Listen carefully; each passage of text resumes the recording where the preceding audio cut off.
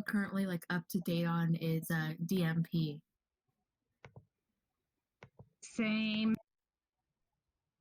I just let me know when we're live. Yeah, we're live. All right. There. Or like send it out to the different servers. Or it's gonna load.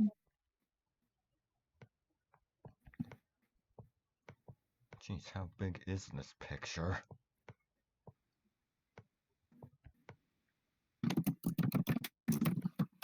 Yay! All right. Let me know if there are like people there. But in the meantime, I'm just gonna do like an intro thing. Okay. Because I have no clue. Welcome to 10 Candles, a D&D-ish kind of style role-playing game. I'm Hayden. I'm your game master for today.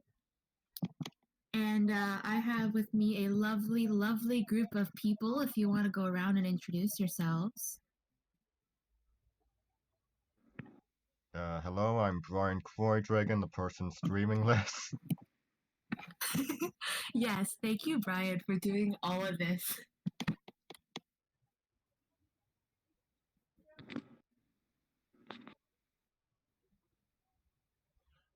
Who wants to go next? Flips, you want to go? Sure. I'm Flukes. I'm addicted to a coffee shop nearby, and that's all you need to know about me because that's all that's in my life right Very valid. We have Dragonspire. Hi guys. I'm just a regular nerd here enjoying 10 candles. Have fun, you guys. Yeah. Also, get ready to die. And I swear to God, I'm gonna butcher your name. I am so sorry.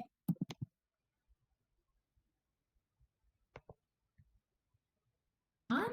Oh, well, yeah, same. Okay, yeah. Hi, I'm from around here and I've been in a few games before, and that's all I know what to say, so enjoy the show.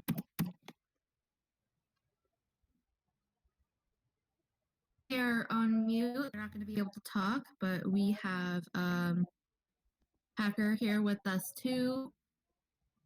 Since they're not gonna be talking, I am basically they're gonna tell me what they want to say, and I'm going to be their voice. With me today is a very good friend of mine. Hey, Yeah. as Hayden just said, I'm a good friend of theirs, and I've done this once before, and it broke my heart. Yeah.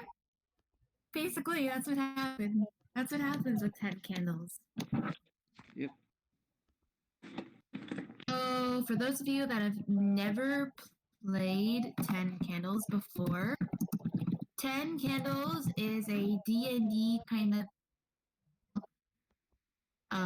role-playing game. It has different gameplay mechanics, basically. It's designed by a man named Stephen Dewey at Kobe Games. I very highly recommend it. It's a great game. Definitely go check it out. Tragic horror theme game, and it's by the end of the game, every character is going to die. Escapable thing. So the overall goal of the game is to tell the best story possible. Candles is not a game about winning or beating the monsters. About what happens in the dark to survive in it. About being pushed to the brink of despair in a hopeless world and trying to do something meaningful with your final hours left.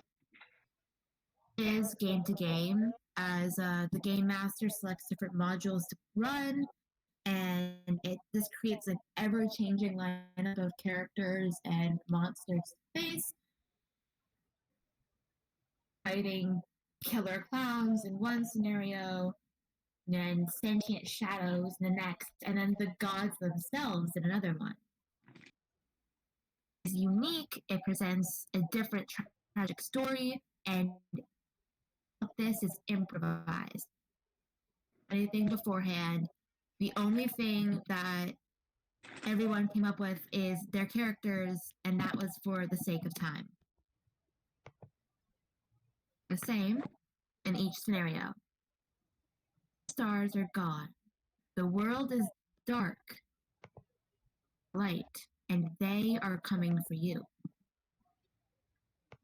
Has a shared narrative, meaning anyone playing this game can drive the narrative forward. Up into 10 scenes, which are each represented by a candle. We don't have any with us, so I'm basically just going to say gone out, and that's it. 10 six-sided dice, which I will explain in a moment. Goes out, the story must move on to the next scene. When there is only one candle remaining lit, everyone will die by the end of that scene. Few instances where players take turns doing actions. In those instances, turns will be taken in a specific order. I have the order with me. I believe everyone knows the order already too, but I can just say it as we start at the beginning of the game. Other than that, there's no turn system. Players are free to act whenever they wish. It's similar to D&D in the sense that it's very roleplay driven.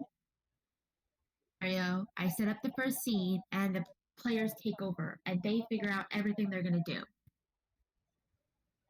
Any questions about a scene, and if it doesn't impact the plot at all, action is made, or whenever the game master deems it necessary, we'll roll a conflict check. And this is why we have 10 six-sided dice. Conflict check, you have to roll your entire pool of dice. These 1 6, the conflict is successful and you get to keep playing. Then the conflict fails, I darken a candle to the next scene. Each time a player rolls a 1, any dice that is rolled a 1 is given to me against them. If they roll more 6s than I do, then they get to narrate the outcome of the story. And that's where the shared narrative comes into play. So, like, break down a door, and they roll 3 6s, I roll 1, they get to say what's on the other side of the door.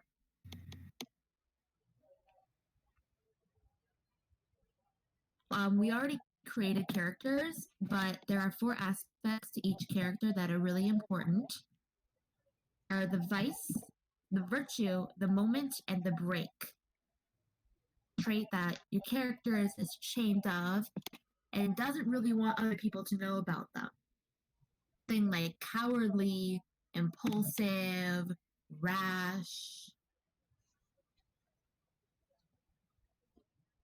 This character trait is only used once. It's burned away. You can't use it again. When you use your vice conflict, you get to re-roll any dice that aren't 6.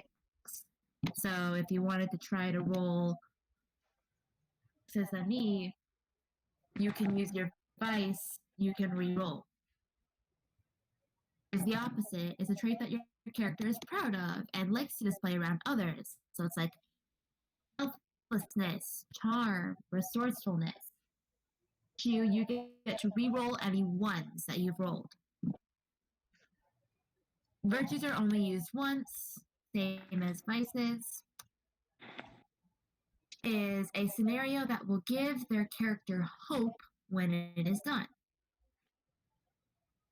really pretty vague, so I can work with it and incorporate it into the story. I will find hope when my brother is safe, when I atone for my past mistakes. It's your moment. You get an extra dice added to your pool called a hope die. The last one that you roll, and it is successful if you roll a 6 or a 5. The aspect is the brink. The brink is what your character is willing or capable of doing, edge of desperation. Something your character has done in the past. Now, when you write a brink, you write it for usually sitting to your left. Since we are not in an actual circle, I basically gave them a person to write a brink for, and they wrote it. You guys Are- start yet? No. No? Okay. But at this Alright. point, we're pretty much as long as the as the documentary about Michelangelo's works at the beginning of the agony and the ecstasy. Okay. I'm just gonna sit in and listen, since I'm not a character. So, So, the brinks are I have seen you kill.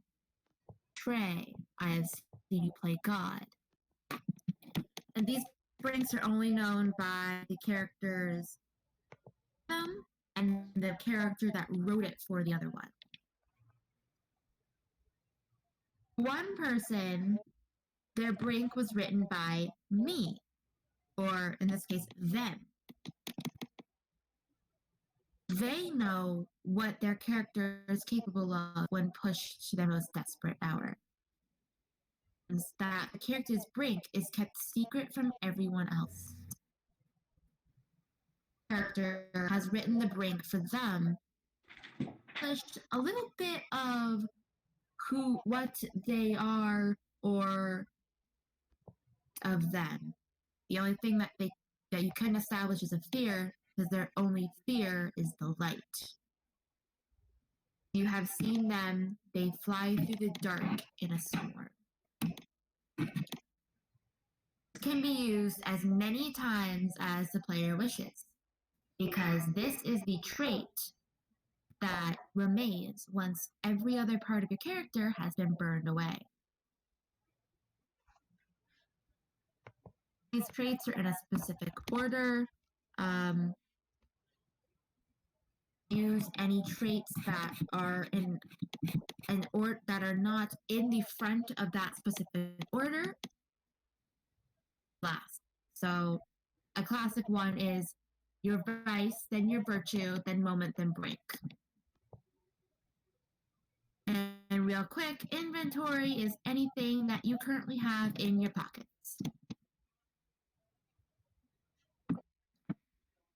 Everyone has sent in everything. Is everyone good to go? I Yep. am ready. Alright. Real quick, if everyone wants to introduce their characters, I have the order that everyone is going to be going in. Just let me pull that up real quick.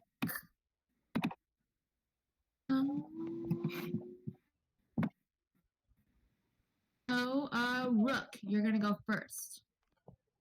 Do I have Okay. the order to record? Oh, Um, For no, not recording just yet. Character. Okay. so like in character or No, you don't have to do it in character. okay. His name is Tony Kilroy.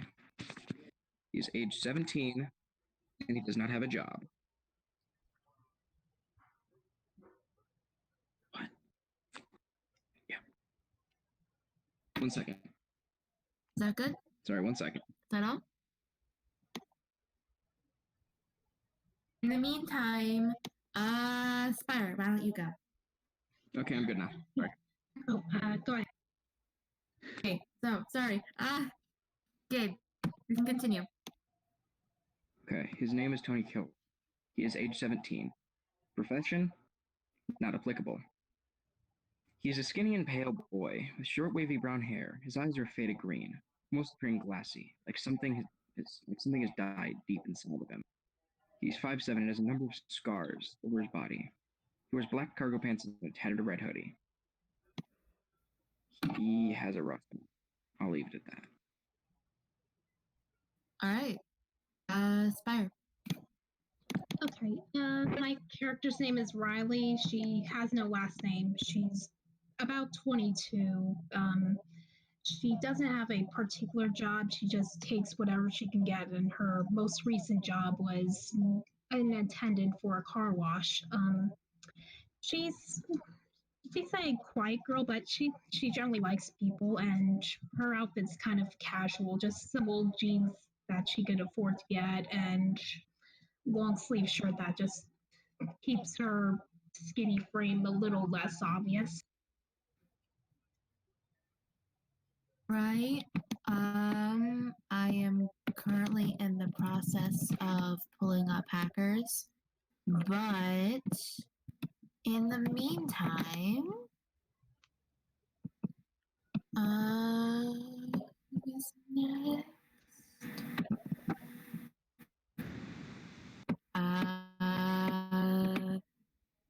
Discord. Brian, you're next.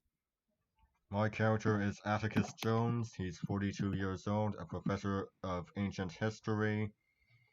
He's as lean and hungry as Cassius in appearance. He's got red hair, ruddy skin, heterochromia with the left eye being blue and the right eye green. He's casually dressed, a red shirt, black pants.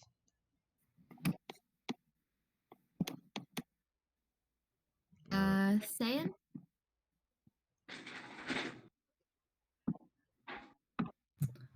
Yeah. Well, my character is Sean Ward. He is 30 years old and he is a doctor. He is tall with a normal build, curly dark brown hair and a short beard.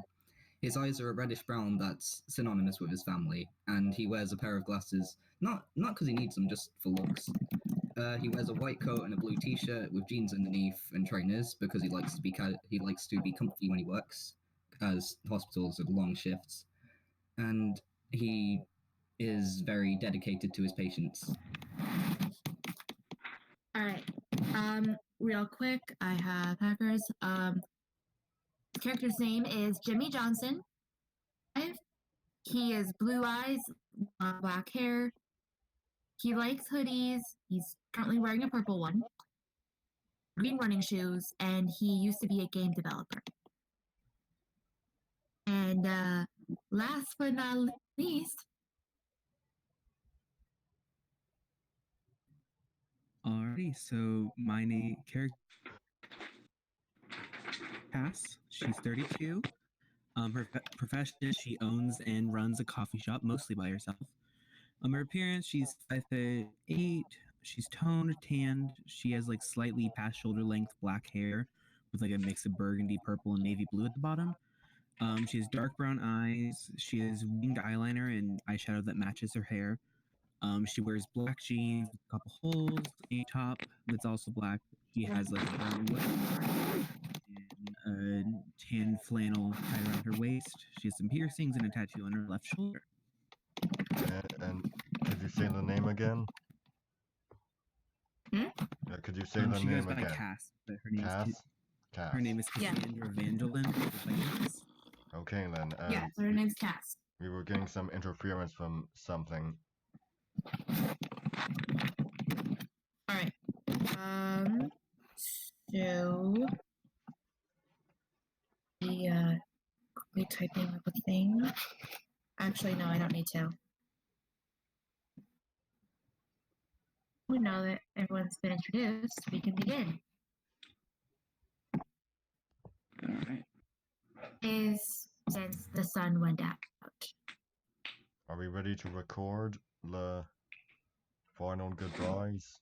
Not yet. I will let you know when to record. Alright. Does has been 10 days since the sun went dark. Why? All that is really made public knowledge is the sun is gone, the stars are gone. There's no light left from the cosmos. It's been about 5 days since they arrived. It's been believed that they arrived once the world went dark, but what has been made certain is that they fear the light and they are looking to wipe out all life on Earth.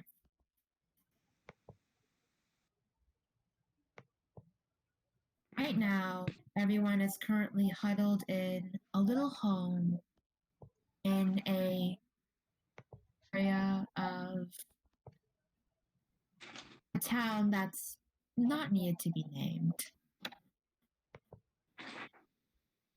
Since you all have taken refuge at this house, the owners of the house seem to have been gone for a while now. The power seems like it's going to go out soon. You're running low on batteries, running low on food. To be able to survive for a little while longer, to exhibition outside to gather supplies. So you guys decide to record one last message for the world. Something very grisly happens. We'll say your name.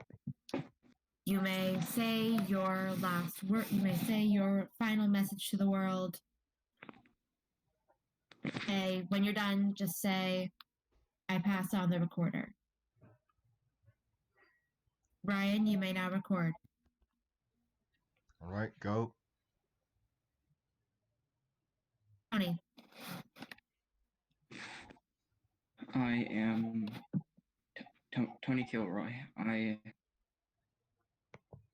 don't know what to do anymore.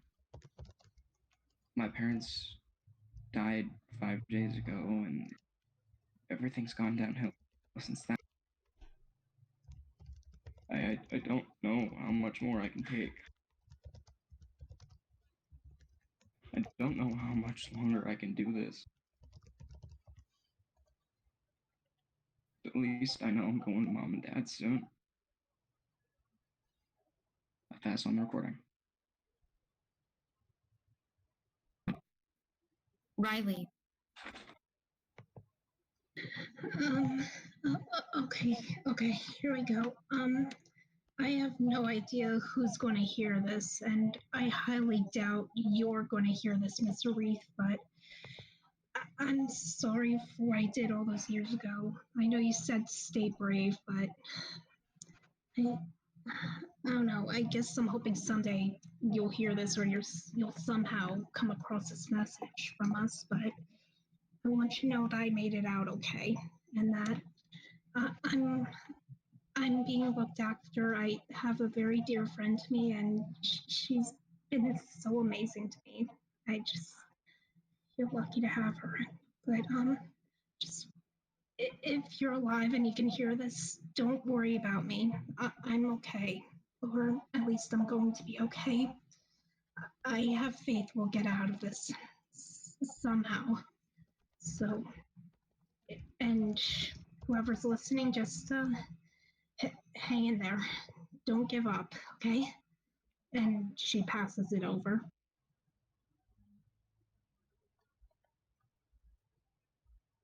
Brian. This is Atticus Jones, professor of ancient history. Well, this is it. I always wondered what the world was like after the fall of the Western Roman Empire. And now here I am, basically living it again. I hope my students are okay, my colleagues. I hope everyone's okay. He passes it on. This is probably going to fall on deaf ears, but here we go. To the patients who I saved, I hope you got to live long and happy lives thanks to me. And the ones I didn't, well, I'm sorry, but I guess I'll be seeing you soon. And to the family who were gone because I wasn't there for them, I guess I'll see you soon too. And he passes on the recorder.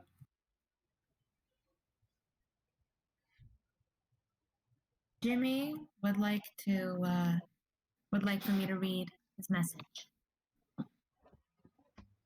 Sunlight are gone. I'm scared. In the game, but never expected it to happen in real life. I'm very scared. Yes. Well, I suppose this is it then. I'm not quite sure what to think. I've always thought maybe the end of the world would be a little bit more flashy, but I guess this will do. All I know is who I need to protect in this world, and that's all that matters, I suppose. I don't know. Maybe one day I'll be able to go back to the coffee shop and run it again. I suppose we'll just have to wait on that. And recording.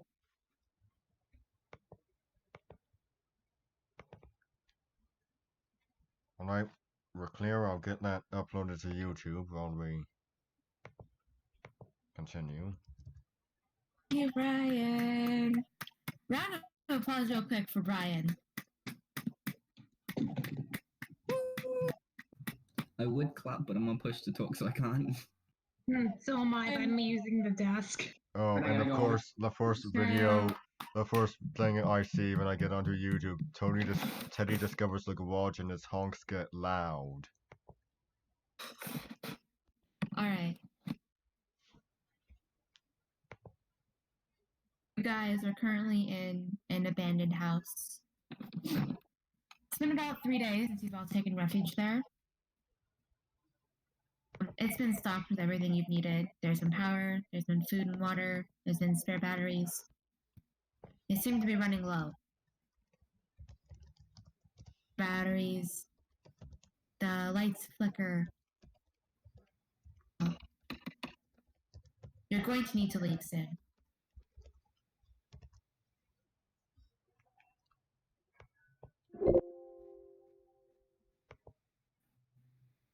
You may discuss what you want to do.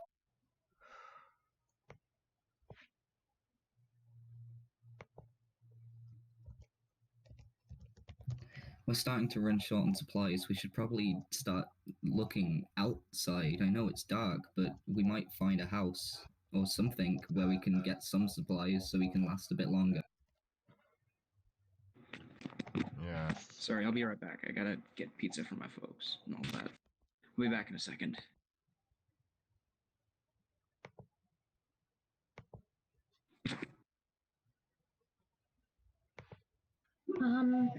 Where do you think we should start searching?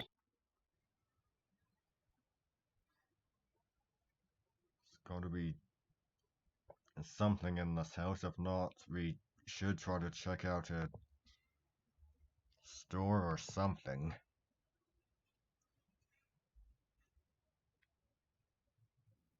I think there might be like a general store or something close by. Maybe we can start there.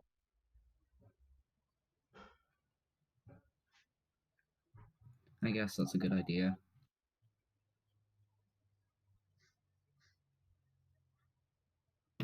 So are you guys going to be leaving the house? Could I look around and see if there's a possibility of taking as much stuff as possible, or like maybe finding a backpack to carry? Well, actually, Jimmy just said, let's look at what we have on us. Anything could be useful in this new world. Gotcha. I'm just gonna wallet and look on the ancient world.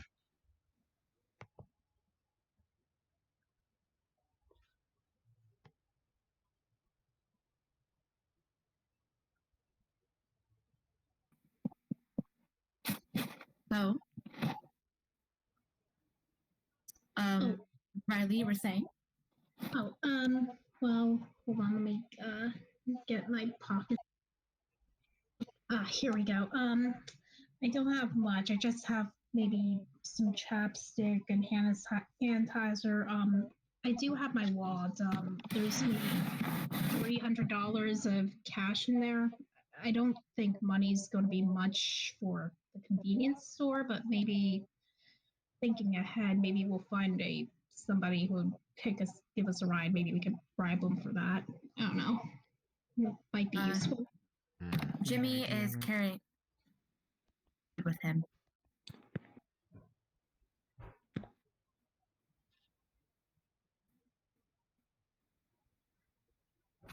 Maybe we can check a couple nearby houses first before we take, a long trip somewhere. Maybe if we just start near. Not a bad idea. Yeah, of course. Yes. I was thinking like in the long term, like if worse comes to worse, I have something that we could offer for exchange. Yeah, the people like who were staying like in places near us, they could have packed up and left, but they couldn't have took everything, right? True. Yes. True. Must have been something they forgot. Well, what if we split up? Maybe half of us go to the house on the left and half of us go to the house on the right. That'll still keep us all close and in groups. Good idea. Hmm. I feel a lot more comfortable with that. Yes. All right.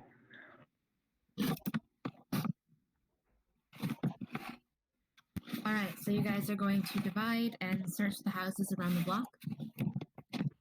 Mhm. All right. Maybe if we go in pairs, we can search 3 houses, one to the left, one to the right, one across the street. Mm-hmm. That's always an option. We should probably do that. Yeah, and we'll cover more ground that way. Mm-hmm. Agreed. Hmm. All right.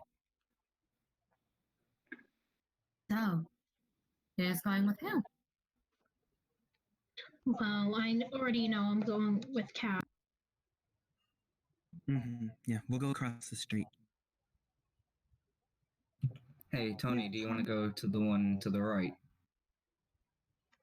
Yeah, that would work. All right. I'll go with Tony and the other one. My memory's not too good with people I've just met.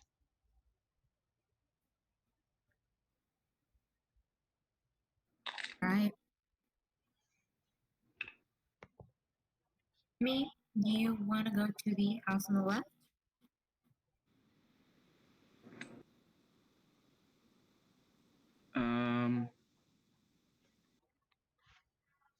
I don't see why not.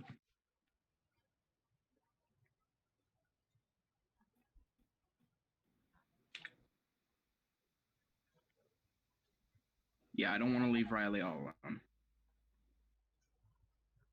I'm with Riley. Well, yeah, I'm not going to be alone. I'm sticking with Cat. Okay, so that's Right now, what's been arranged right now is Riley and Cass will be going to the house across the street. Sean and I'm sorry, Tony, Sean. I need to get.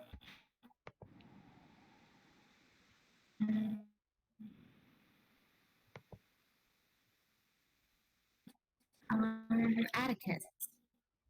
Hmm? Atticus are going to be going to the house on the left. Sorry, the house on the right, and I just need to know if you're okay with going to the house on the left. I'm fine with it.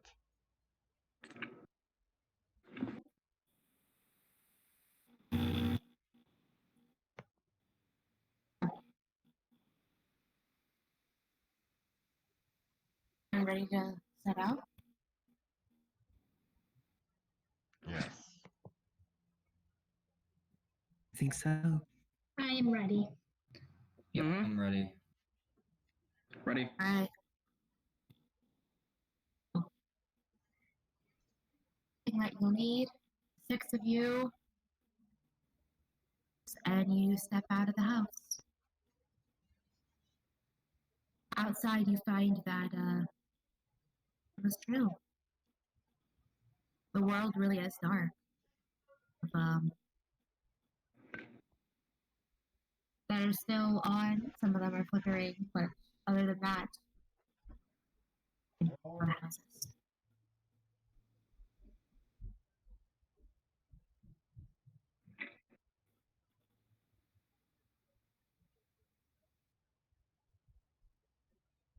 Riley casts set off across the street.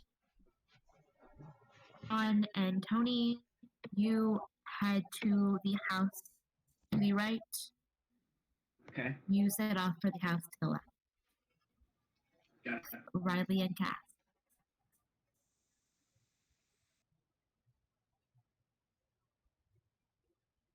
You two reach the house.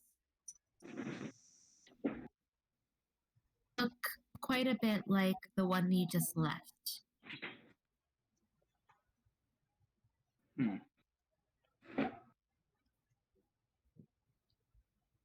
Alrighty, let's try to find something to come out of opening.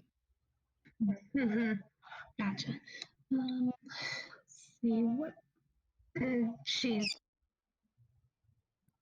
she is just looking around for something that can bust the door open.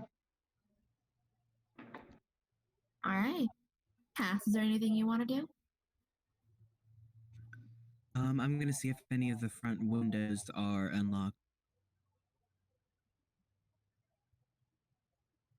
All right. You look around.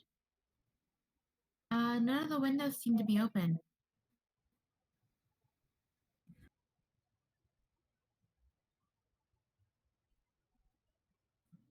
Yo, Riley, any luck with the door?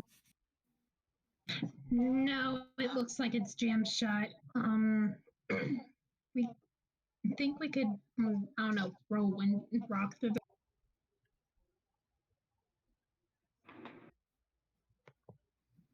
If for sure that's the only option, I guess. But I want to try to avoid that. If All right. I'll just wait for you're okay. Like if you can't find anything else, I'll leave that as my last.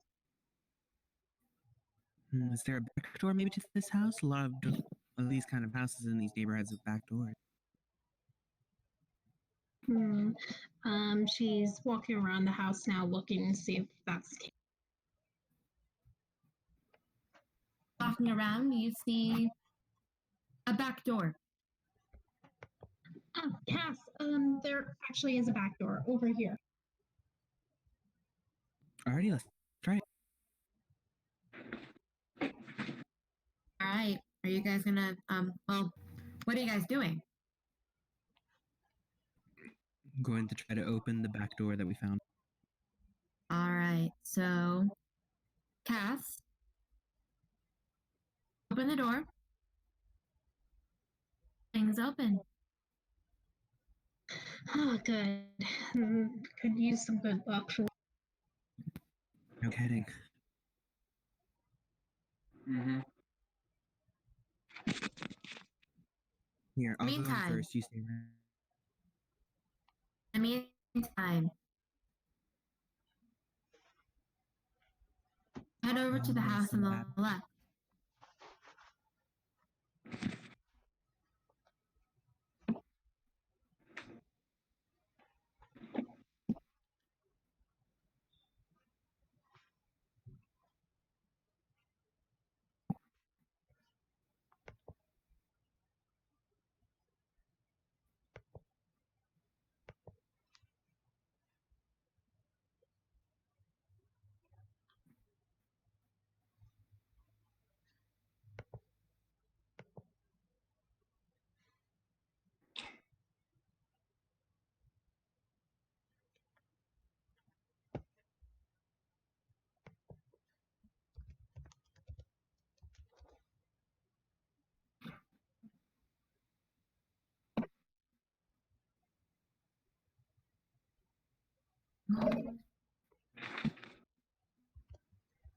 I'm here. I'm waiting for Jimmy. Oh.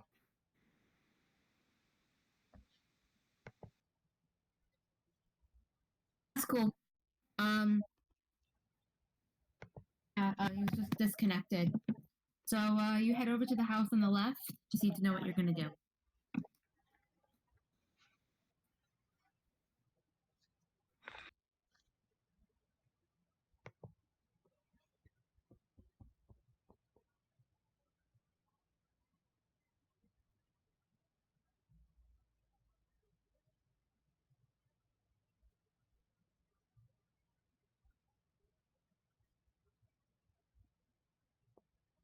I don't suppose anyone has made a plan of checking to see if the door's unlocked.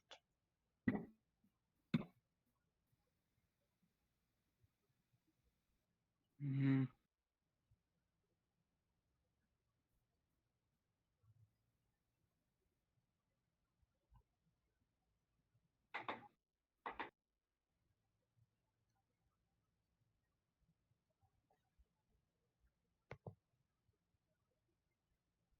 Come on then, let's check it out. All right. So while I wait, Atticus, Sean, and Tony, Yeah. you guys head over to the house to the right. Okay. Oh jeez. It seems to look exactly like the one you just left. Okay, I guess the first plan of action we should do is check the front door. Well, that's the obvious thing. It's probably going to be locked, but it's worth trying. Could be unlocked. Either way, we should check. Mm-hmm. So it's better to check. So, yep. So Sean walks forward and tries to open the. All right.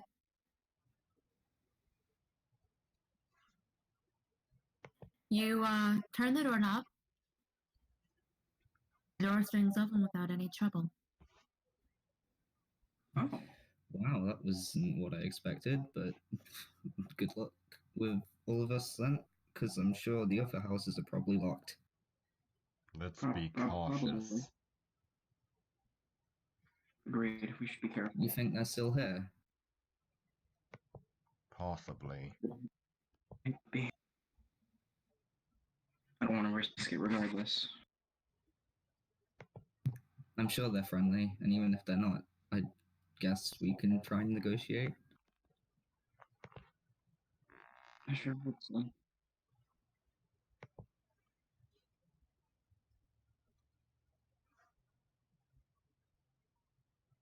All right. So,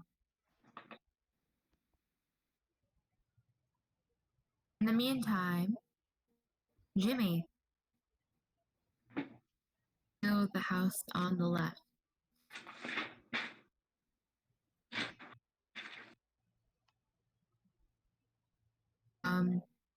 You check the doors. So, decided instead to try to kick through the window.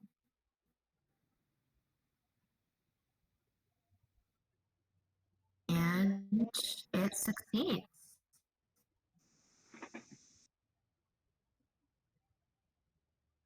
So let me just roll real quick.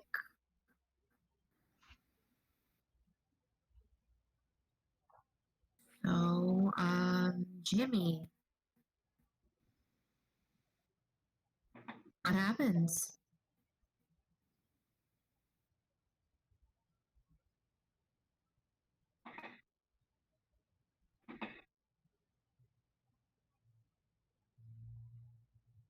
Waiting for a response.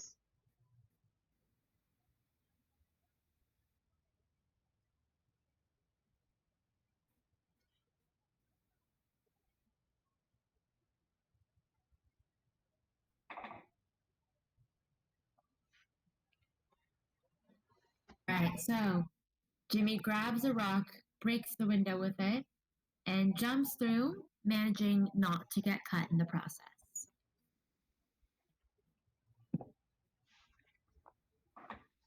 Inside the house, there seems to be one light in the living room that's on. They're on. To your right, there's a door leading down to a basement.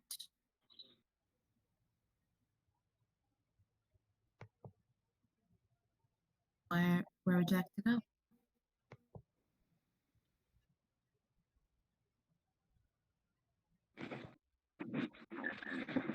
All right. So you head down to the door that leads to the basement. The other side, you can hear scratching. One or something is trying to get out from inside the room.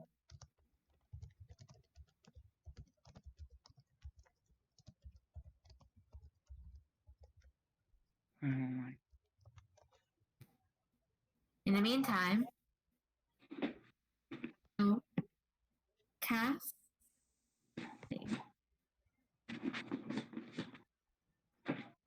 Back door is open.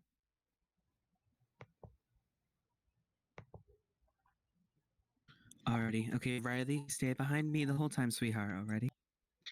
Yes, miss. I'll just I hope you mind if I just walk backwards. Just make sure nobody's following us. Just anyone other than our companion. I'm all right with that. Let's make sure we close the door behind us too. All right, so you two head inside, taking care to close the door behind you. Light that seems to be on in the basement is at the other end. Face with the door at the end of it. It's kind of hard to make out anything else in the room.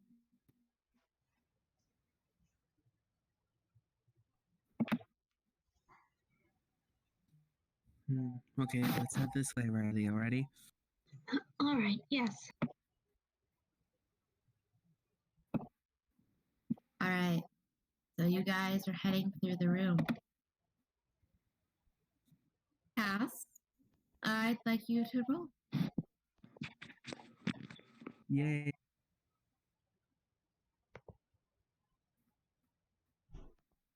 Oh, hang on. That's a lot of ones. That was Good at all. 2 6s and 4 1s. Yeah. So. I mean, at least the 6s are there, so I'll take them. 5. Context, real quick. I'm sorry, but out of the game, I want to know if that drawing that was made a gift was Oliver. I think that's Ollie. I think it is. Boy. The good try. The good boy. Candles game a few weeks ago, and one of the characters' names was Ollie. Favorite boys. This is gonna sound like really, but I loved the way that he got killed off. All right, back to it. So, you are moving through the room, Cass. Does anything happen? I'm looking around. Seem to be anyone else here. It seems like whoever was here left a little while ago, maybe even before the lights went out. Hey. I think it's Safely past make- Riley and not Sorry, could you repeat that?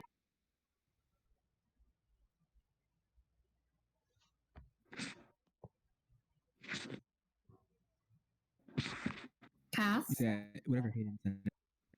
Yes. Yeah, you had cut out a little, so could you repeat that, please? Oh, my bad. Sorry. No worries. I don't see much. It looks like whoever was here left even before they arrived. There's not really much in this house. Like, there's some furniture, but not any like small items. Well, I guess if there's nothing else, we could regroup with the others, see if they've had it. That's a good idea. All right. Right. So you guys head back into the basement. Cass, I'd like you to roll again. After all, you are the one in front.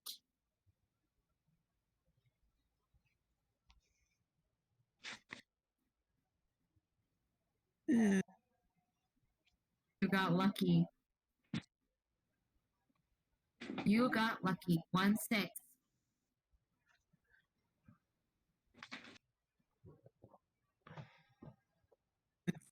Oh. Damn it!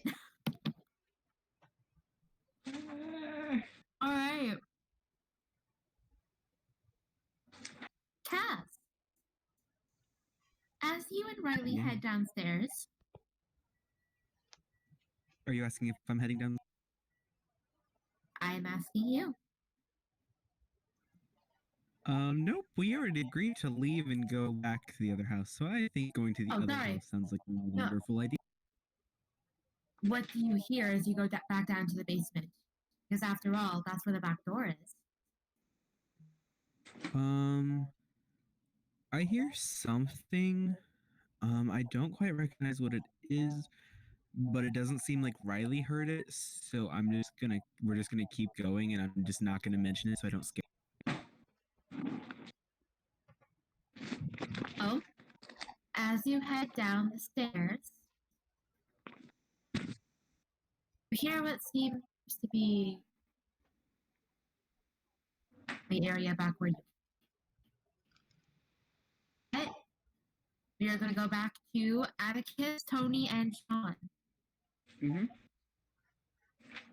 You have reached the door inside the house is unlocked. Okay.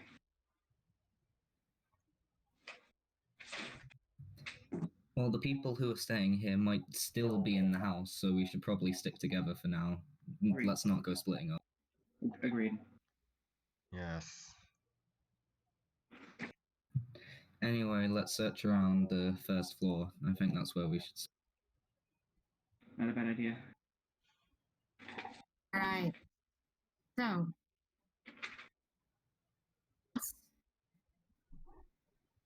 pretty quaint little house. 1 story with the basement. Seems to be the 90s.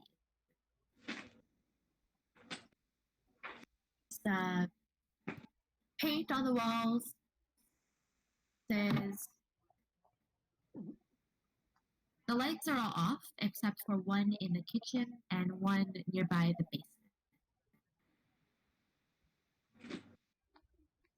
Okay. I am not going near that basement. I feel like the first thing we should do is check the kitchen for some rations, because I think we're running a bit. Yeah, food sounds good. Food. Best to get food before scavengers do. But what Yeah. are we, if Well, not hold on, you know what? scavengers?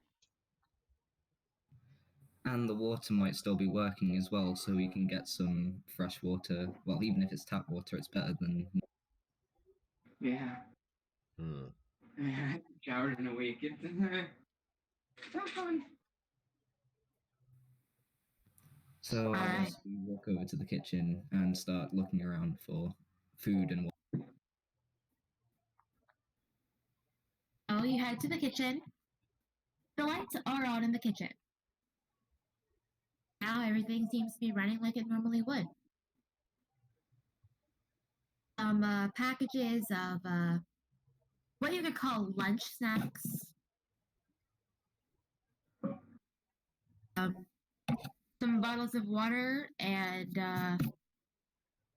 Coke in the fridge, along with some fresh fruit and vegetables. I think that seems to be running. Are there any like cutlery, like knives and forks and stuff? In a drawer nearby the pantry, there are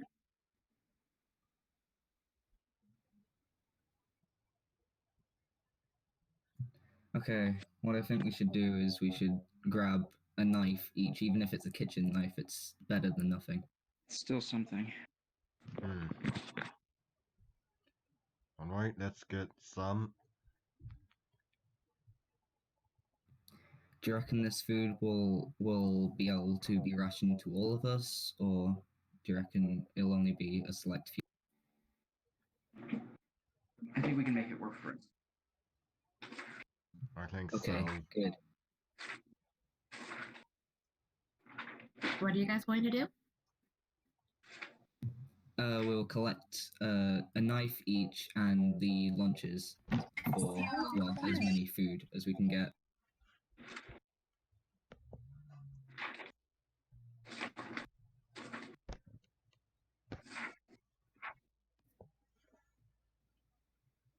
So, you guys are dividing the cutlery among yourselves. Yes. For defense. So, while you guys are doing that, to Jimmy. Jimmy, you're currently in the house to the left. Basement. On the other side, you could hear what seems to be clawing at the door. Someone or something is trying to get out. Back to the kitchen. You grab a butcher knife, sharp enough to defend yourself pretty well.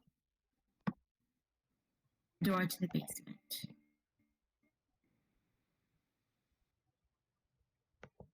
When you break it down,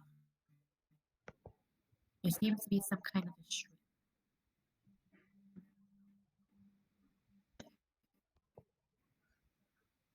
You can't make out what shadow inside.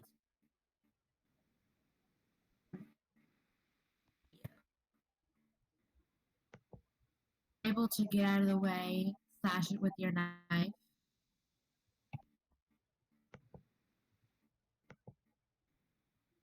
Because of the glare that reflects off of the knife. They seem to go frightened off to some other corner of the house. But what you know is behind that door happens that ring. The candle is darkened. What is called the truth fades. This is the part of the game parts where we get to establish truths of that scene. In this truth phase, I'm going to be a part of the scene. It is something that I have the power to veto something if it is too specific or too overpowered. We always start who darkened the last candle. In this case, it would be Jimmy. The final truth is always, and we are alive. One that is still alive.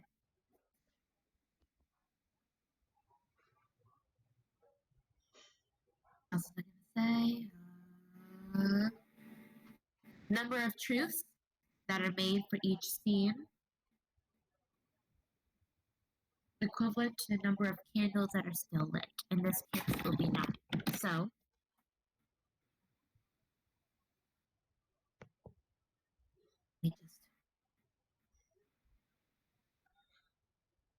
these things are true.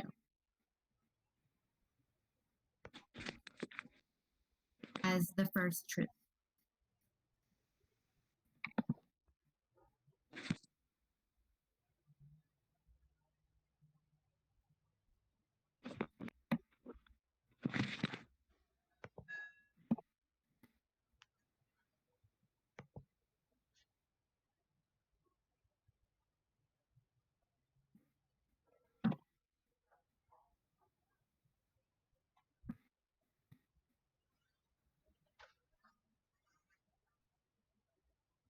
Jimmy still has the knife he took from the kitchen.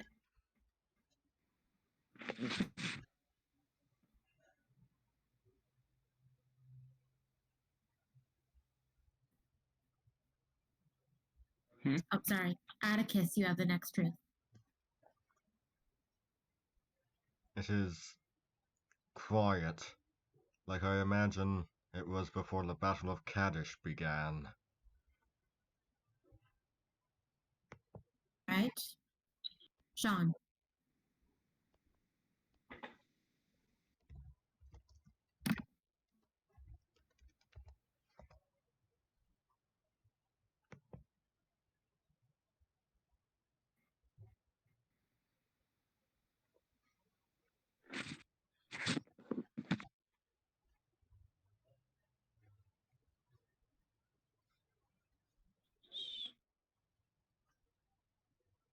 Sean?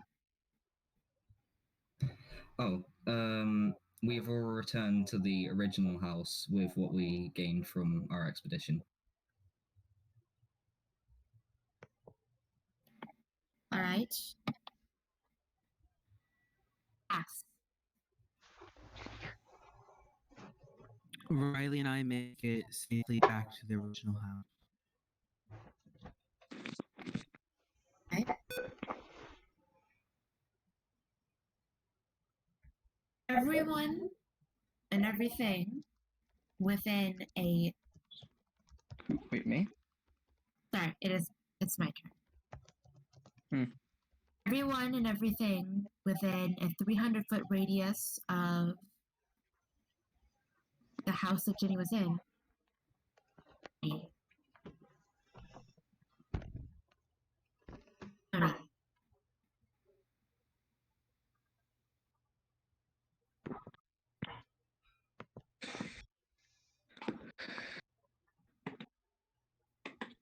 Mm,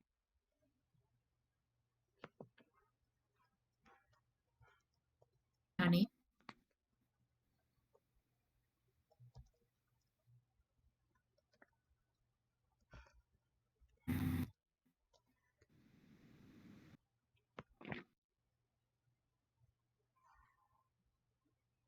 Tony, it's your turn for a truth. Oh, it is. Sorry. I didn't hear that.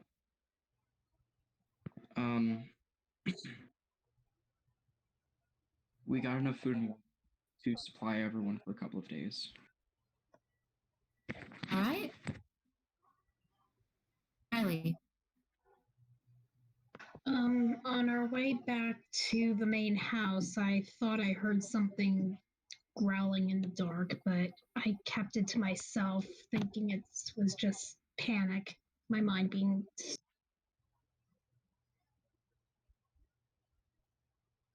All right. Last one goes to Jimmy again.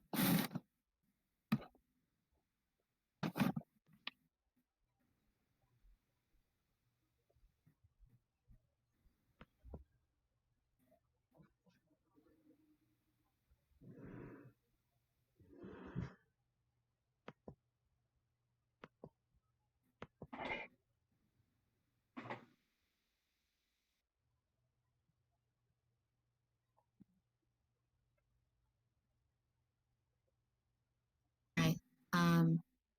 I'm not. Is anyone hearing anything from Hacker? No. No, if he's here. No. I pinged him. Oh, okay. He's back. He's here.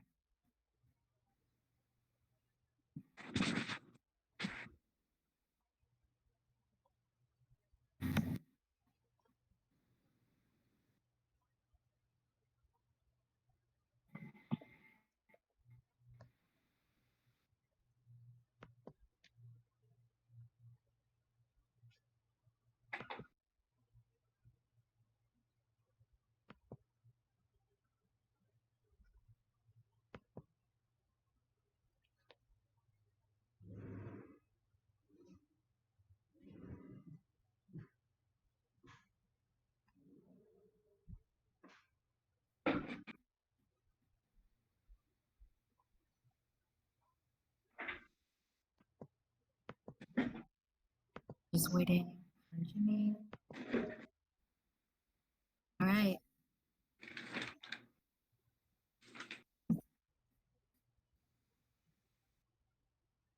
So Jimmy says, there's more in the basement than just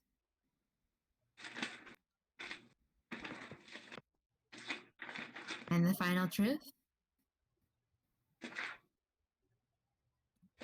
And we are alive. We are alive. And We we're are alive. alive. And we are alive. All right. We go back to Cass and Riley. The two have left the house.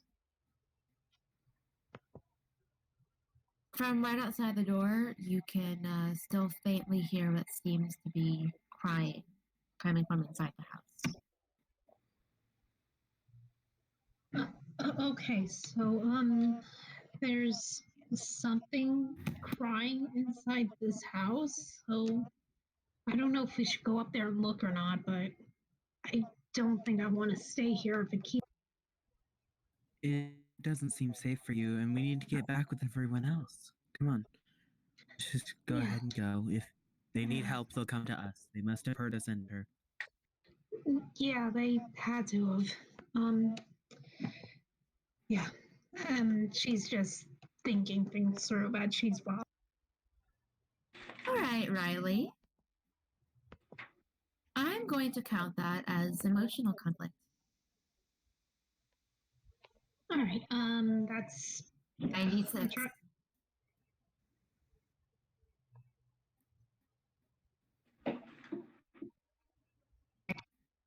Oops, sorry, hold on.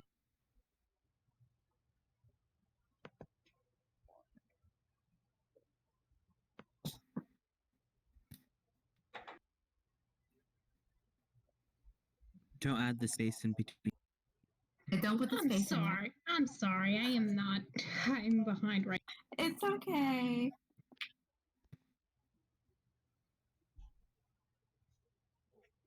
Can Oh, you got lucky. Can I? Oh wait. Okay, I didn't see the 6, so I was about to say, can I use it?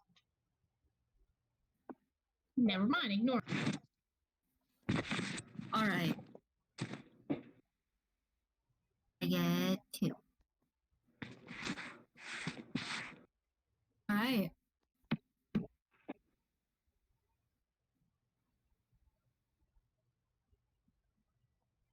Since it is an emotional conflict, with emotional conflicts, if it is a success, you decide to go back. If it's a failure, you keep. Well, actually, no. Wait, Riley, what would you like to do? There's something nagging at the back of my mind with this crying, and if it's honestly them, I just already know I can make it out, or at least call a warning. So I go back inside to kind of locate where this crying is coming. All right. Riley, are you sure? Cass, you see Riley turn around and head back to the house. I'm sorry. I really need to just. I don't feel right about this. I need to see what's up there. I promise. If it's something bad, I'll come right. Alrighty. I'll wait right outside the house, okay? Just so I'm nearby. All right. Of course. Riley, you head back into the house. Exactly like you left it before. Only this time, seems to be flickering.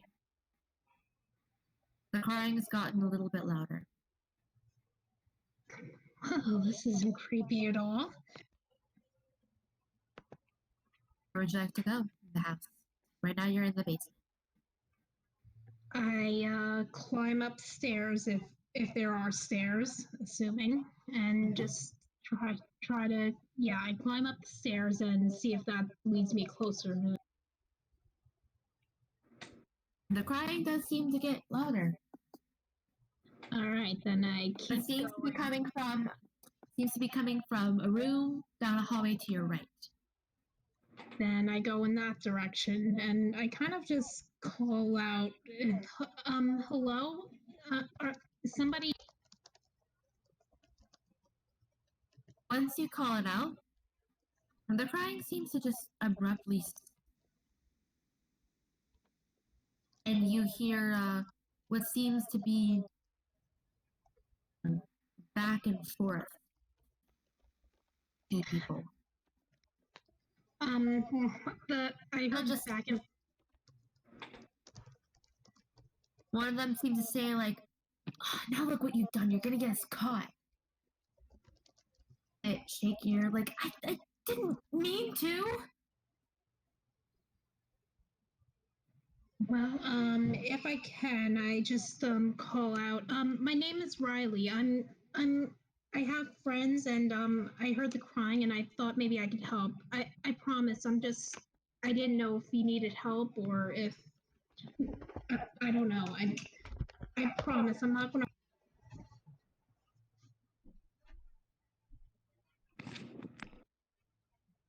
A voice comes back. It seems to be a boys around 16. How can I trust you? Maybe you can't, but well, maybe not totally. But if you trust me for the next 2 minutes, I can show you who I have with me. I have 6 other people. I'm sorry if I get the number wrong, but anyway, I have a whole party with me. That they're all adults. They've been helping me through this, I guess, apocalypse. But if you see any hint that I'm lying, just I won't follow you. Just please, if you could trust me for the next 2 minutes, that would be enough.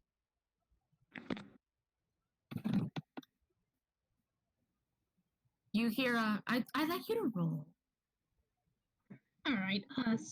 See. I'm sorry. 8d6. 8. 8. All right.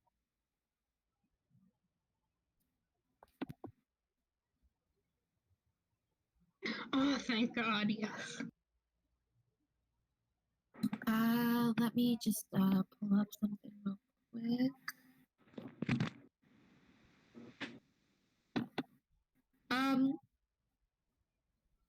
Would you like to use an aspect? Yes, I would like to. Hold on. Let me get the thing open. Your virtue. Yes, my virtue is supportive, so I'd like to use. So you can now re-roll 2d6 since you rolled 2 ones.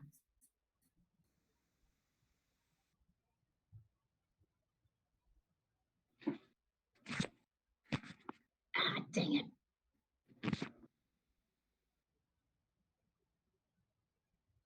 Oh, your 6 still counts. Oh, I know. Just dang. Anyway. Yeah. So,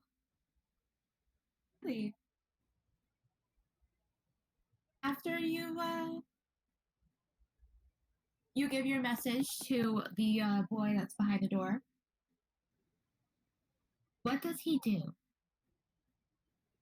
I would say he hesitantly comes out and kind of checks to make sure I don't have any weapons on me. And when he sees that this is a young adult, because Riley looks barely above teenage years, she's aged kind of slowly. So he sees another teenager and he just steps out all the way. Still hesitant, but he's a little hopeful.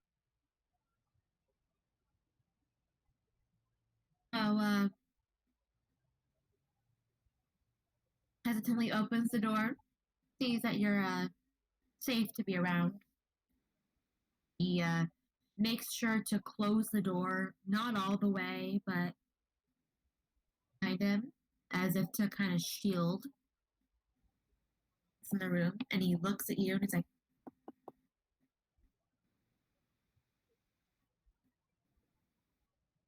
I thought the neighborhood was abandoned.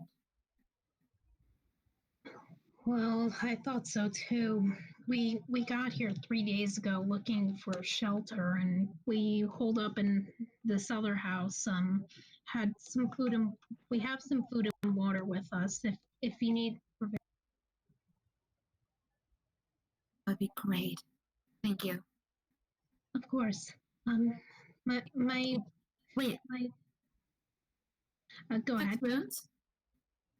What's that? Can you fix wounds? Um, I can't, but one of my friends is a doctor.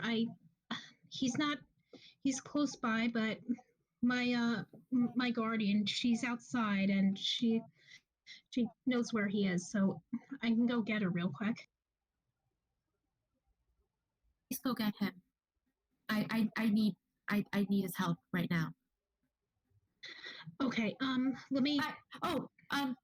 And he holds out his hand. My name's Evan, by the way. I'm Riley, and she takes his hand as well in a handshake. All right. And with that, disappears back into the room. He doesn't close the door this time. Okay. Can I rush back outside, tell Cass to just get Sean real quick since he's a doctor? Of course. All right, then I hurry out like I'm actually being well, maybe not. Basically I just book it outside and just find Cass out. All right. Cass is outside waiting for you. Cass, everything's safe in there. Yeah, everything's fine. There's a boy in there. I think he's got a friend that's wounded. We need to find. Okay. Maybe one of us should go, one of us stay here. Do you have any preference? Do you want to go get him? Do you want me to go? I just what do you need to do? I could probably stay here. He's still kind of scared, so if he sees me waiting, he'll probably not get scared. So, just Well, all right. I'll get over as fast as I can. Stay safe, sweetheart. Okay. I will. Right. And with that, takes off back across the street to the house, the one you guys were staying in. Back to Atticus, Tony, and Sean. I'll have some cutlery. It is metal. Sure. You've managed to divide up the forks, knives, and spoons among you guys. Awesome. Hey, did you guys just like hear that a minute ago? He's like referring to the noise that came from the other house where the thing.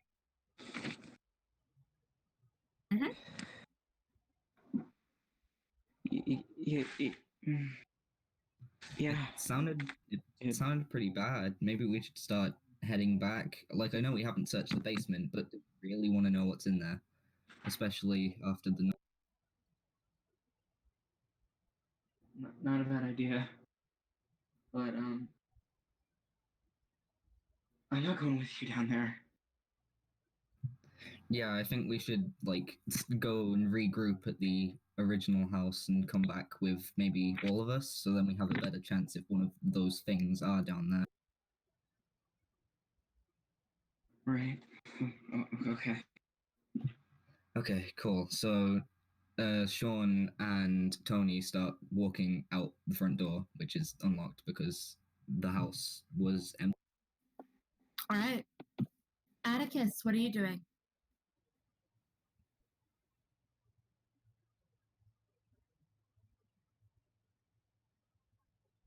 Atticus. Oh, I think he's gone for a bit.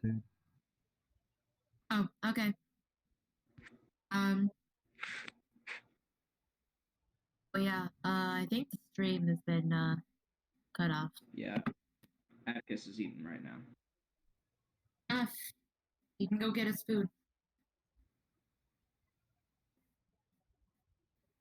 Anyway, Sean walks Just out have the him like door. for now. Oh. He's just gonna stay at the house, keep watch, make sure nothing bad happens while you two go. Okay, that's good. That's fine on you. Me and Tony are gonna start heading back. Mm-hmm. Anyway, they walk out the door and they see Cass basically sprinting towards them. Yes, you see Cass just hauling ass back over to the house where you guys are. Sean, we apparently need help. There's someone injured in the house across the street. Really? Okay, I'm gonna Come get on, moving. I don't even and- have reasons. Come on. Okay, Sean starts sprinting towards the house across the street, and he shouts behind him, "Hey, Tony, go back to the original house. I'll meet you there." Okay. Okay. All right. So, Sean and Cass are sprinting back across the street. Really is. Tony, you head back to the house you guys started at. Now we shift back to Jimmy. How you doing, Jimmy? You've just been attacked by a viable creature? You still have your knife, but you don't know where the creature is now. There it is.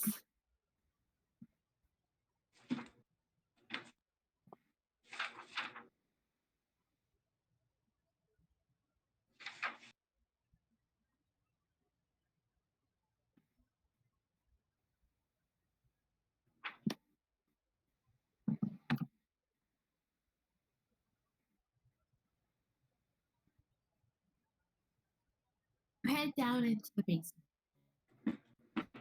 All the lights are off. It's hard to tell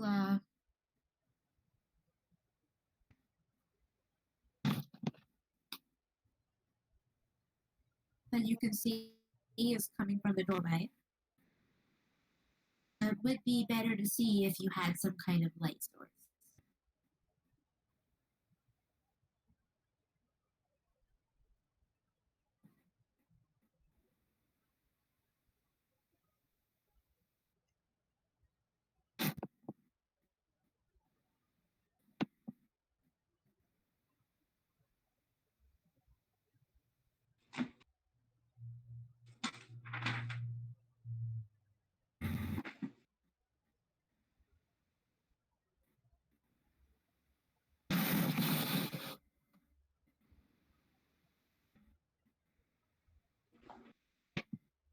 So, into the house, locking the door to the basement behind you. Where do you want to go to look for the flashlight?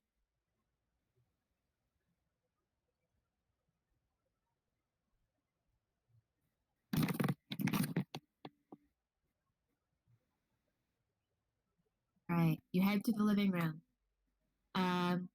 The TV is still on. Nothing but an emergency broadcast message. Additional beeping from the TV. There are two lamps in the room. They're both on. There's a couch directly across from the TV. There's a love seat to the left of the couch. And there is an ottoman on the couch that seems like the lid could be taken off of it.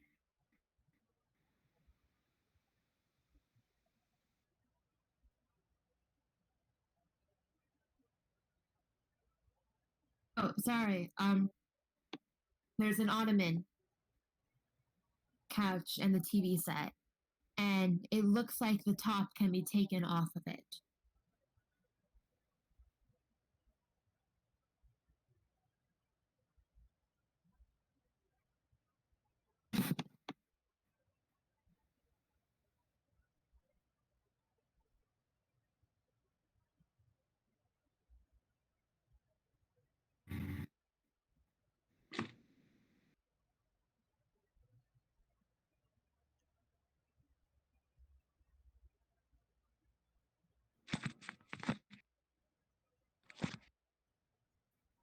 So while Jimmy's thing is figured out, Sean and Cass, you two make it back to the house across the street. Riley, are you okay? I heard someone was hurt, and you were the only person other than. Yes, I'm fine. Wait, I heard some crying inside the house, and I got a little worried. And his name is Evan. He said has a friend. He's hurt and needs help really fast, like right now. I I told him I'd come back with help, and like he's really nervous. So if you let me go on ahead, I'll just warm him up to you guys. Okay, give me the signal when you want me to come in. All right. You don't have to be very far behind me. I think just long enough for me to get his Okay. attention. So Wait in she the front just door. walks in. All right. She walks in, goes back to the door. Or she doesn't really get too close. She just like maybe 3 feet away from it, and she softly calls Evan. Riley?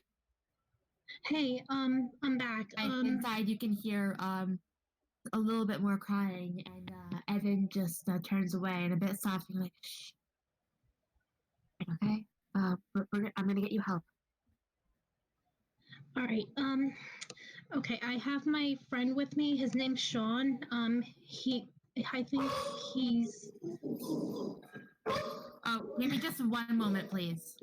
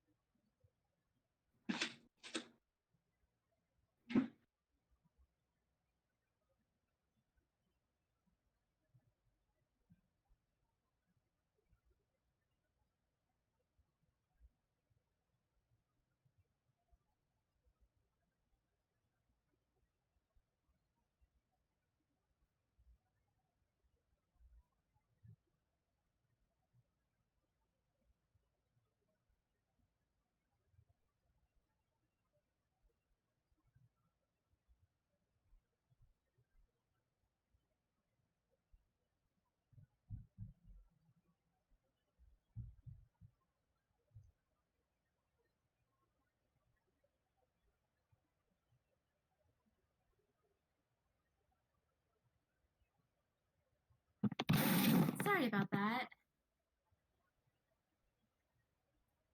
No worries, no worries. Anyways, Riley is saying, okay, I've got my friend. His name's Sean. He was doctor before everything went to heck, and he knows what he's doing. So I'm just gonna open the door a little so he can come in. And I don't know how the process goes, but I can assume he's going to look over your friend and just know what.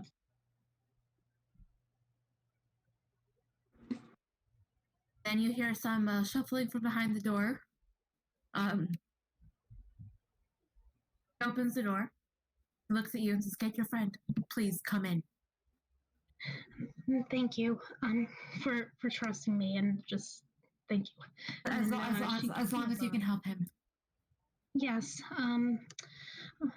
I can say we're going to try our very best. Anything we. And she comes in, make sure that, like. Sorry, blanked out for a second. She goes on in and just make sure she's not like moving too quickly to scare Evan because she totally gets it. He's been probably been out on his own for so long, so she's just being careful. You walk in, and your typical boys' room. There's a full-size bed against the back wall. A bookshelf along the side of the bed with some books and then a bunch of trophies, and by the closet, and there's another teenage boy, a bit younger than Evan, 12 or 13. He's holding. His foot seems to be bent at an odd angle. And he has longish dark hair, a mullet in a way, but not because got blue eyes. He's wearing a kind of red shirt, black pants.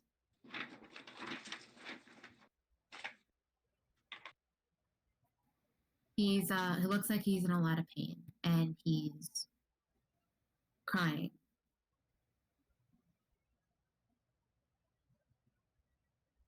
All right. So she studies this a little. Studies the other boy a little. Kind of. She's trying to keep her cool. Like this is definitely unnerving her, but she's trying not to show it. So she studies the ankle, and once she has a good look, she turns back to Sean and kind of updates him. All right. I think it looks like his ankle is bent out of shape. I don't really know much about this, but maybe dislocated ankle. I'm not sure, but please, if you can do anything, that would be great. Okay, so he walks into the room and says, "Hi, Evan. I'm Dr. Ward. You can call me Sean. I'm here to look at your friend. Apparently, they're hurt. Can you give me the rundown?" Of course. And he gestures over to the boy.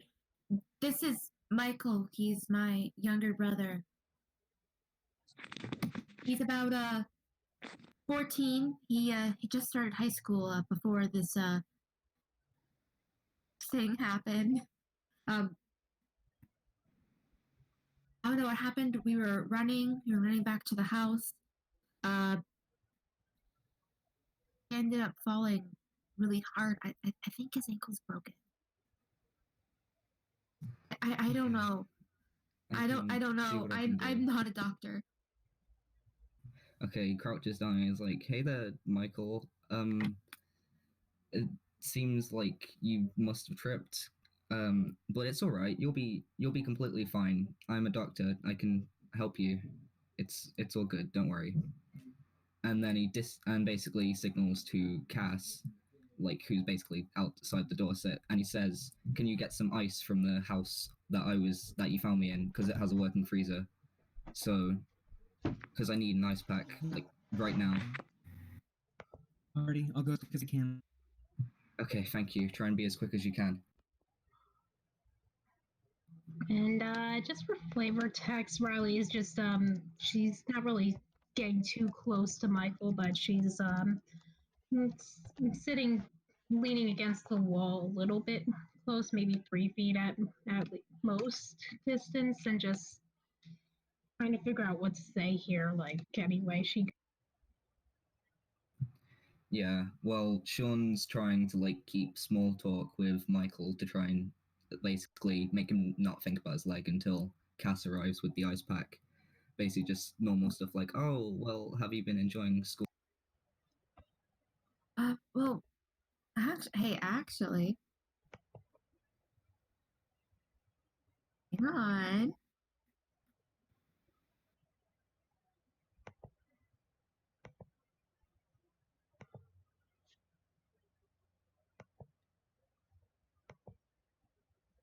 Hang on, I'm currently trying to get something figured out.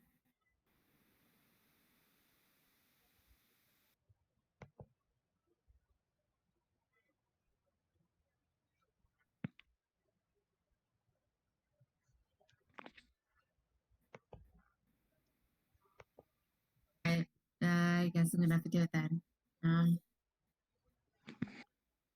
It's been all right, I guess.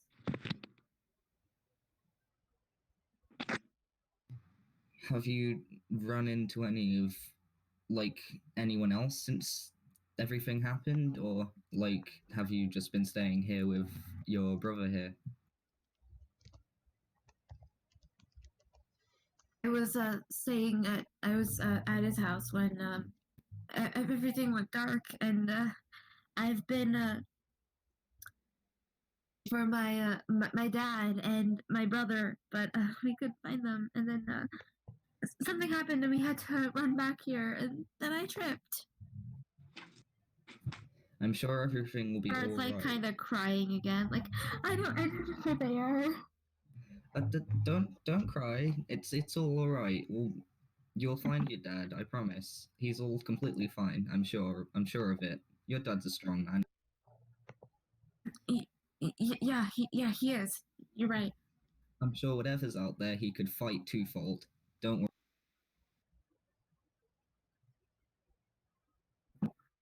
And he kind of calms down a little bit.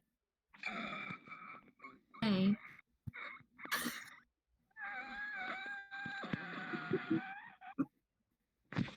Hmm. I'm sorry, but No, you're good. I'm upset. All right. Calm down a bit. Oh yeah, my friend won't be long. Don't worry. He's gonna get something, and it's gonna make you feel a lot better. Are you happy about? He kind of just nods his head. Yep, it's gonna be completely fine. Don't worry. It'll heal in a few days. So he's going back to the house that we're all in?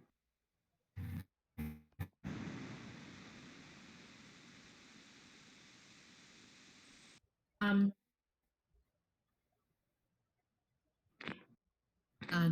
While this is happening, I gotta switch perspectives for a bit. I continue talking with Jimmy. Tony, Yeah? you are back at the house that you guys started in. Mm-hmm. What you like to do? Okay.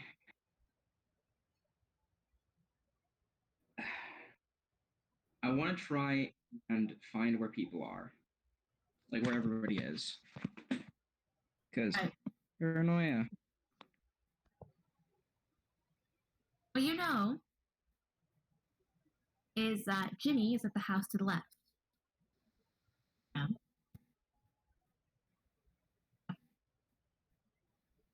On the house to the right. Cass, Riley, and Sean in the house across the street. I'm going to go to that house. House across the street? Yeah. All right.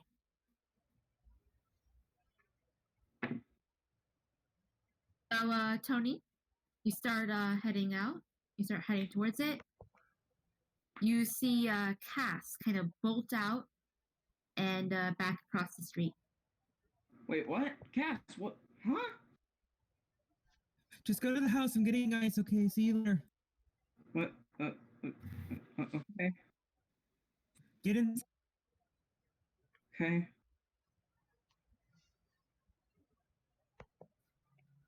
So, Tony, where you head? I'm going to go to that house. All right. So you head across the street to that house. You walk in. You kind of just commotion coming from a hallway down to the right. Seems to be people talking. Okay, I'm going to walk there cautiously. All right. So, hang on.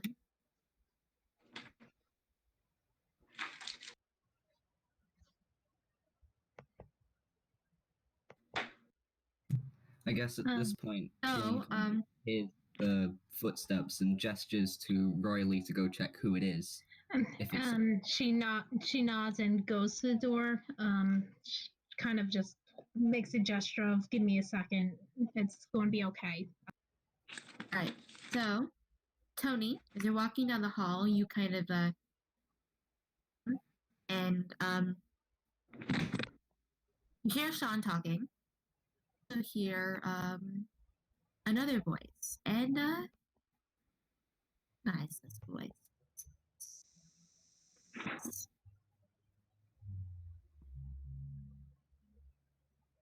I'm gonna go in there faster, like not cautious. I'm just gonna go right in. I'm assuming Riley is coming out at the same time, so she kind of bumps into him. Yeah.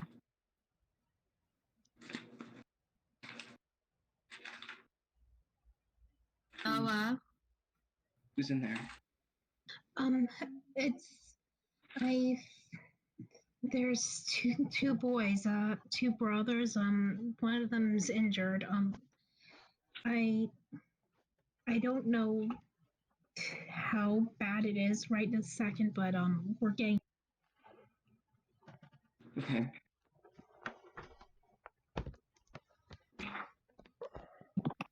all right, Tony. I'm gonna go in. I'm gonna go in. Head in. You see Sean kind of sitting by Michael, have a broken ankle, kind of. He's just crying. Evan is on the other side of Michael, trying to help console him. And the two boys look up and they see you, and their faces kind of light up. Kind of gets up because he's not injured, and he kind of half walks, half runs over to you and just tackle hugs you. And he's tearing up, and he's just like, I'm so glad you're alive. I didn't know what happened to you. I got worried. I'm okay. I'm okay. Wait, you know them? Why wouldn't I?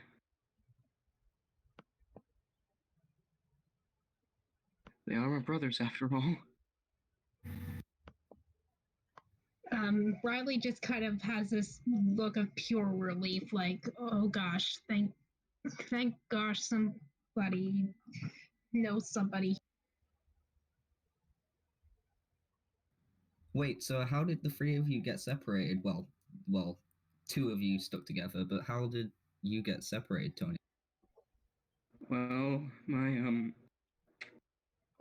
dad was picking me up from work, and it all went black at that time, and we tried to get out, and Dad didn't make it. And Evan and Michael kind of look at you like, wait, But Dad what? made sure that I got out to make sure that I got back to you guys. Sean kind of just like turns to Michael and was just like, I'm sure he's fine. Tony must have just thought, like, because it was a very excited moment, so he probably made it out fine. It was just the stress of it. And then gestures to Tony to just kind of keep that on the down low for now and to not upset the two brothers. Sorry. Michael gets, sorry, not Michael, Evan gets back up, hugs you again, bit tighter this time. God, I'm glad you're all right. I'm glad you're alright too. He's doesn't seem like he's gonna like start, but get there. Anyway, Tony, you can probably see the situation with Michael. I think Cass is on the way with the ice. You must have seen them on the way. Yeah.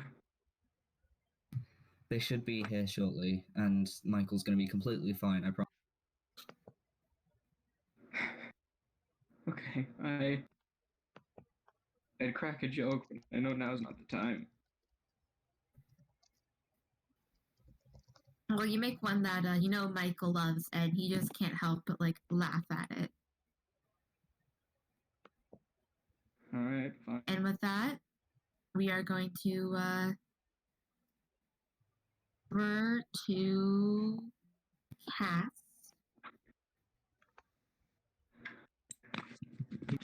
Back at the house.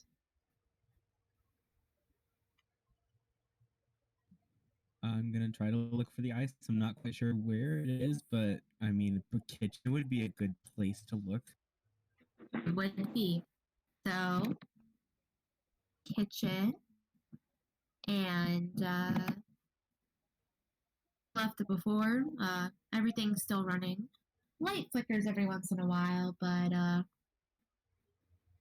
still seems like it's working. Alrighty, I'm gonna try to look for some kind of bag to put the ice in, or something that would work as a bag as well if I can't find one.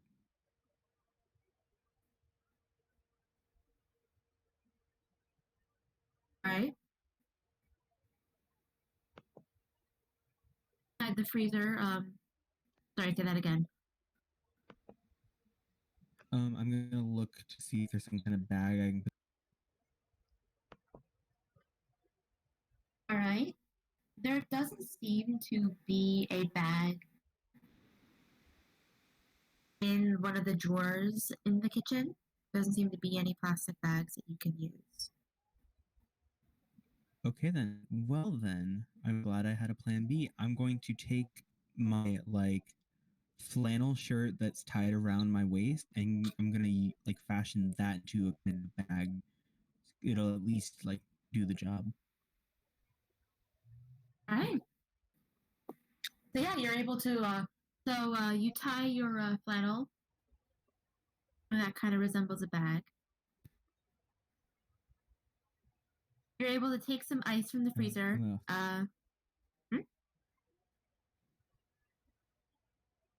Okay, you take some ice from the freezer. You put it into this bag. Seems to hold pretty well. All right, I'm gonna head right back then. That's the job I was told to do. I'm gonna do. At that, you run back to the house, leaving the door open. Meanwhile, Sure. Atticus, it's been a while, buddy. Right now, you are still in the house to the right. Everyone else had to run off to from the house across the street. What would you like to do? Go over and join them. All right. So you head out of the house into the street. I would like you to roll. Oh, jeez. Let me just,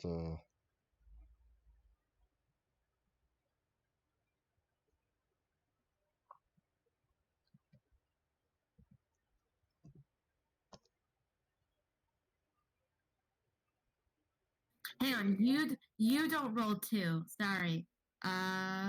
You roll 8.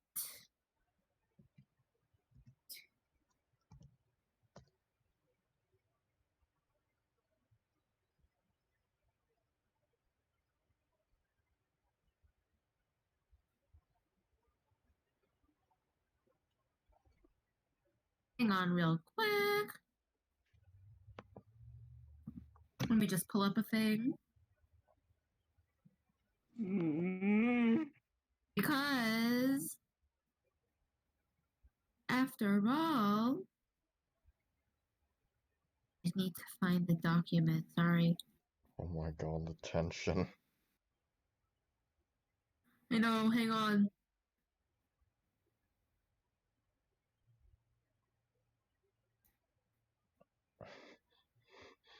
To, just look at it. But,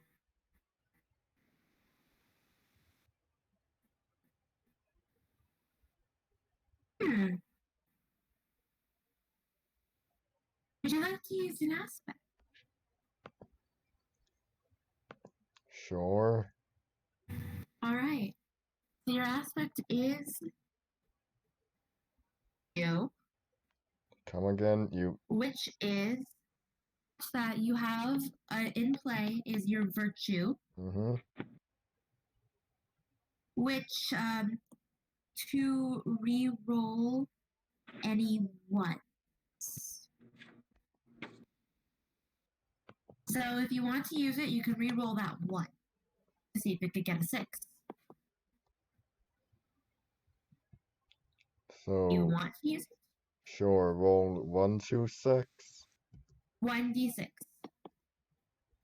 1d6. and that uses your virtue. Oh, don't put the D in front of it. That's why. Oh, jeez.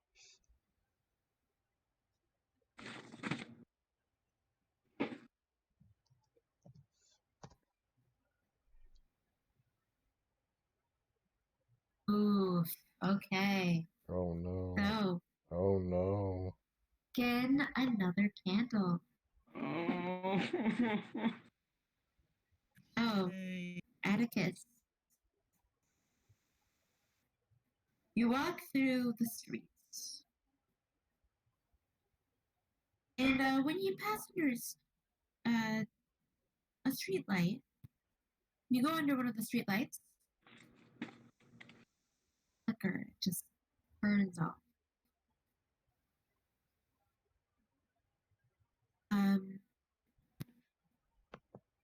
Flickers once. A couple seconds later, doesn't come back on, but you can hear thing kind of being dragged. It's kind of like the sound of nails on a chalkboard making their way towards you. When you flash a light towards it,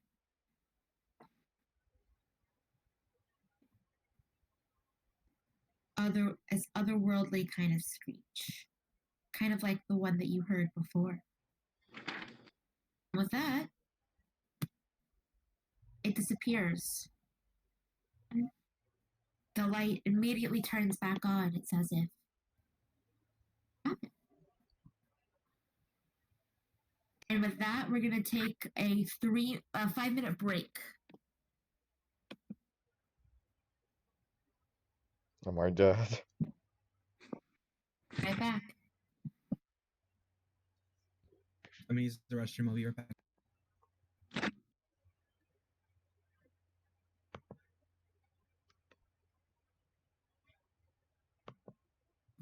Well, that was fun. So, I had gone up to get dinner, but I have no idea what just happened. So, could I get filled in about? Cass went to go get ice and found ice in the house. I think Sean kept talking to Michael and Evan, and Tony walked in, and they all recognized each other because they're all brothers. Oh, yeah. Mm-hmm. Like, I had gone after Cass's sorry gang, I be right back. Just go to the house thing. Ah, okay. Yeah. Like when I came back I was hearing like I guess everybody else going crazy, like something bad happened, so I don't know what the rule was. Well, my current belief is that I just died. Oh boy. Well, if you didn't die, you at least met one of them, so that's not good. Oh One god, time. and what a time for an intermission.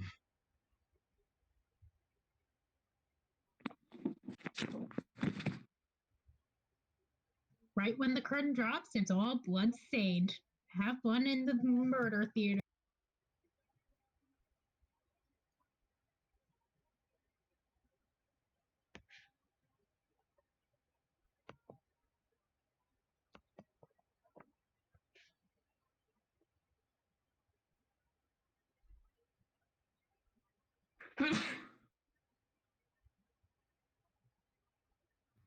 Actually, I think we still need to get caught up on what Jimmy's doing.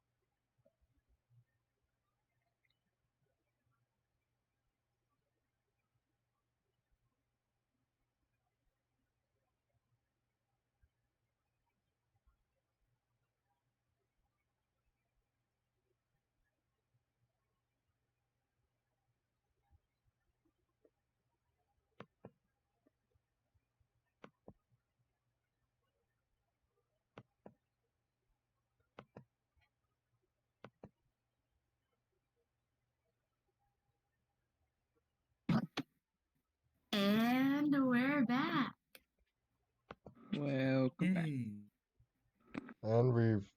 And as intermission ends, we've been raided by Mountain Dew Mania. Oh no. Yeah, she's a friend of mine. Welcome, Dew. Welcome, Raiders.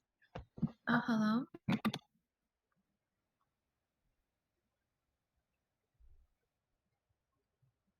Hang on, is this still going?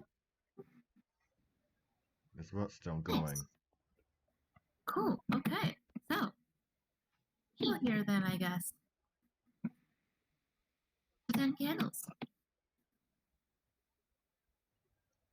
You darken another candle. These things are true. The world is dark. You get the first truth.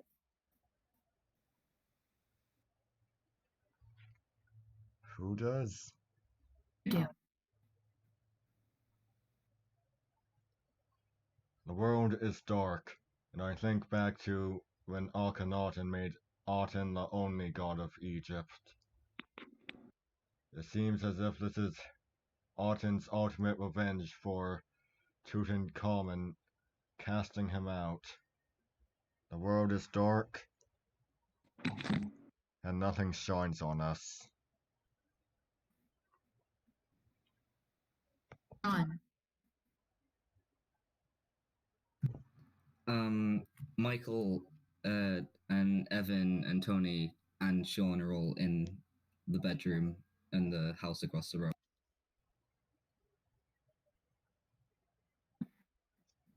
Okay. Now give me one sec.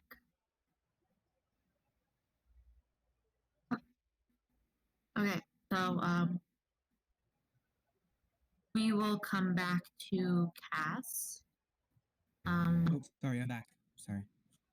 Have the next truth. What were the truths before? I'm sorry. Basically, the world seems to be as if the gods are punishing them, I believe. Right? The Sun Disk Aten Already. is getting his revenge for Tutankhamun casting him out, and Right? reinstating all of the other Egyptian gods. Poetic, Alright. but it is what it is.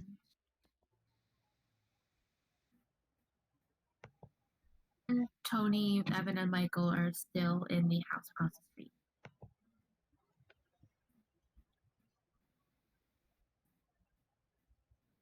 Now it is My truth. your turn. Sorry, what was? I think you cut out. I'll type it real quick. I'm fixing my mic. Alright.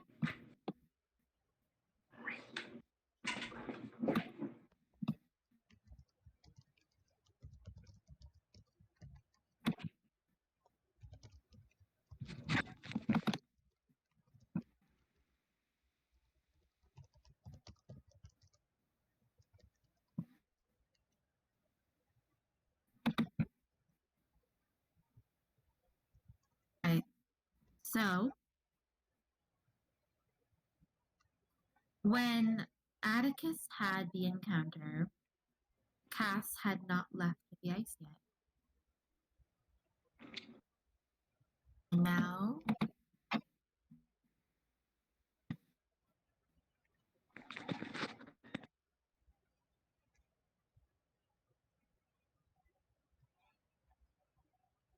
the two that you encountered are not all of them in the area.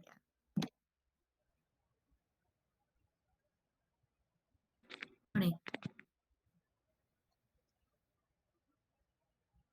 Oh, sorry. oh, sorry, Riley it's Tony's turn.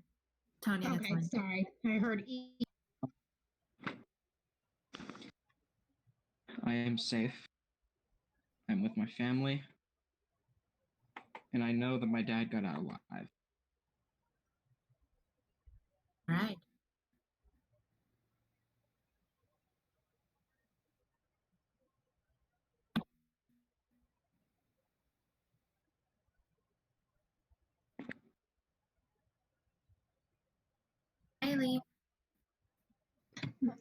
Okay.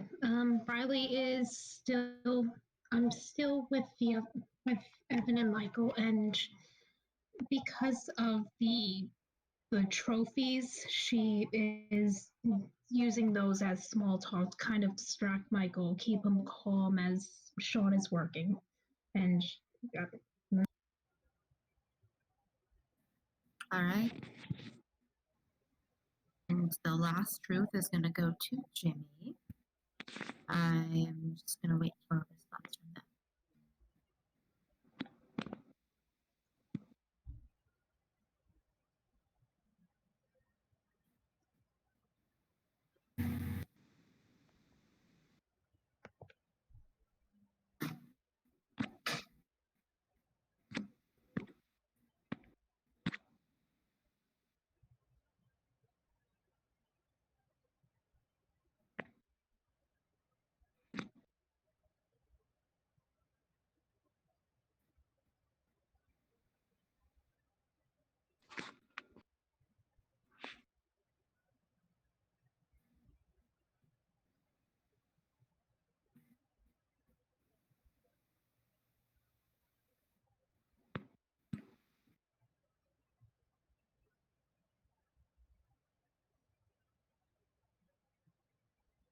All right.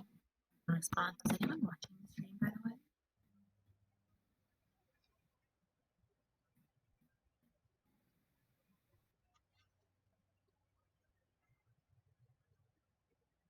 Brian, is anyone watching the stream? 9 people. I don't. Oh, wait, hang on. I know how Twitch works, I swear. That's an audience. And now it's 10. Cool. Wait for that.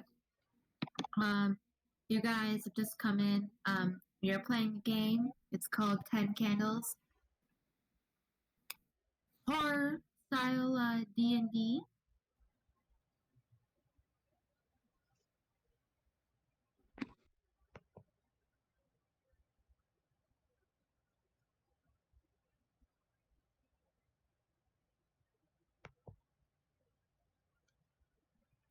Hang on, give me one moment.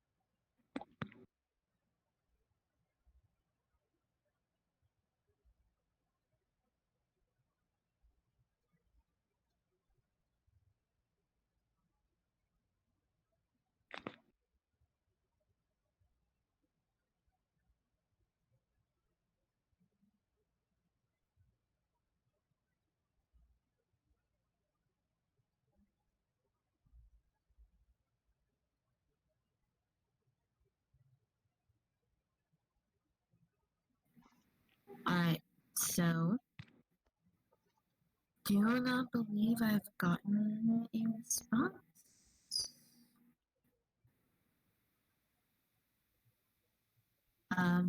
So Jimmy's truth, find inside the house that he is in. Truth, everybody.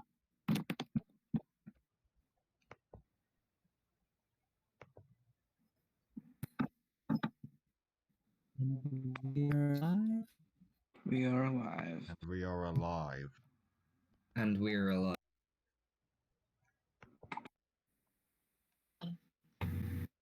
So, Jimmy, currently inside the house, went looking for light sources to see what you could find inside the basement. And inside the living room, you were able to find 2 lights and some spare batteries. So I decided to go hunting for the mysterious thing that came attacking you. You have a knife in one hand. Other. Where would you like to start?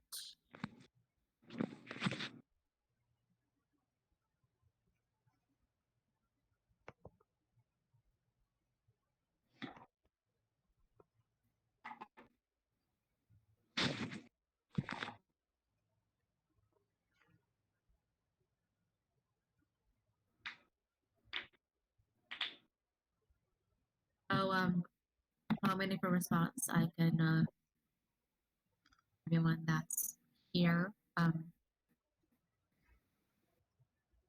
in the audience. 10 Candles is a horror style RPG game. It was developed by Stephen Dewey. It was published by Calvary Games. Definitely go check it out. It's an awesome game. It's a role-play tragic horror game in the sense that by the end of the game, all of these characters are going to die. So, I mean, since you last saw in the basement, that's where you're going to head next. So you head back down to the basement, this time with a source of light. The basement, and you see, and the basement is a bloody mess. All over the walls,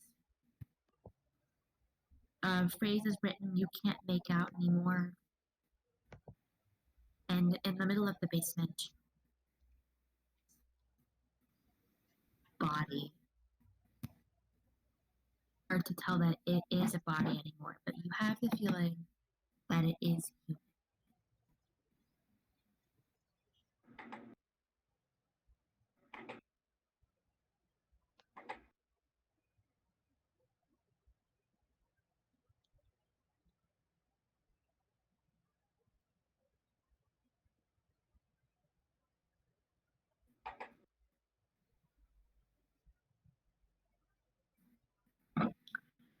While I get things going with Jimmy,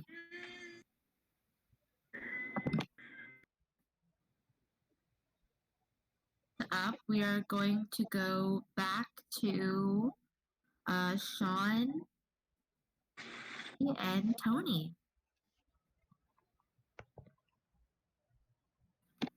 You guys are still upstairs with Evan and Michael. Okay. Well, I think Cass should be back soon. They left before you came here, so I guess they shouldn't be too long. Yeah, I bumped into them.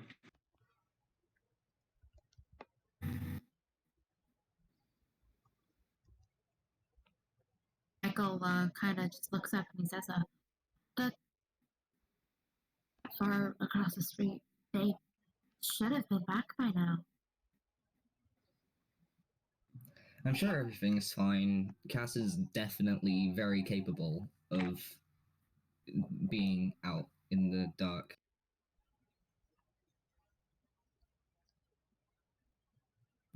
But still, I think I should go outside the house and go on lookout to see if they're on their way back. Tony, do you mind talking to Michael and Evan for a bit and keeping them distracted until Cass is here?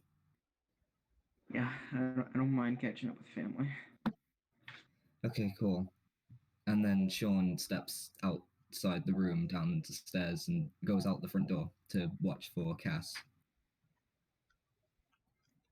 If I may, since I'm also in the room, I just nod a little and just step out of the room because this is a family reunion and just let them have some privacy. So I'm just outside.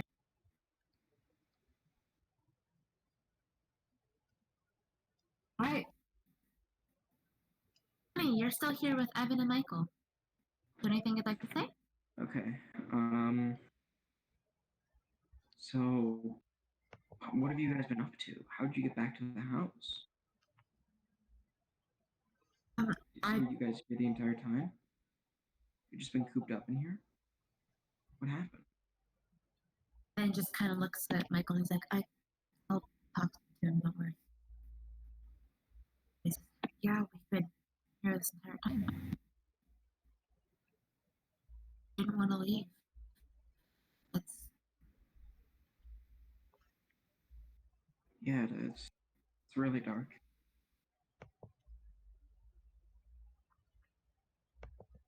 we're just afraid to go outside. So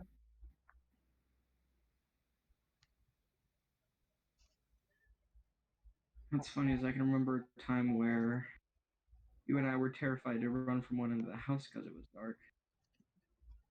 And we're terrified to even leave the house.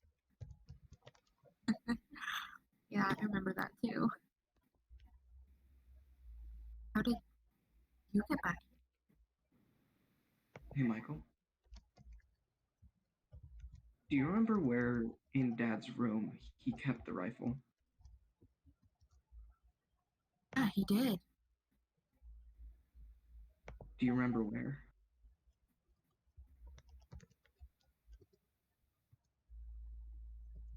It was along the closet, I believe. I know he wanted to keep it hidden, but somewhere in the closet. That makes sense. Yeah. Well, let's go look for that later, okay? After we make the After houses. after people come back. Yeah. God, Yeah, this exactly. hurts. Has Mom or Dad tried to call you guys? At all? We haven't gotten any service. Yeah, same here.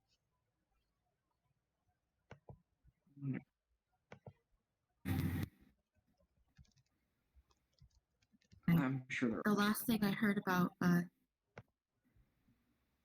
you. Tell me the truth. Is he still alive?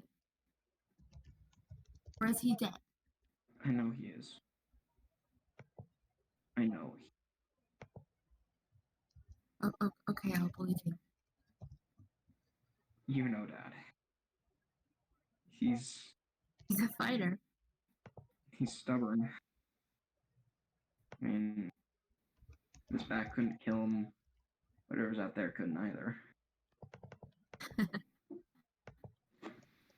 You're right.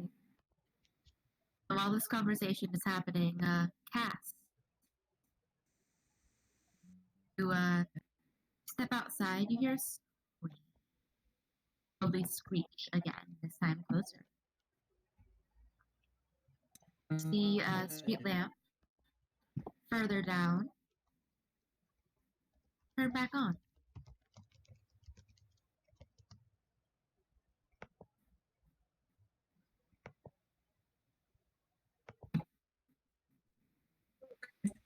Start heading in the direction it's wearing to anyway.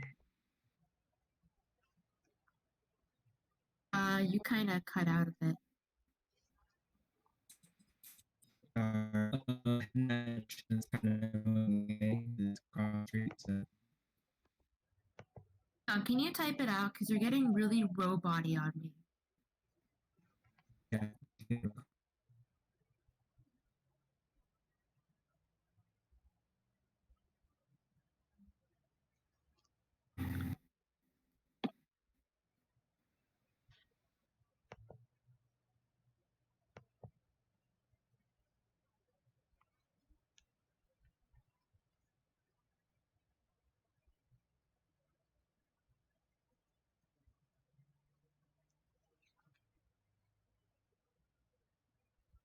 All right. So,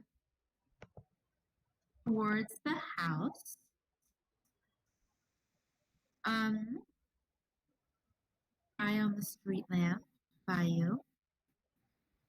Commotion coming from the house. And Jimmy runs out. Doesn't look like he's hurt.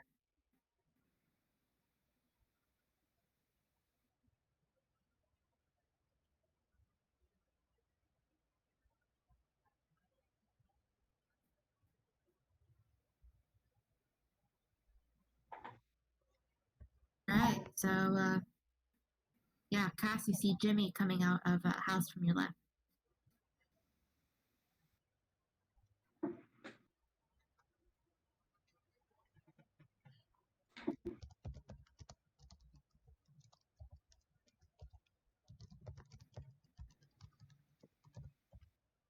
So,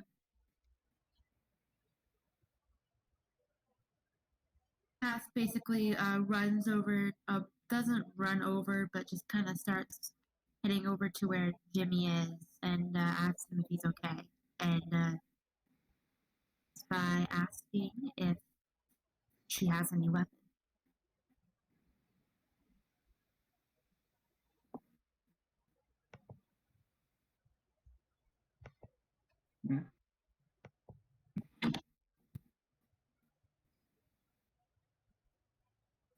What's going on? Basically, Cass and Jimmy Oh, geez. are. Meantime, I'm gonna get some narrative on this. We're gonna head back to Sean. Sean, what are you currently doing right now? I'm standing outside the house across the street, waiting for Cass to get back with the. All right. So from where you are, you can see the house and with that street light, and you heard the squeaking as well. A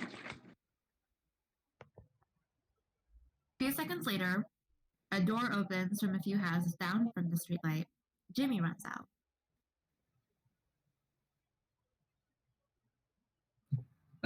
Well, Sean, the first thing he does is he basically kind of runs back inside, goes back to where the room is, and kind of tells Riley and Tony, "Hey, that was a weird noise. I don't know if you heard it, but one of the streetlights went out. We should probably hurry." And then after that, he moves back outside and goes over to meet with Cass and.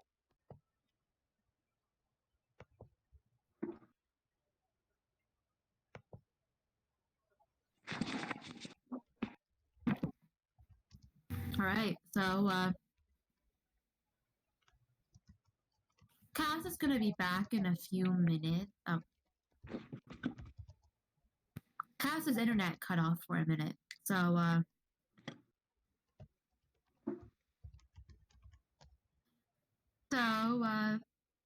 Sean, you meet up with Cass and Jimmy.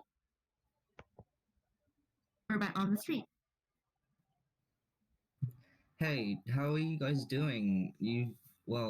Cass, you've got the ice, right? And Jimmy, how did the house search?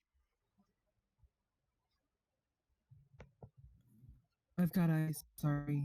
I'm sorry it took so long. It's fine, it's fine. It turns out, apparently, Tony is actually their brother, so he's keeping them occupied while I come and meet you.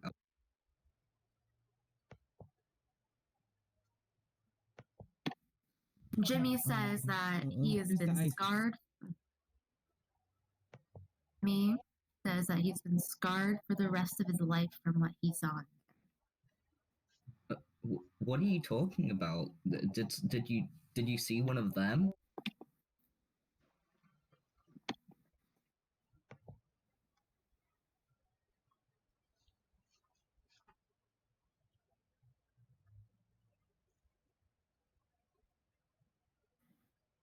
He saw what they do.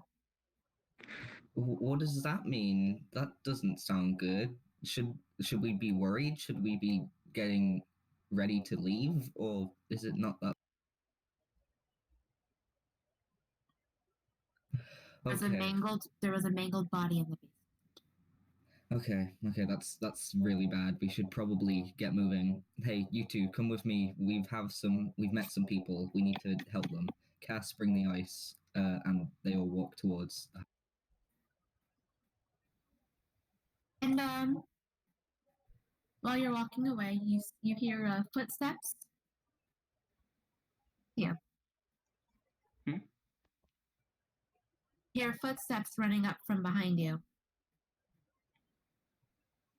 I'm Upon the ear sight of it, Sean swings around and instantly looks at what it is. It's Atticus.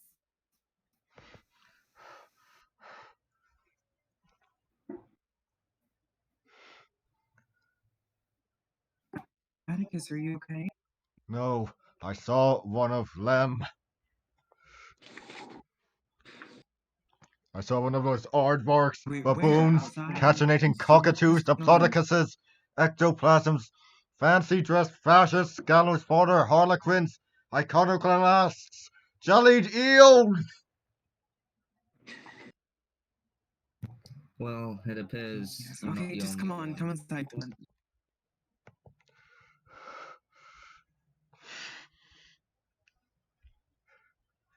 Gotta get We to should safety. regroup. It could be anywhere, any shadow.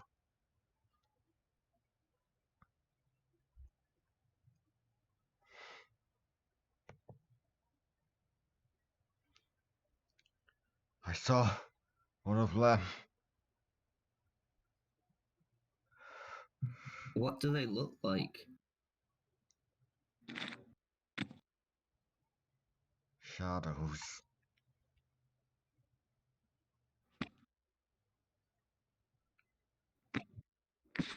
When I was a child, I dreamt I saw such a shadow enter my room.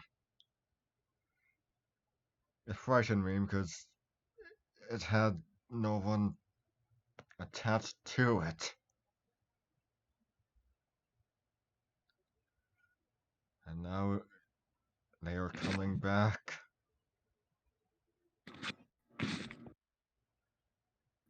That's bad. We should regroup with the others and get moving. We should go.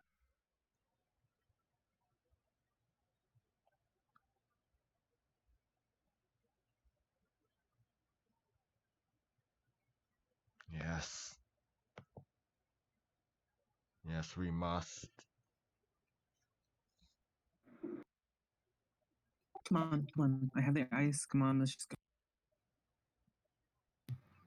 Also, I should probably mention, Atticus, we found two other survivors. They're siblings of Tony, so they're friendly. Just don't be too surprised when you see them. One of them's injured, so I'm gonna have to do some work before we. Two more is fine. We may not be Okay, good. 300 Moving. Spartans, but still we are many. A few, a lot. Let us go. Cass, have you seen them yet? Seen as the other two have. Did you see them in the when the lights went out, or did you hear that noise? You must have heard something, right? I mean, I heard something, but I don't think I saw anything. I really wasn't looking. I saw the street lamp flicker, but I didn't see anything. Okay. So the Atticus and Jimmy are the only two who have seen them, and maybe Evan and Michael, but I don't want to bring that up to them just in case it brings back any bad memories. So I guess you two are experts at the moment. So yeah.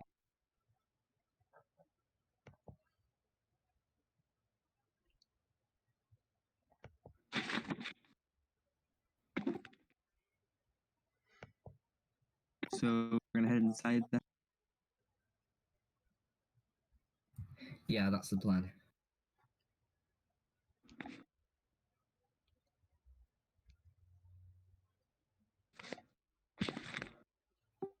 Caden, should I go ahead and do what I told you about?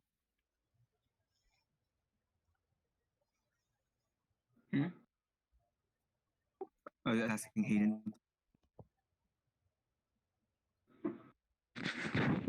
What?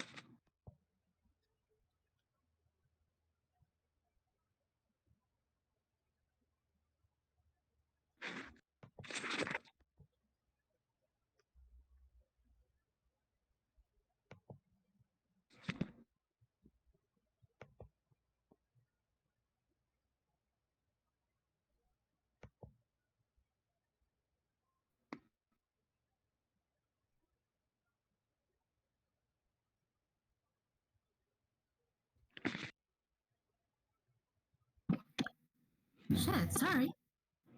You're good. Yeah. Okay. You guys head into the room.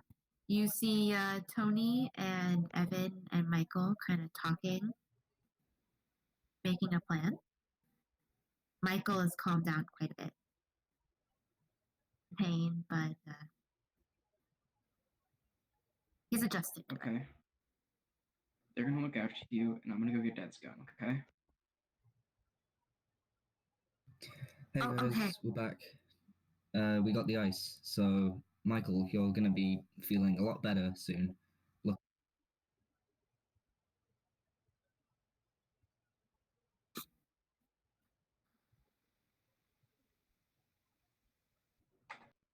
Right. Yeah.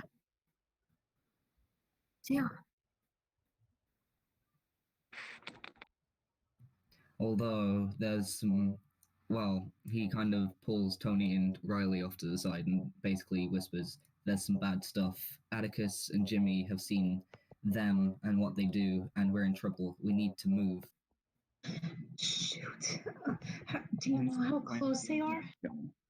Hence why I'm Well, getting my dad. according, one sec. What were you saying, Tony? Hence why I'm gonna go get my dad's gun right now. Okay, good. From what Atticus said, they're literal shadows. They are complete darkness. And according to Jimmy, he saw a mangled corpse in the basement of the house he went to. So I don't think we should hang around for too long. Riley just closes her eyes and processes this. Just pretend I pronounced that correctly. She processes and she's a little shaky, but she opens her eyes and just slowly nods. Yeah, let's get out of here as soon as we can. Although, from my diagnosis, I don't think Michael's going to be able to walk just yet. So I don't think so Tony- either. So I think Tony and Evan should carry, well, not carry, but like basically shows them. Michael like puts one arm around each of them, so he can still kind of walk, but not putting any pressure on the leg. What about the gun? I'll go grab it. Don't worry. Tony, do you know where it is? Tony's gone to go get it. Oh, well. Riley, do you mind holding Michael with Evan? Right. Jimmy says that he found some flashlights and batteries, and we should move ASAP. And water as well. Okay, good. That should keep us prepped for a good few days, especially with the stuff me, Atticus, and the others found, like the food and stuff, so we should be fine.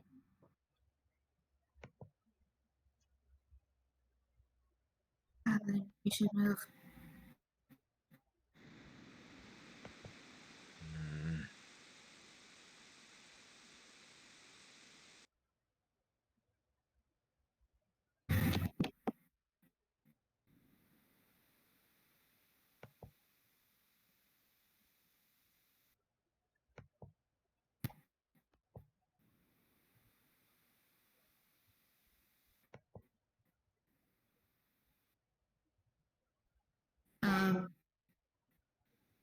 Michael tries to get up, falls back down after moving up about a foot. Kind of just yells in pain. Oh, wait, no, don't try to stand up. You won't be able to walk for a while, okay? Your You should have told me that will help before you. I tried to get up. Sorry, I thought that you might have tried it before. Okay, so what's going to happen is your brother, Evan, and Riley are going to hold you up by your arms, like around their shoulder, so you'll be able to walk, but don't put any pressure on the bad leg, okay? Okay. Okay, good. We're going to get out of here safe, okay? Riley. I hear that and take. Sorry. To roll. Okay. Roll. How many d6? 8, I believe. Wait, what's going on? They're currently trying. They need to leave.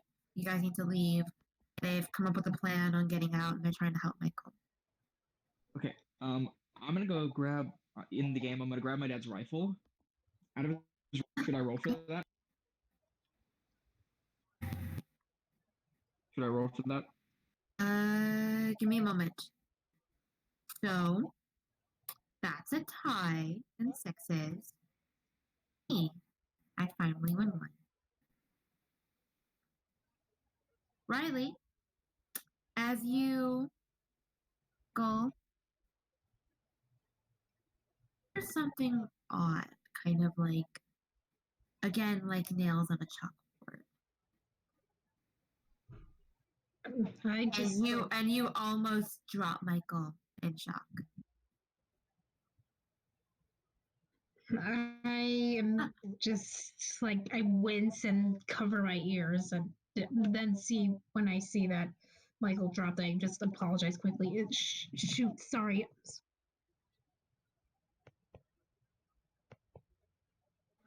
What was that for?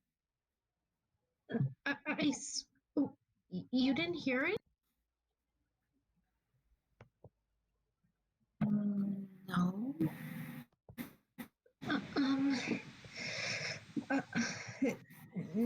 Never mind. I just. I'd like you to roll. I'd like you to roll. Right?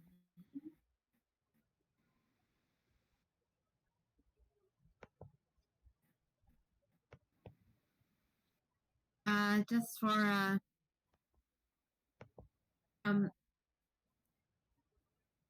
there is resetting, so he'll be back. They'll be back in a minute.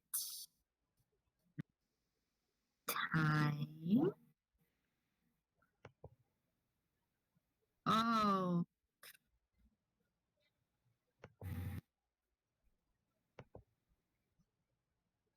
Nice.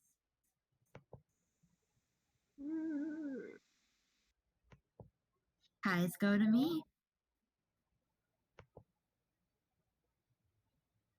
Hear it again. It seems that others, specifically, and Atticus, hear it too.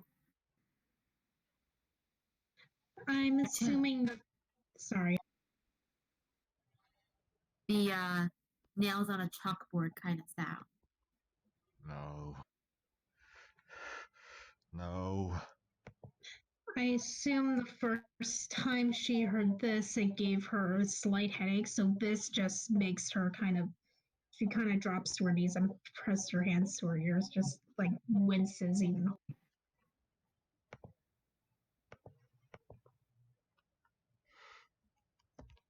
It's coming back. It's coming to get me. Evan just kind of looks, and Evan and Michael are kind of in shock, like, wait. You don't mean we have to leave now? Riley, come help me grab Michael. Yeah, of course.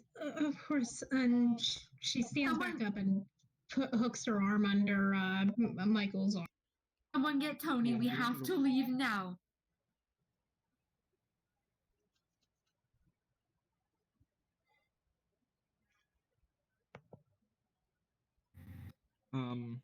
Do you want me to roll to grab the rifle? Oh, you're good. Huh? You're good. Okay, I'm good. Okay. In that case, No. I'm gonna grab the rifle and I'm gonna load it, get it ready to use. All right. Evan just grabs Michael's other arm. He and Riley lift him to his feet, and Evan's just yelling at everyone to just get out.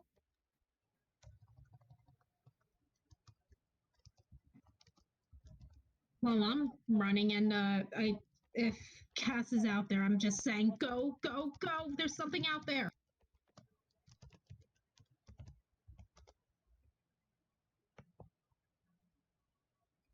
All right. I am going to real quick. There's a banging from the window in the room you just left, but outside. Guys, that same banging you heard before when you were in the house. I'm getting out of there.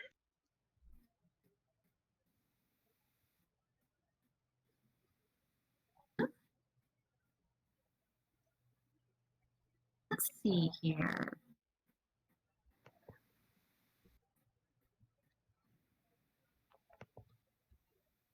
All right, Jimmy. Hmm? Take care of yourself. I think Jimmy's gonna go to sleep for now, so.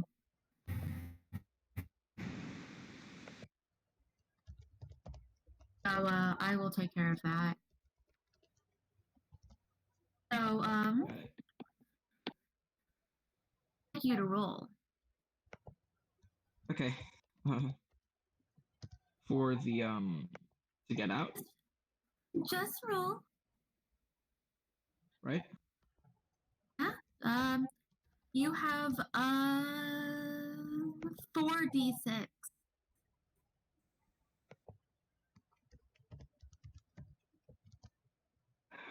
Oh,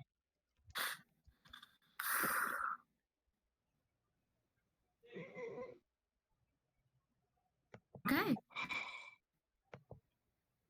You're running. What happens?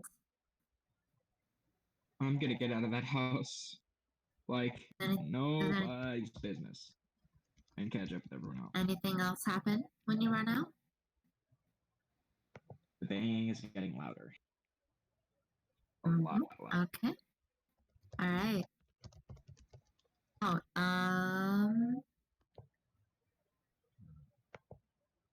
let's see. Pass. You and Riley are basically kind of leading the way for everyone to get out.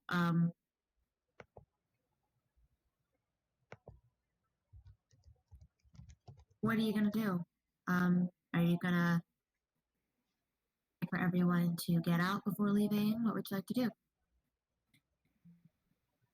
Yes, I Riley take the front way, so that make sure everyone gets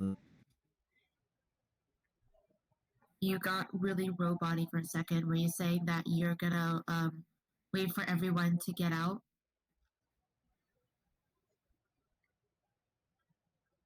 Okay. So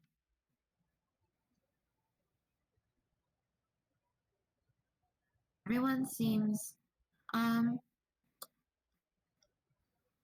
lot of people seem to make it out safely. But Evan trips.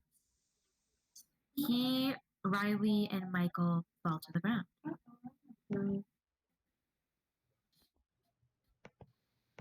Stop. And you hear the window break.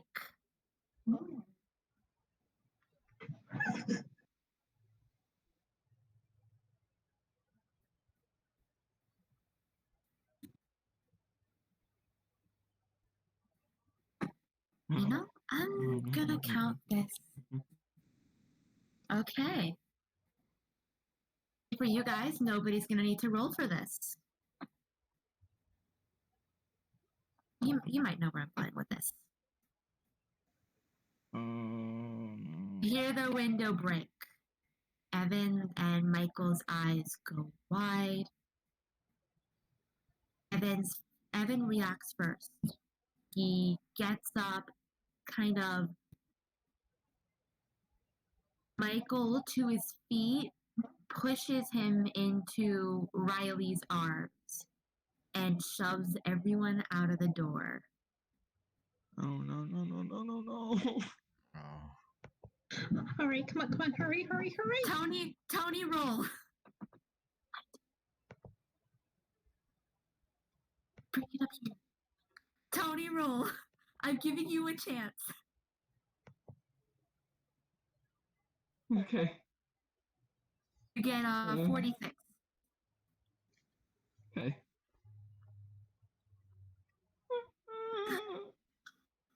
Like all the scrubs, by the way. I'd like to use my vice. Well, your vice is What do I paranoia. So you get to re-roll. Just the one? No, all of them. They're all non-sixes. Good point. Please be better. Please be better. That's 1 6. Really better.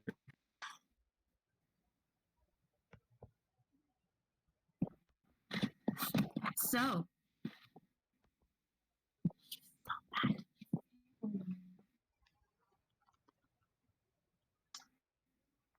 The just surge of paranoia. You Riley outside. Roll one more time.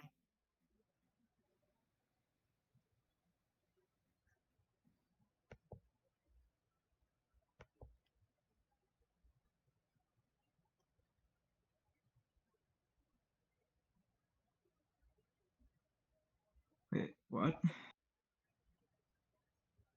Sorry. Oh, okay. 1d6? Or 46?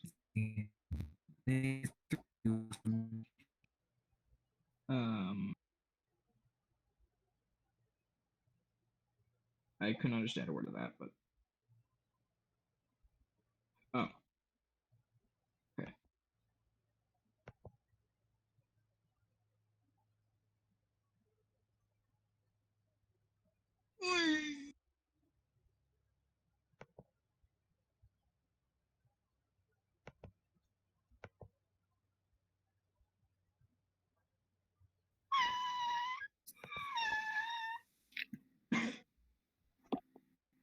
So Yeah. Evan looks back at you.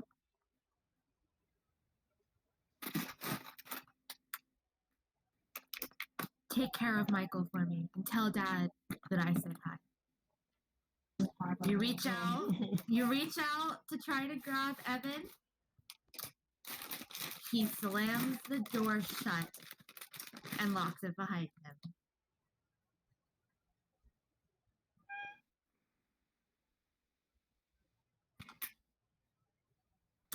You hear sort of something quickly crashing down the stairs as if it's like sprinting. You hear a few thuds against the door. Then everything is silent. The candle has been darkened, and we're going on about a 2 to 3 minute break.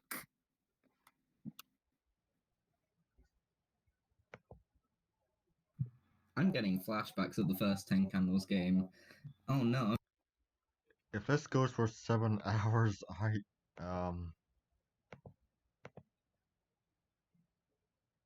It gets shorter the less deck you have.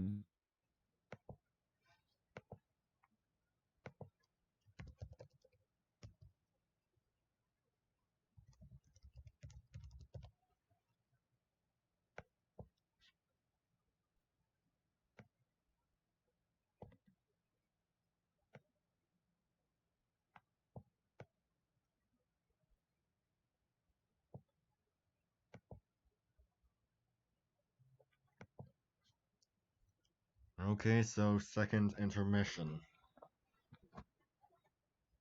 Only person we've really lost is Jimmy. So far.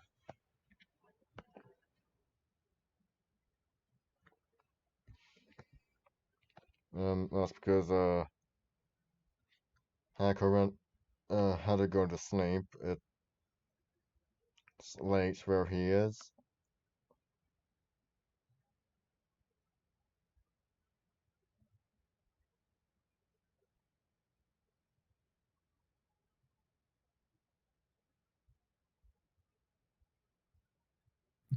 Wait, so do we still have Michael, or was it both of them that died? I think we have I think Evan died today, Michael. Oh, okay. I wasn't sure whether it was both of them or just one of.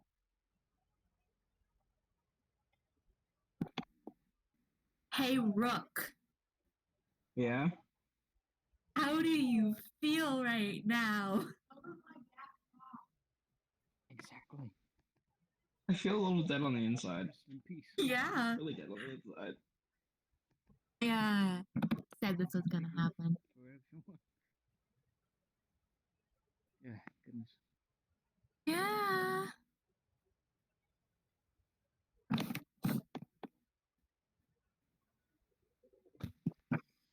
Just gonna say something in the chat real quick.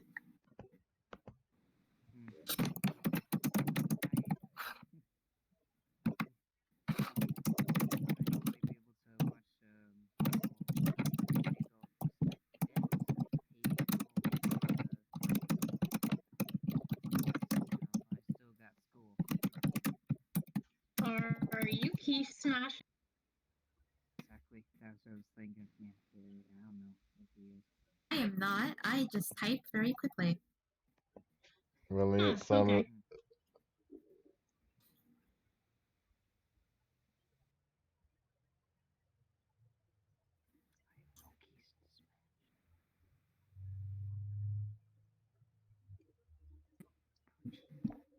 Hang on, one more sec.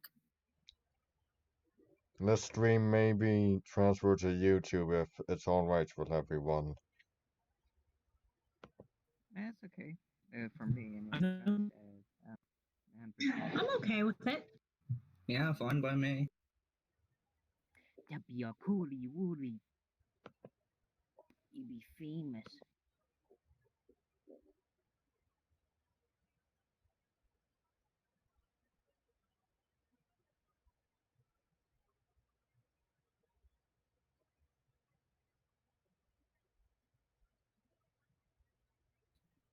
I'm not thinking where I just put it to my moment because it's going to me burn through the other two things to get there.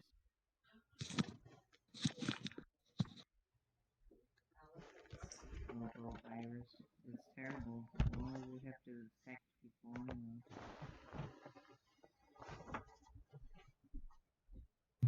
In hindsight, we probably should have given Evan like a flashlight just so he can like fend off the monster if he did get locked in the house with. Yeah. I think to be fair, everybody was in panic mode and kind of was not thinking, but I cannot condone anyone for that.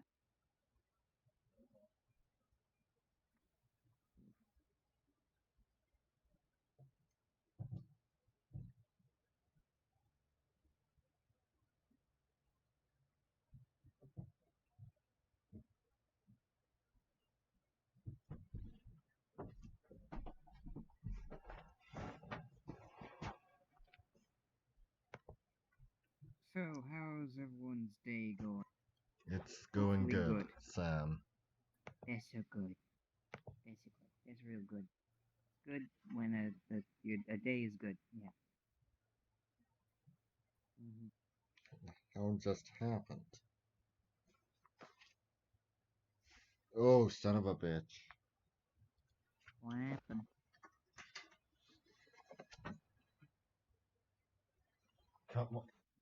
Cut the small toe of my right foot on my dresser. Oof. Darn.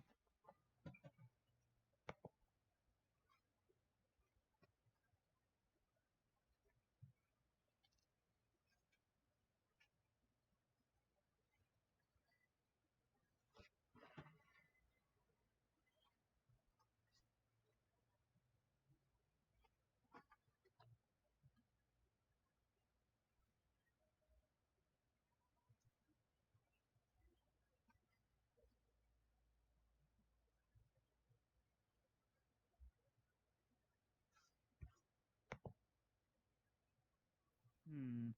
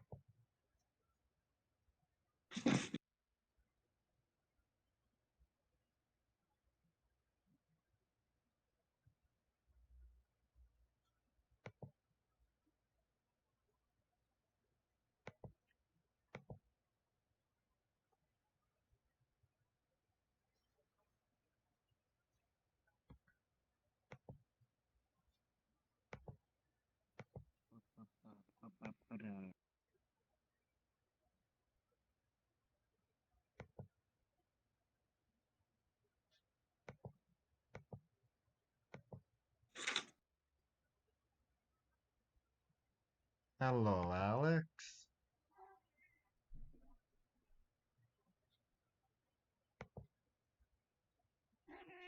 What?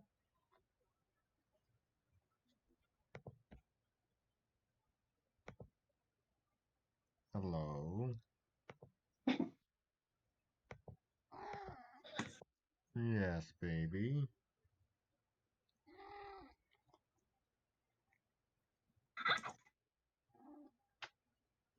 Yes, hello. The good boy has come to visit. That's great. That's Good. wonderful. That's a good boy.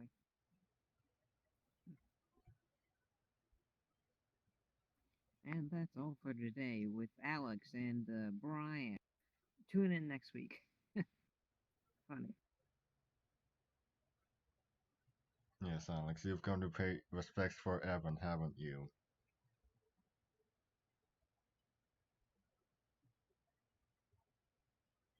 Okay, so I don't actually level alone. I leveled my mom, so I've had the volume lower than I usually Yeah, would that's when good. That's streaming. okay. She's gonna be heading out Yes. soon, so I'll put it the volume up, phone blast, in a on my computer in a phone blast in a bit. Okay. Cool.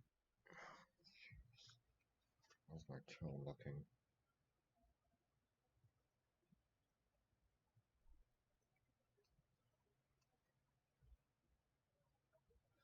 God, how did this happen?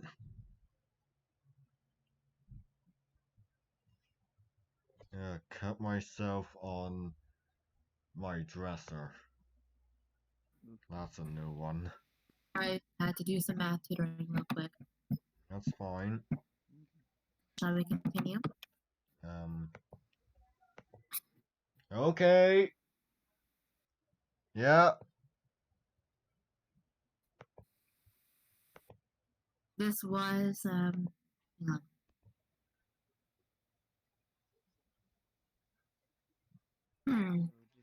How's my toe even look? Good lord. So technically a voluntary death. I do that first truth. Hmm. True. The world is dark. Evan So who is has the definitely sorry, I do. Okay. Is definitely dead. that Jimmy had. Nope, sorry, gotta fix that. Ignore that. These things are true. And Jimmy, while everyone was trying to run outside, Jimmy had tried to stay behind and see what they got. Tony, Okay.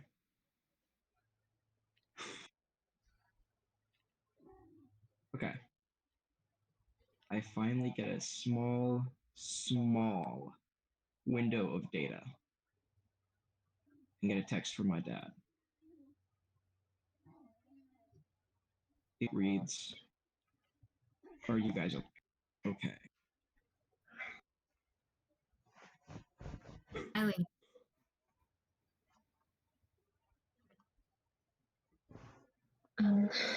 I am able to help Michael out of the house.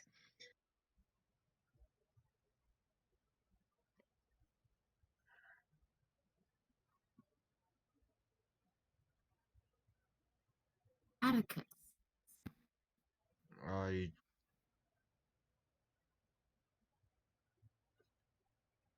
just run out of the house in a state of paranoia, looking around, making sure we're safe.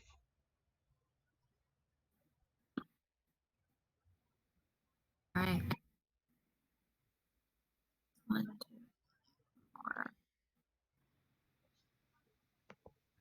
4. Sean is currently trying to calm down Michael while they're walking away. And the final truth.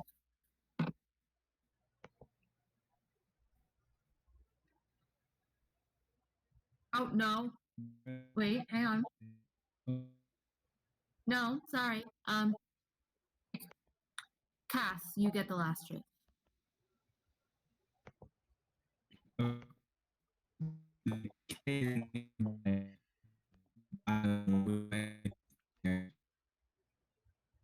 You are roboting again.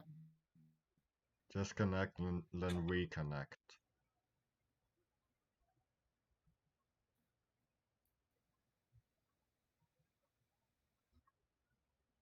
While we wait, oh, hang on. I'm gonna just ask Cass now.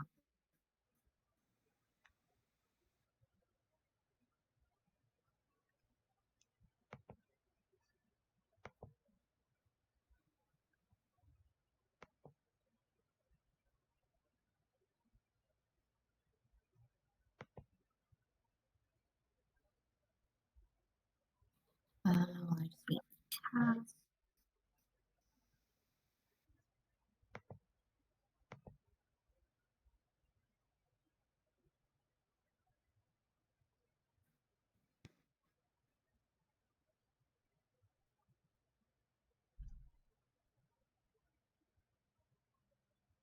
Also,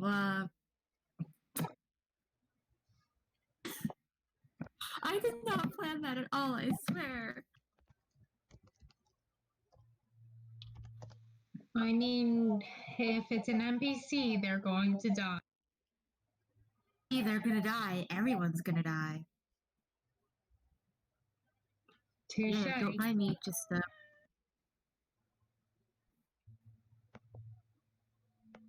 Alright, let me know when Cass pops back in. Okay.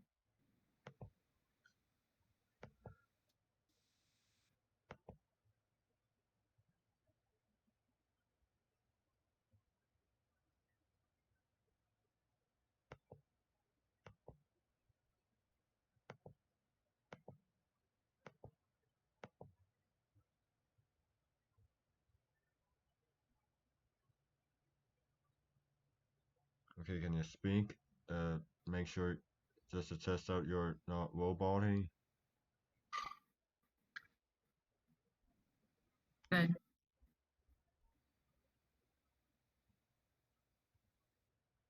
Ploops, can you say something for us real quick?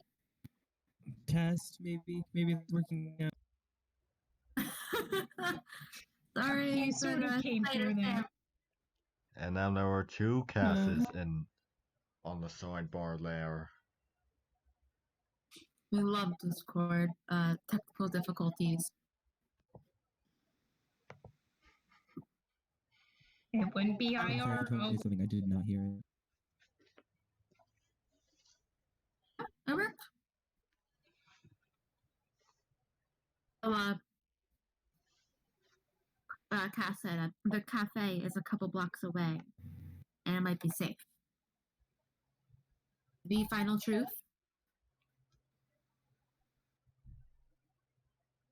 Everybody. We are alive. And We we are are alive. alive. And we're alive. I get to say it too because I have character right now.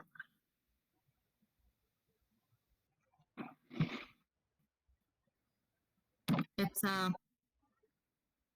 a great scene right now. The door kind of slammed.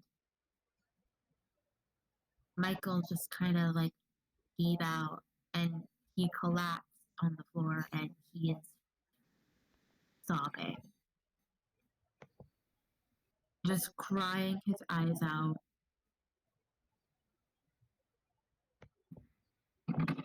And he is inconsolable.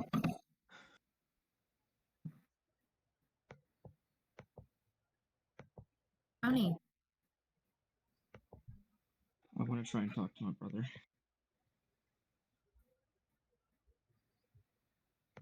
go up to him. All of a sudden, it's off.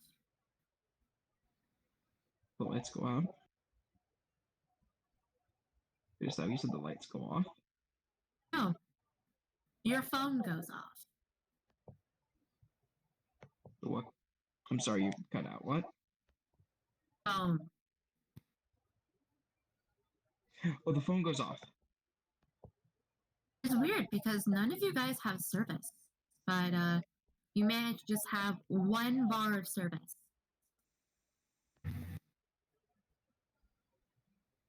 From your dad. Okay, I'm gonna check it. Very simple. Are you okay? A bunch of question marks behind it. Okay, I'm gonna respond real quick. Yes, where are you? And then send it as fast as I can. Try and get it out before the data dies again. Right. Back after a few seconds. Says a cafe.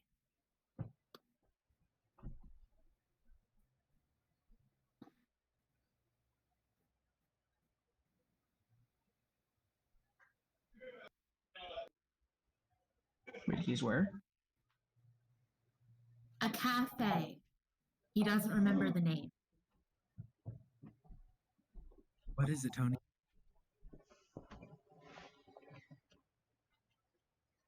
My dad's alive. That's Michael It's perks great up. to see her. Michael just kind of stops crying for a moment. He looks at you and says, Dad's alive, Michael.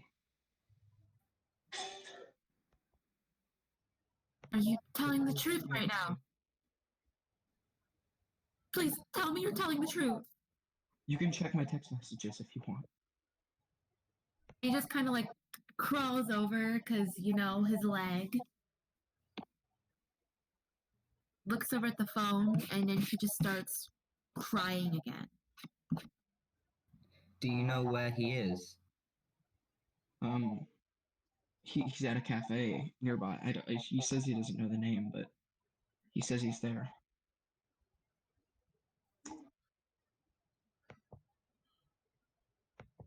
Wait, my cafe's like really close by, a couple blocks away. Maybe it's mine. Do you think you could lead us there? That would make sense. I Well, don't even know if if I want to go check. Just to be safe. Me too. Well, we don't have to worry about being locked or something. I have the keys. It's my store. True.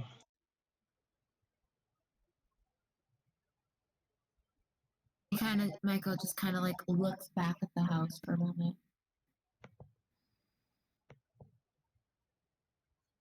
Let's It's go. gonna be okay. Let's just go. Let's go. I've got Dad's gun. We're gonna be okay. All right. Who's carrying Michael? I can carry Michael if that's okay with everyone else. I'm her head. I've got- She's as skin as a rail. Skinny as I've a got the rail, sorry. rifle. I've got the rifle, so I'm already carrying enough around.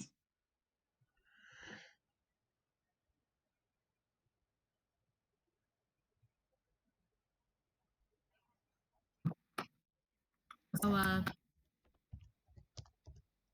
carrying Michael? All right, yeah. Casa says she can carry Michael. She's a strong girl.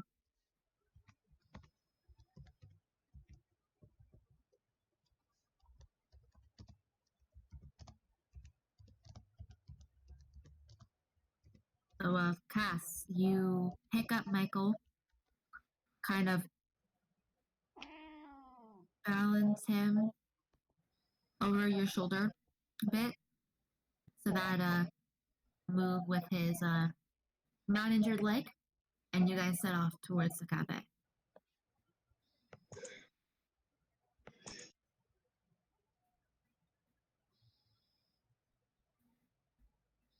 Who's in the front?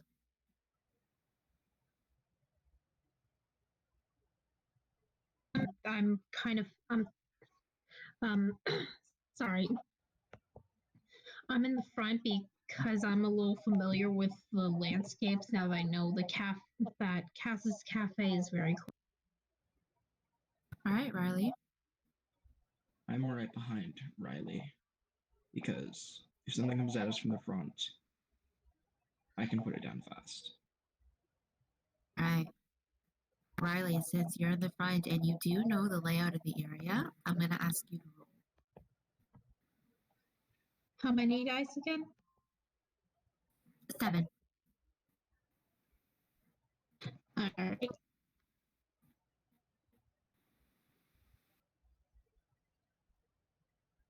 Yeah.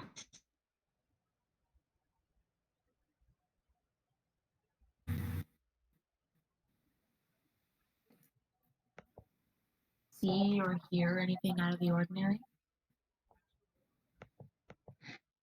I hear some more growling, like coming from where we were, the houses, but the woods are quiet and the road ahead looks clear.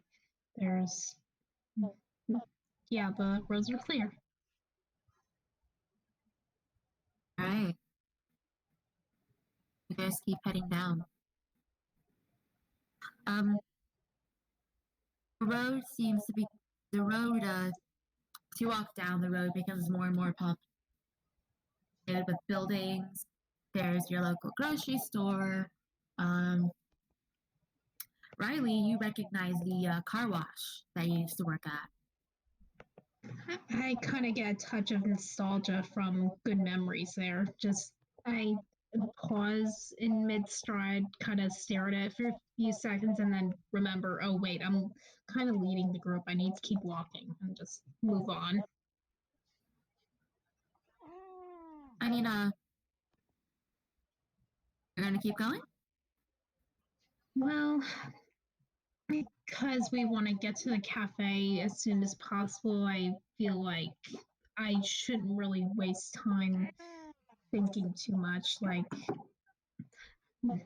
running it through my head, I have plenty of time to think when we actually get to someplace safer. Okay. So you guys keep going.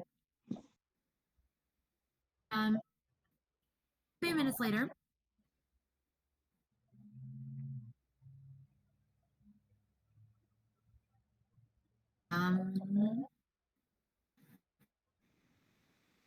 Lineup.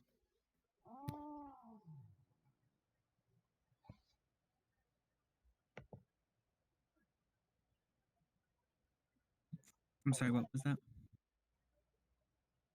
Who's in the back of the lineup? We know that Riley and Tony are in the front. I'd probably be in the back because if I got split up from the group, I would still know the way back. So I would probably be in the back with Michael. Right.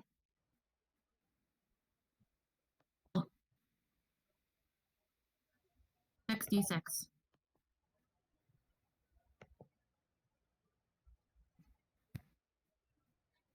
Is there anything about my virtue that would help you? Let me see.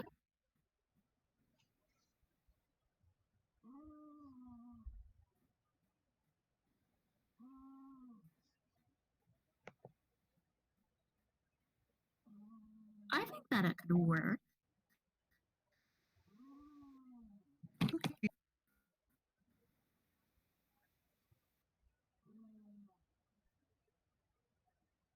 Well, okay. Guess it doesn't matter. Okay. So that was not good. There goes generous. Okay, bye bye.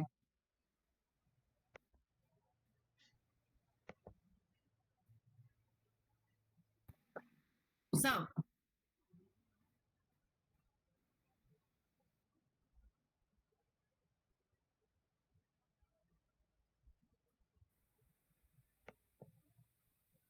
okay, I know what's gonna happen. So Cass, while you're walking, you hear the kind of sound of nails on the chalkboard again. Out by your ear.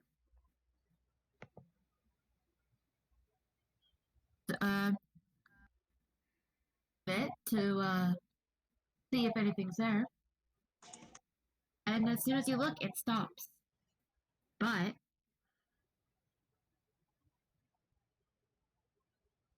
a hand suddenly grabs your wrist.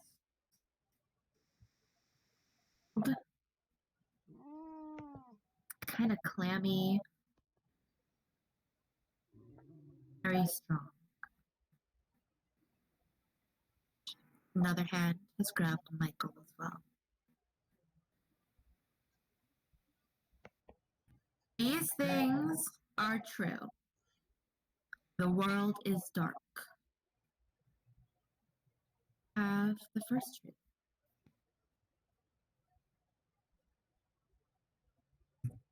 I immediately push Michael away from where the That hands are is with my not a with the free truth. Gotcha. Got something up for the scene.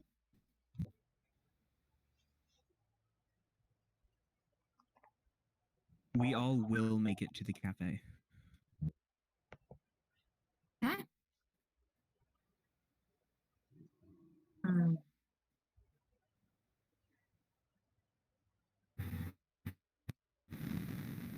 The hand that grabbed Michael did not come from the same creature that grabbed Cass. Tony.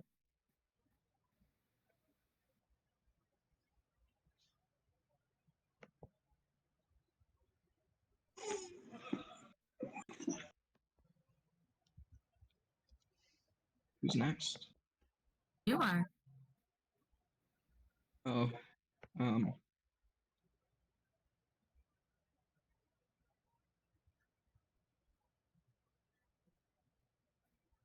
There is no guarantee that our father will actually be alive when we get there.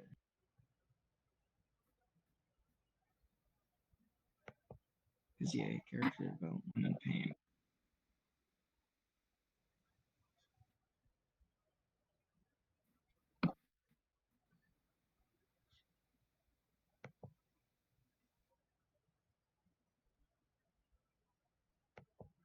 Riley. Sorry. Riley doesn't. Sorry, I'm just trying to think. Riley kind of gets a chill on the back of her neck, and she just immediately she is able to get those closest to her to the cafe. That is an action. That's not true. All right. Hold on.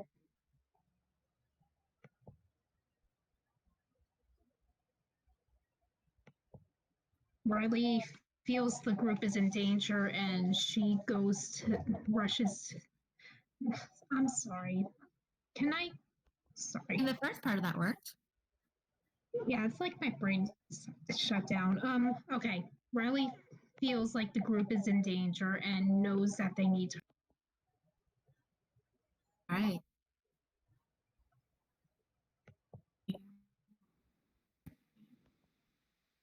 Yes. The last truth is yours. I believe. Hang on. Hang on, what? I lost track of how many candles were lit. Sorry. No, that was the last one. Sorry. Final truth. Everyone. We are alive. We are And we are alive. alive. We're And alive. we're alive.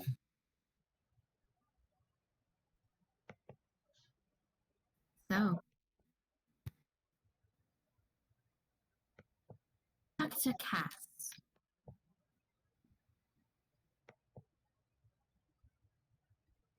You've been grabbed. You and Michael have been grabbed by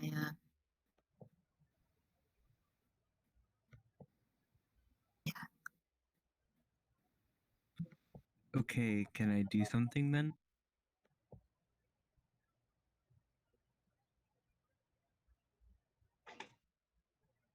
what would you like to do?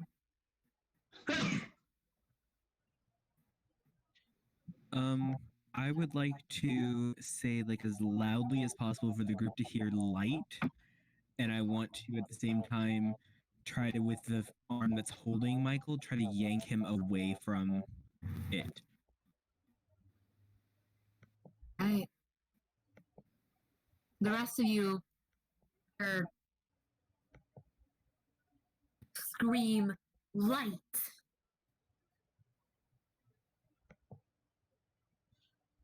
Light, light, light. Light. Flashlight? Okay, hold on. Oh, who has a flashlight?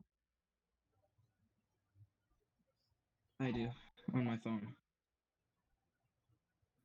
Come on, come on, come on, come on. We don't have time. Come on, come on. Okay, I'm gonna Alright, turn on. I'm gonna use the flashlight on my phone and turn it towards Cass. I don't like this. We don't have time. We have to. Come on, guys. Tony, hurry up. I'm not the only one, right?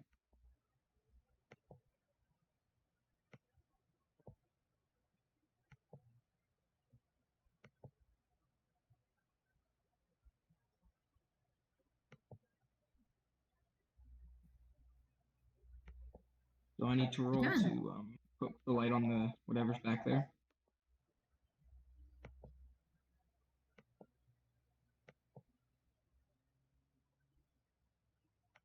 Oh, no, sorry. We got something happening right now. You have something happening right now. Cass attempt to try to pull Michael free. Using your vice.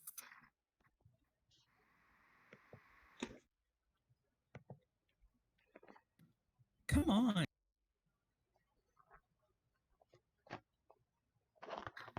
Oh no.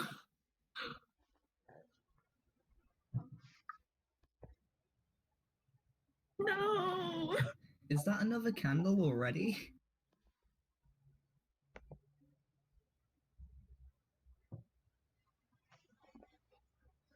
Oh my god.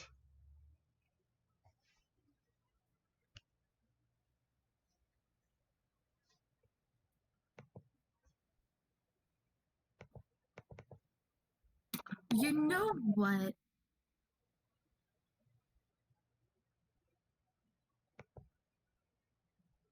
I'm breaking my own rules.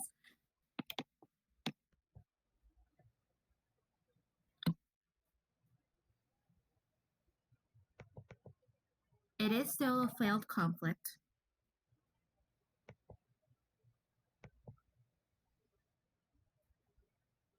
Cass, to pull Michael free from the grip of whatever this is. Doesn't work. But with the added strength, Michael is able to break himself free.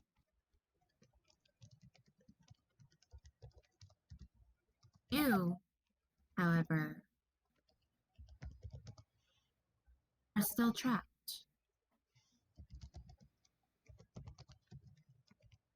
Knowing this begins dragging you away.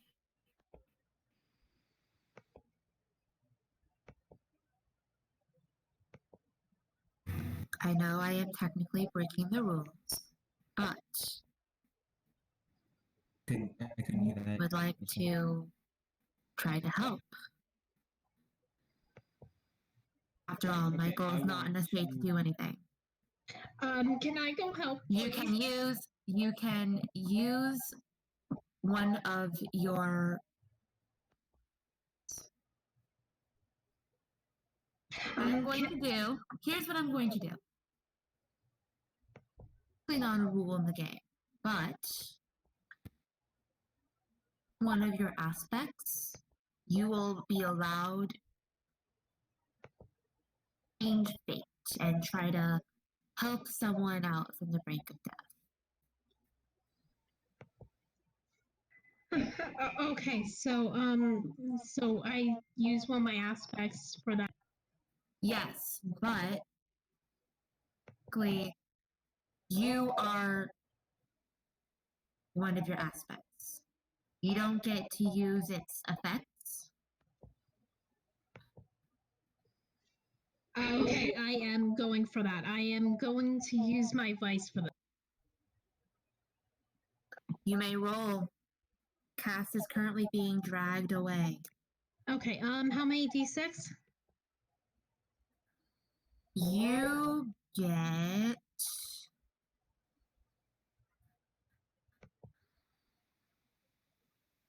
five. Wait, how many? 5. Oh gosh. No, 6. Oh, 6? Sorry, no, I was wrong. That's 6.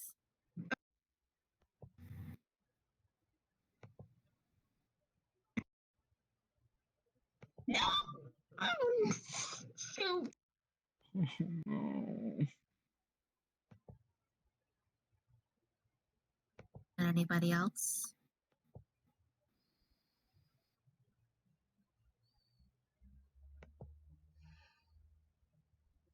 Anybody else? Can try. Alright. Please. 66 it is. Yes. So, Brian, which aspect would you be giving up?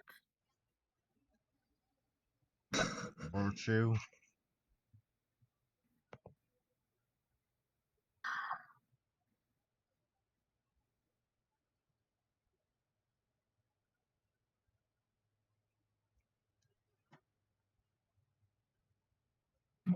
Atticus. Hmm. Riley wasn't able to pull Cass free. Cass is still being dragged away. Alright.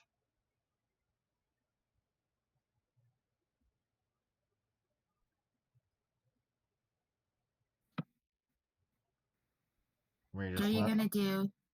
What are you going to do to try to free Cass?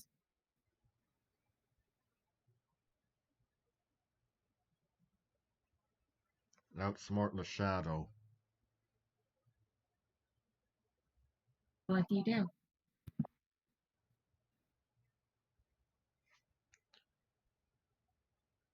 I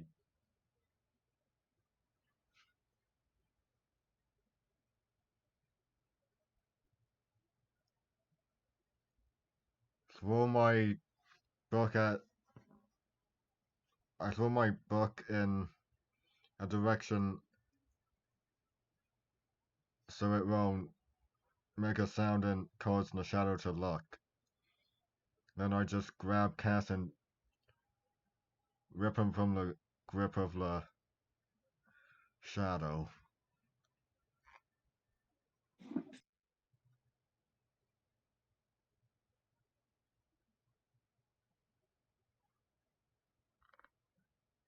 Oh god. Please, please, please, please.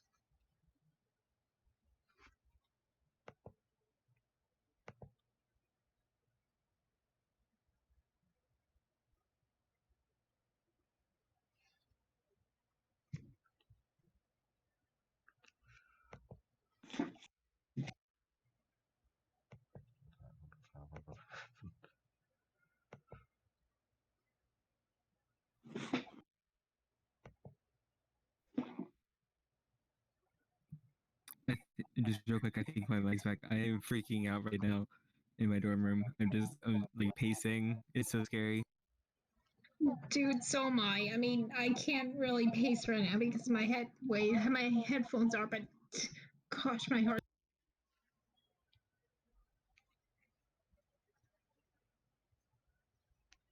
Oh my Honestly, god. I'm almost crying. Shit.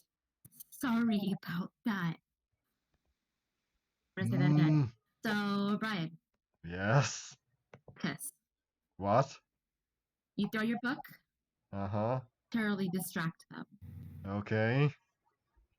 And with that distraction, grab Cass's other hand and you tear him free from their grip. You two book it for the cafe.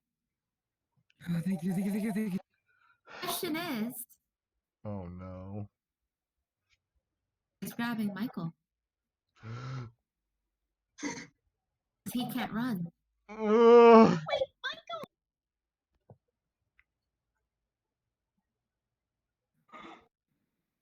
I know I tore up my Atticus, vice, but can that pass. carry into helping? Go ahead. Atticus, Cass. Can each roll. 66 again. 5. 5d6.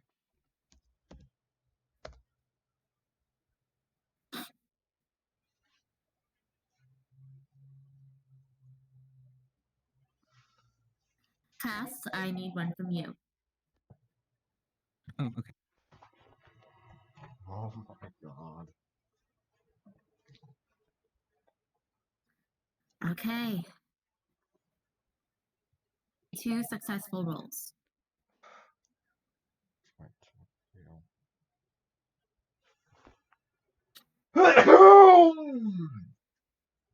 Finally.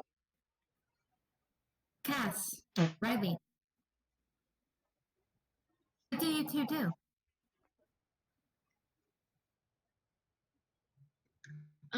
I assume I was near the thing, near Cass when I was trying to free her, and when she got free, I immediately just booked it with her. Just grabbed whichever hand that Atticus wasn't holding, just held it tight like it's the last left. And Cass?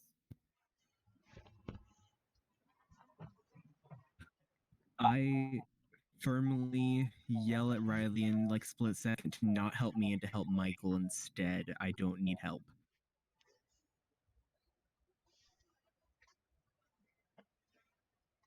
Okay. And then what?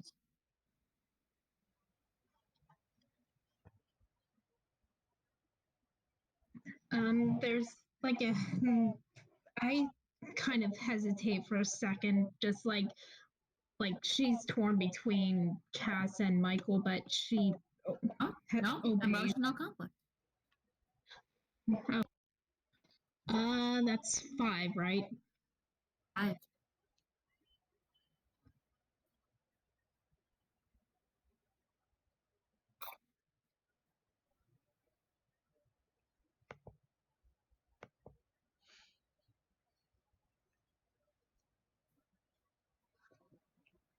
Tie. So, split second, you can decide if you want to help Cass or help save Michael. Turn back, grab Michael along with Cass, and book it with him to the cafe.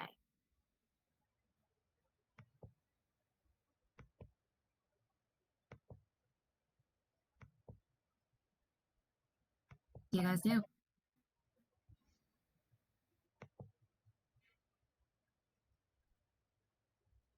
Are you talking about everyone else, or just Sean and Tony? Basically everyone else. Atticus is there too. Sean I run as and Tony.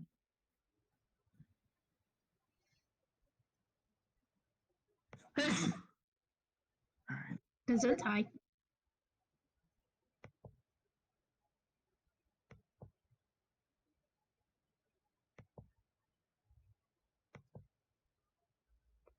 You guys? As you were saying, you run. What do you guys do? Well, while all the commotion was going on with Riley and Cass, Sean runs ahead to the cafe and opens and holds open the door for them, so when they're running over, they can get in safe.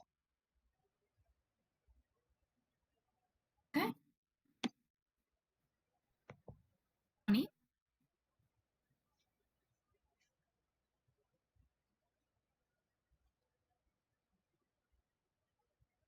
Tony, Oh, sorry, I'm typing. What?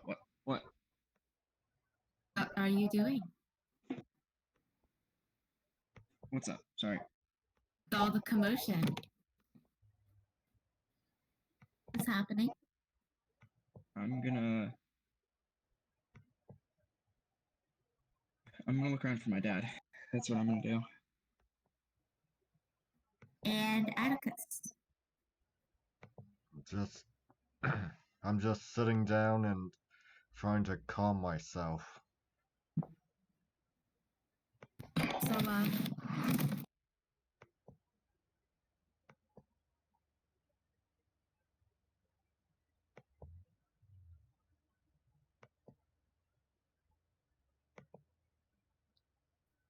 Sorry, guys. I kind of X'd out of my computer.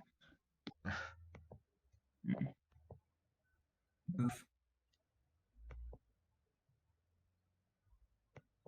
Give me like 2 seconds.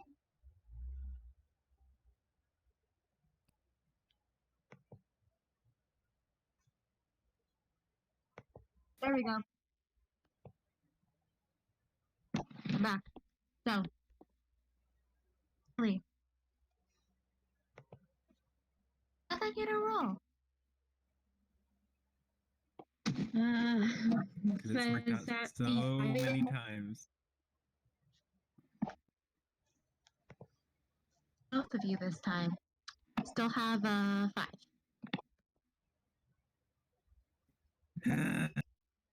Oh shit. All right. Pass.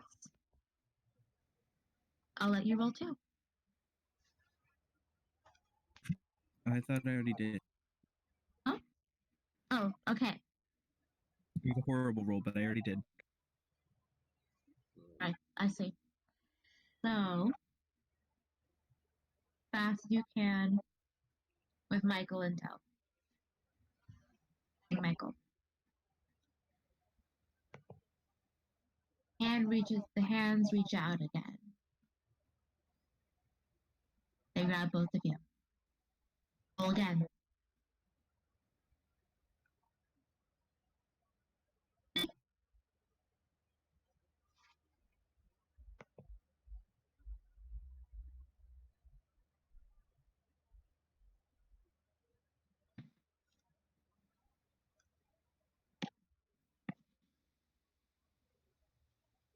Sorry, Riley. Oh, sorry. I thought you were talking to Cass with that roll. Both of you.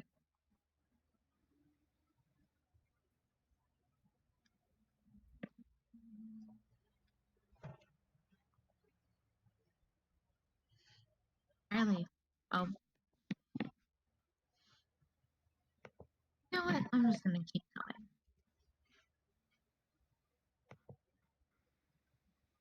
Managed to break free. You grab Michael with you. Able to grab Cass's hand. Roll one more time. 46.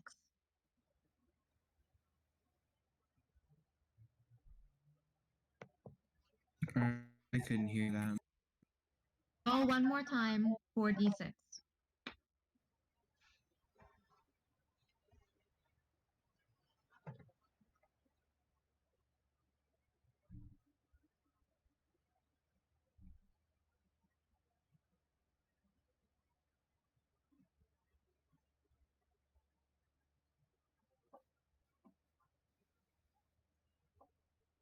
Cass, as it drags you Yeah. away.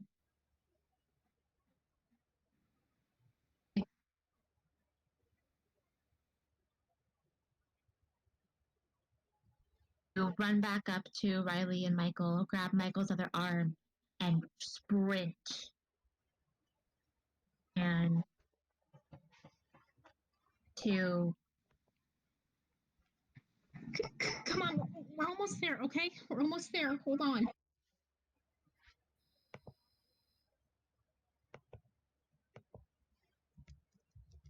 roll one more time. Both of you. How many is it at this point? 3.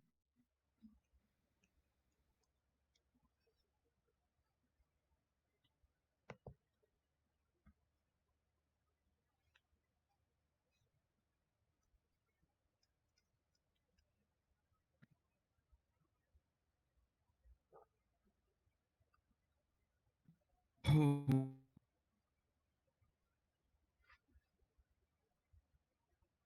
Oh, Cass! Oh. 3 6s.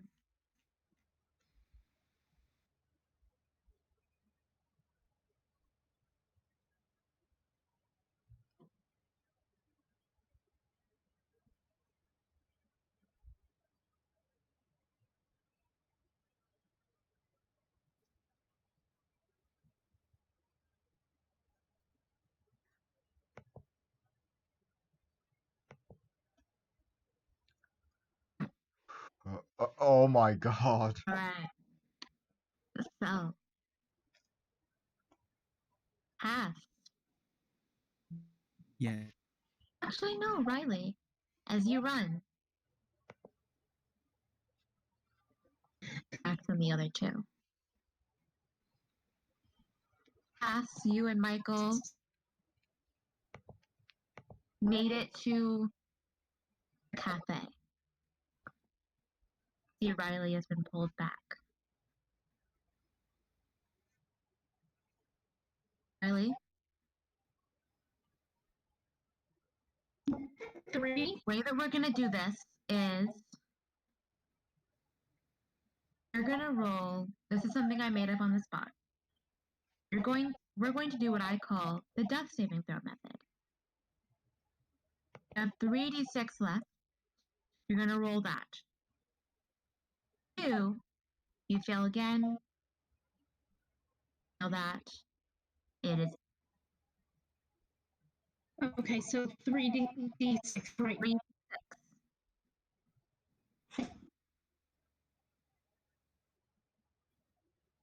You are hella lucky.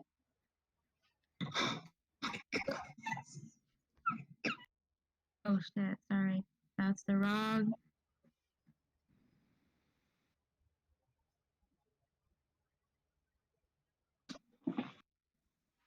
You're able to break 3, get the rest of the way inside, and slam the door and lock it behind you. Okay.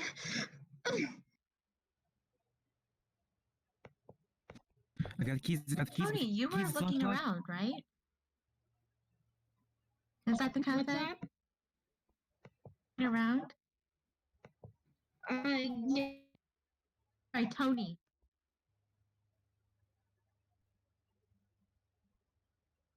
Wait. What's up? You were looking around, right? Yeah. Roll. Do I have to roll?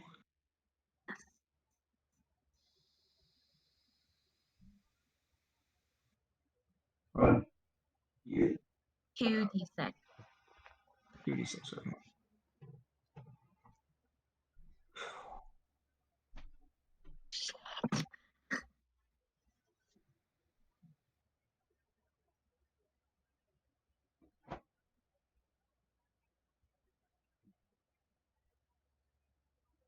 Well, damn. Okay. You fine. Okay. Or rather, Find my dad. yeah, there you go. Sorry, continue. Yeah. Go ahead. Okay. I find my dad. Limping a little, but still going strong. Sitting at one of the tables.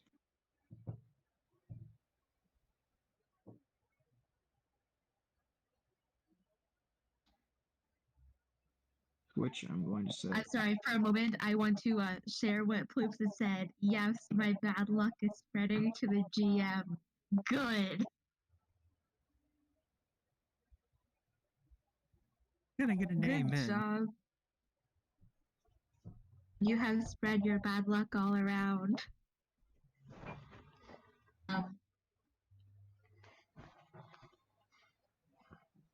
Your dad, sitting at the table.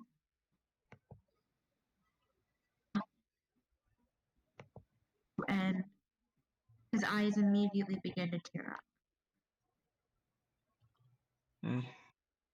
Kind of just is in shock. You? So good to see you. Sorry, no.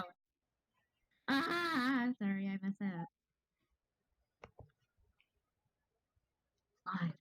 Life. He gets up. He walks over and I hug him back. Then I say I'm sorry. okay. Why? Say I'm sorry for not trying to save Evan. I tried.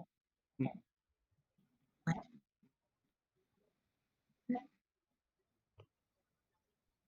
I tried to stop him. I tried to get out. I tried to get him out.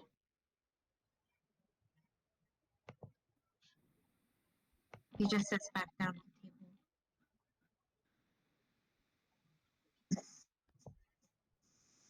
I'm sorry. I'm so sorry. And now I'm going to. Do what you could. I'm sorry. That's all that matters. That's all that matters.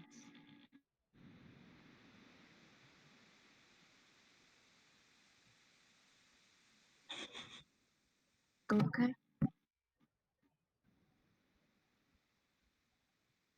I should have tried to help him.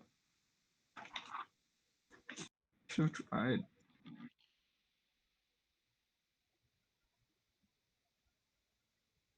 No, you did what you could.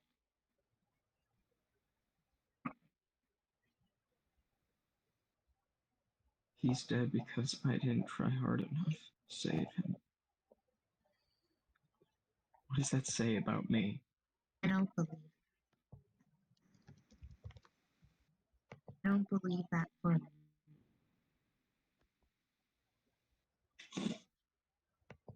You know what I think? I think that you did what you could to save him. And maybe it's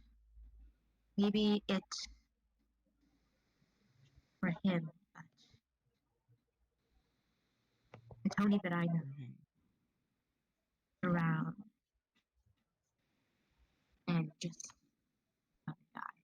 I know.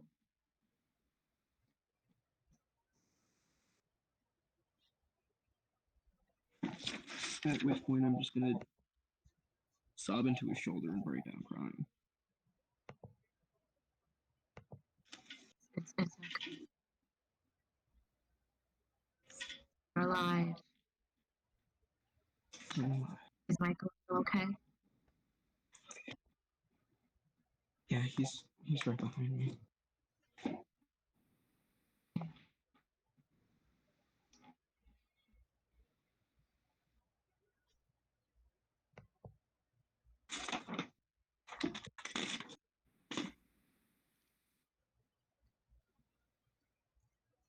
I will find hope when I find a place that I belong. Yes! Yeah. I got my moment. That counts. Got my moment. So, At the cusp of one of the siblings. yeah. So, with the Yes. moment, Rook now has a hope dice. With that, it is an extra die to everything he rolls. That die succeeds if it rolls a 6 or a 5, and it's going to be the last dice in your roll. Got it.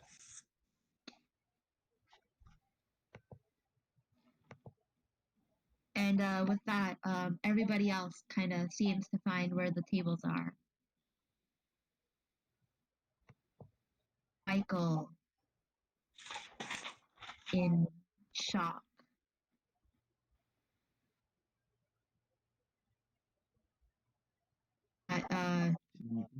Tony and their dad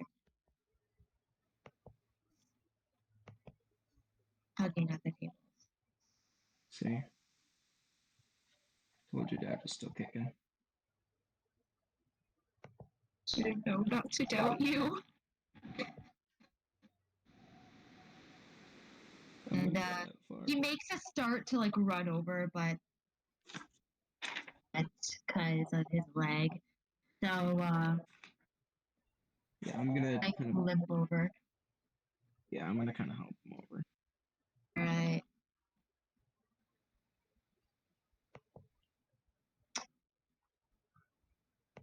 Tony, you help pick up Michael, kind of half carry him over there, and you three just kind of crying, a lot of emotion. What do the rest of you do in the meantime? Well, as Sean walks in, he realizes, oh wait, the ice that we got for Michael is probably melted by now. So he turns over to Cass and says, "Hey, do you know where the ice is kept?" Yeah, it's in the back. Okay, I'll go get some for Michael's leg. All right, are you heading to the back? Yep, just to go get some ice for Michael. All right. To the back. It's dark. The only light is coming from the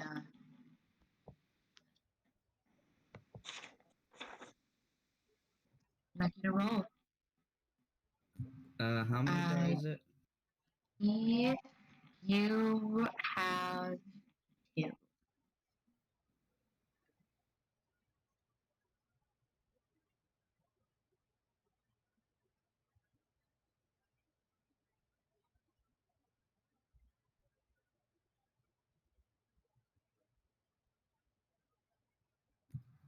Could I use my voice? What is it? Could I use my voice? Yes. What is your vice? Stubborn. Don't think that applies to this scenario. So I'm gonna go with no. Actually, yes. Go ahead. Okay, so how many do I reroll? You get to reroll both of them. Oh, we've reached the 4-hour mark. I swear this is gonna pick up from here. Okay, never mind.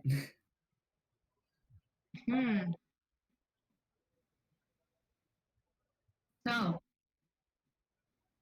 Sean, you head to the back, determined as ever to get this ice. Ta-da! Hear some noises. Shuffling. There's the ever dreaded nails on the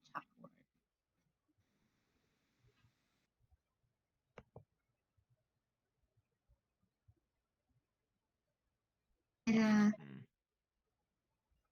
It seems to be stumbling around.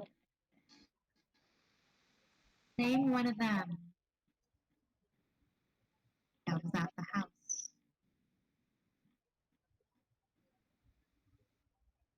These things are true. It is dark. The first truth.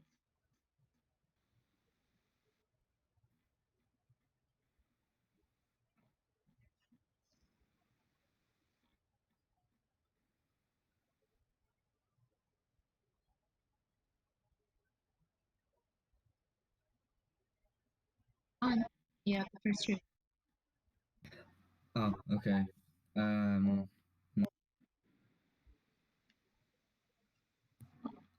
Tony, Michael, and their dad are all safe.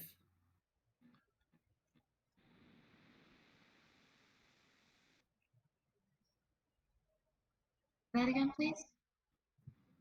Oh, Tony, Michael, and their dad are all safe.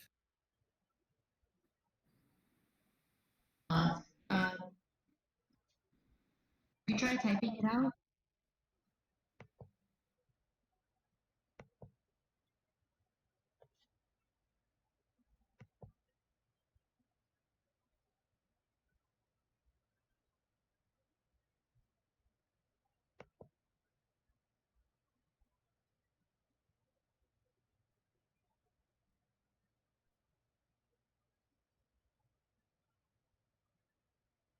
All right, Tony, Michael, their dad are all safe.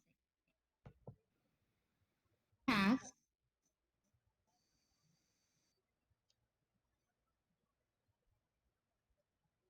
Next group is yours.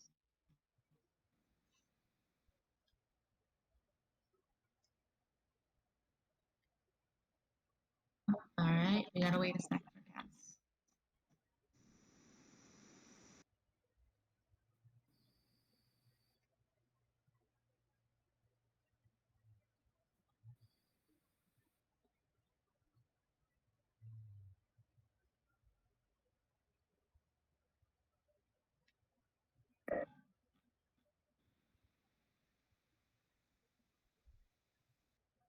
I'm just waiting for Cass.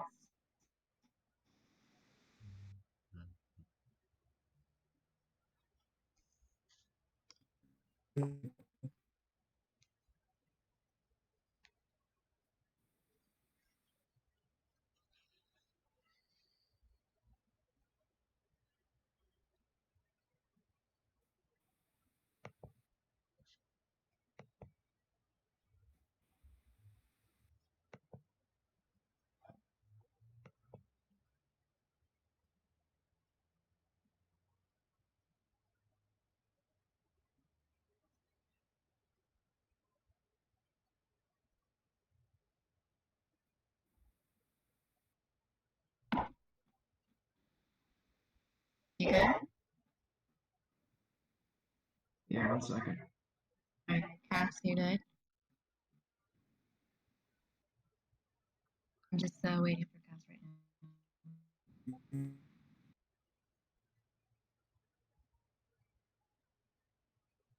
I did not hear you very well. We love technical difficulties. Yay.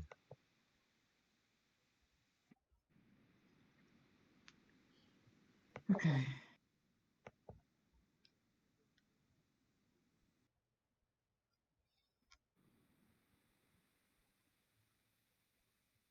All right, Cass. You good?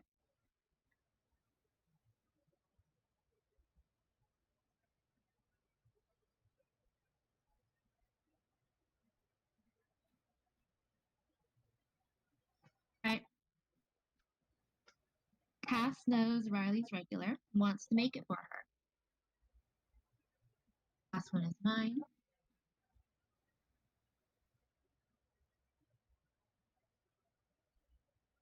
I gotta think of a really good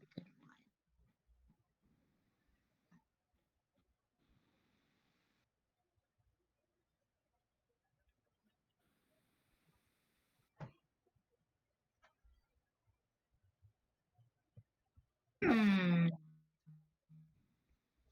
Interesting.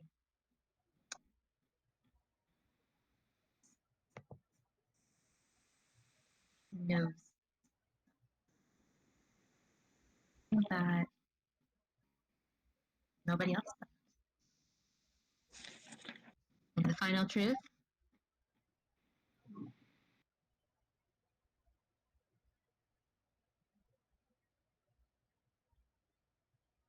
The final truth? I'm sorry, who? And we are alive. And we are alive. We are alive. And we are alive. Alright.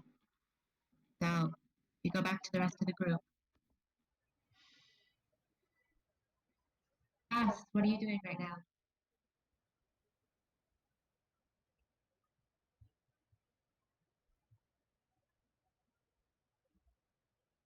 Okay, Cass is going to be typing for the time being.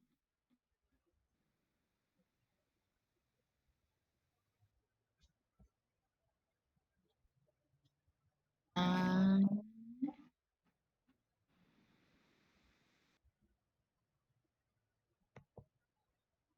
Alright. Cass is going to head to the back to make Riley a drink.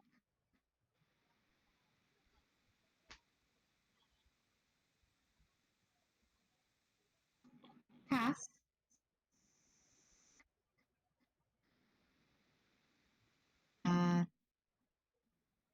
you can make out that too, but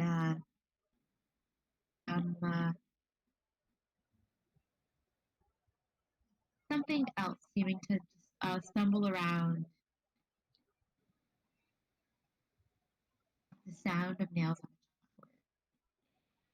Name one of them that killed him.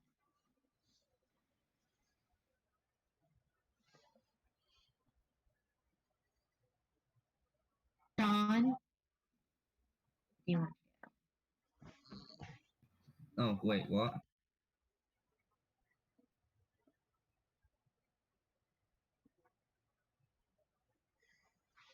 I think about that. Everybody else. Hmm? Atticus, Riley, and Tony. Tony, you're still with your dad and Michael. Mm-hmm. Atticus, Riley, what are you guys doing? I'm mostly trying to catch up with my dad and figure out what the heck he did and how he survived. And that one of those things coming near him. I'm contemplating going back to get my book. Riley, as soon as she locked the door and made sure that it wasn't going to break open, she just turns and stares blankly at the walls, like processing that she literally almost died, as did her literal favorite person in the whole world. So she's staring blankly and she tries to go sit in a booth, but she kind of misses as she sits, so she just sits on the floor next to the booth. and just stares at the floor.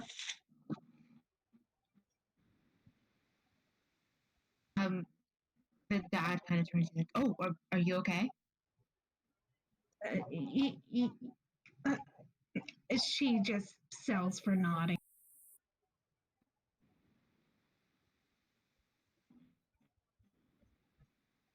Watch where you're going, all right?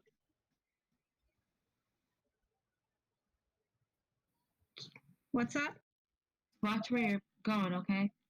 You don't want to hurt yourself. She just nods again and then just closes her eye.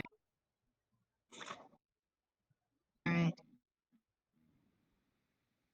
Tony, what were you asking?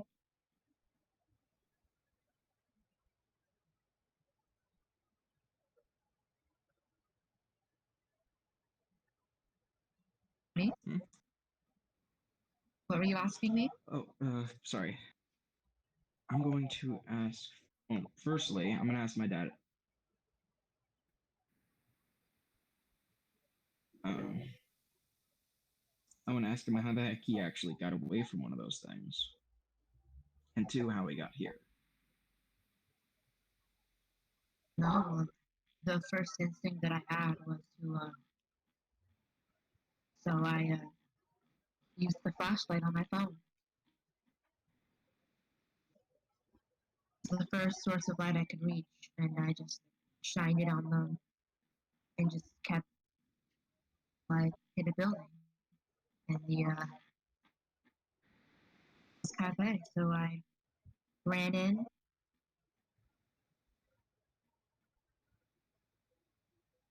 turned on as many lights as I could.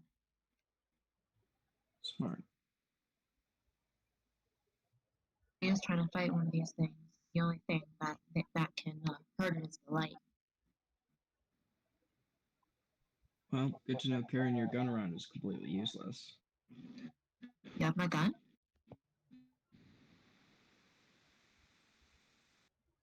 Speaking of, do you want that back? You have it with you? My gun. Your gun. Yeah, In the house. You want it back, yeah? I'm with you.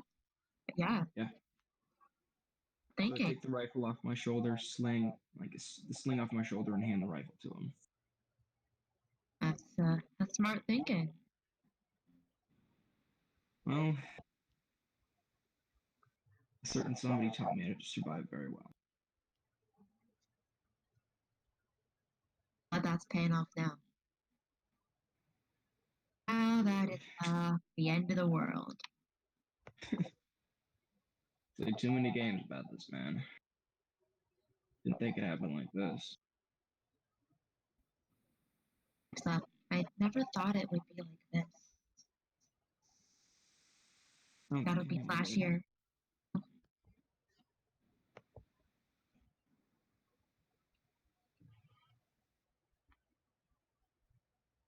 I never thought it would end like this. Yeah, it's okay. It's all right.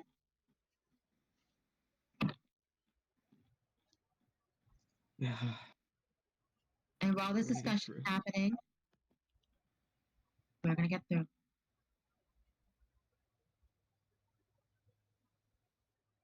If not, you know that I will do anything to protect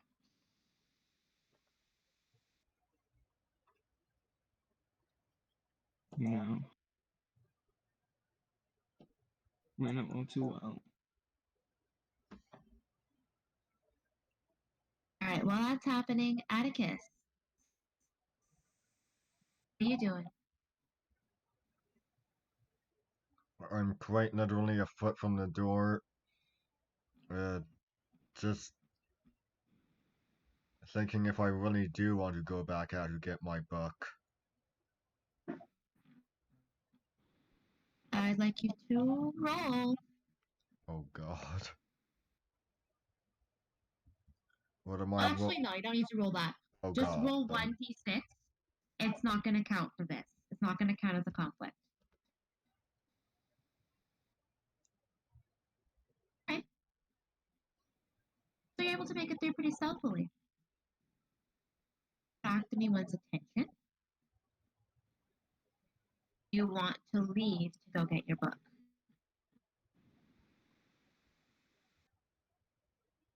Mm-hmm.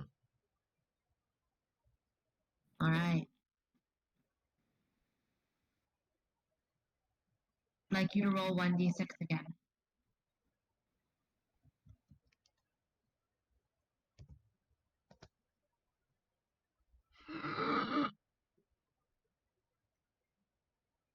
As you open the door, you the clinging of a bell. That gets the attention of everyone in the room.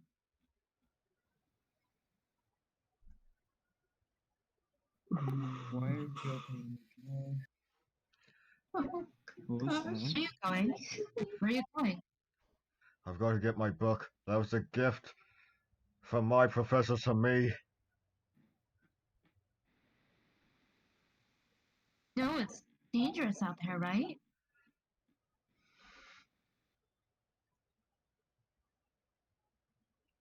Just want some semblance of normal.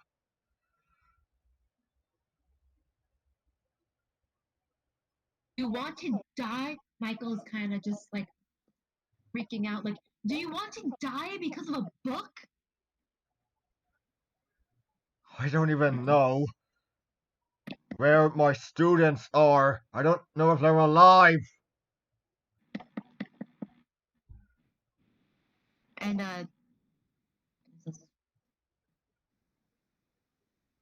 I've always brought that book with me to my classes. If I can't know if my students are alright, I at least want that with me.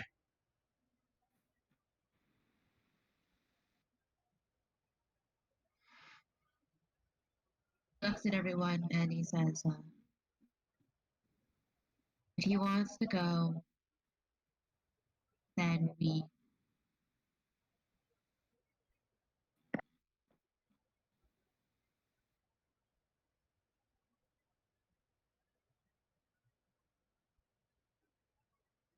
Anyone have anything they want to say?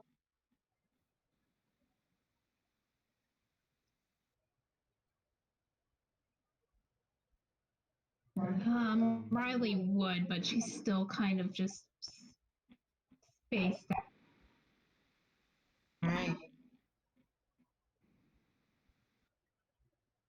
Atticus, you're able to close the door behind you. Alright. Alright.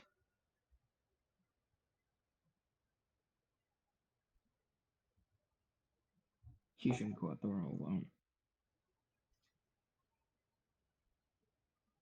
I want to go with him. What? You heard me. No one deserves to be out there all alone. Nobody. If you're going, then I'm going too.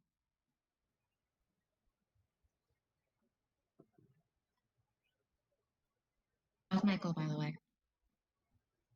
Okay. Michael, sit down. I'm sorry. Sit. Don't just kind of sit, kind of defeated.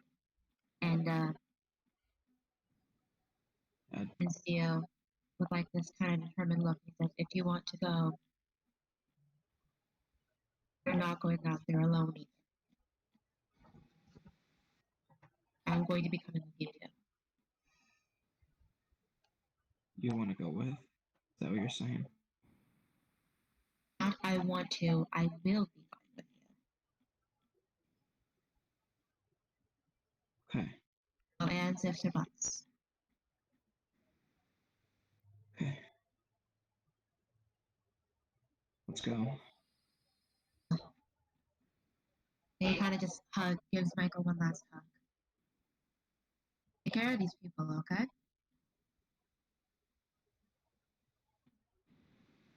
Okay.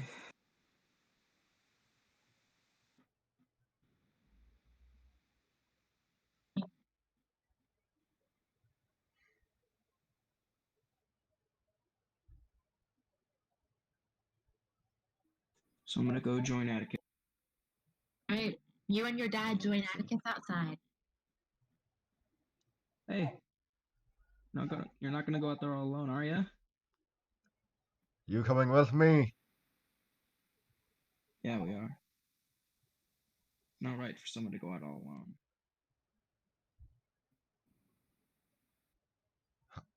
Especially now. Yes. I welcome the company. Come. You're going to need it. Need a what? In the meantime, I'm gonna wait for a. Okay.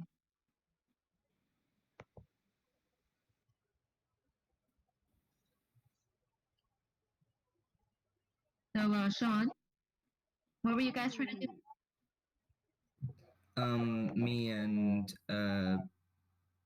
Me and Cass are trying to light the doorway with candles. So,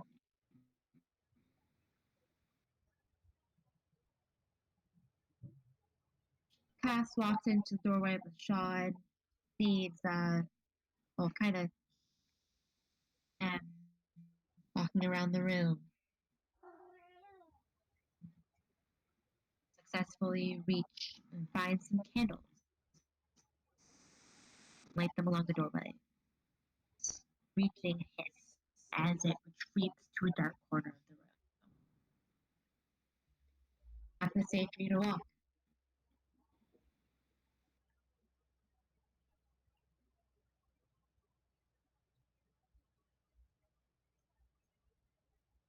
So, Sean, Cass, Wait, what happened? I couldn't hear anything. basically the path is safe to walk across. Ah, okay, good.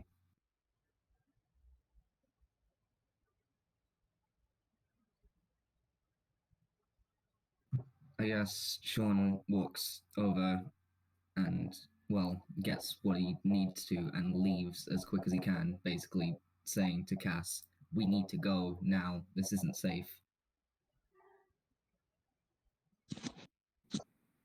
And,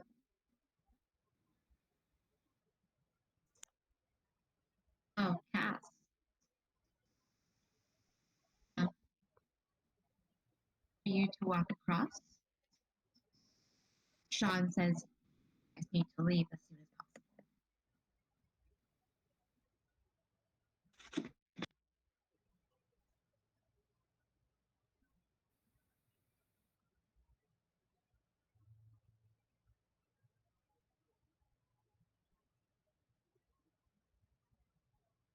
Cass.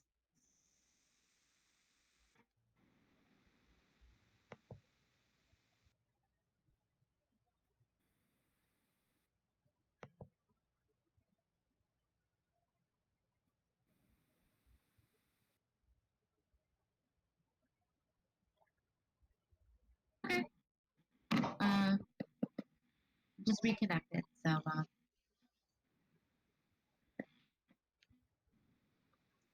we're gonna do.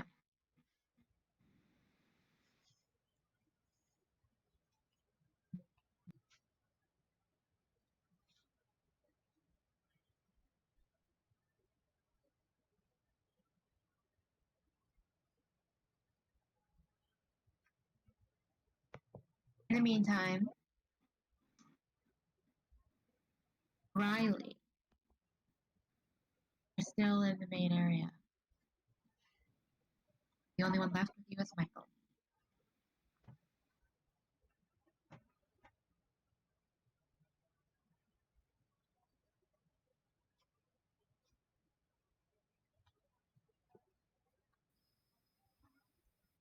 Michael kind of looks at you. Like, oh, what do you think we should do?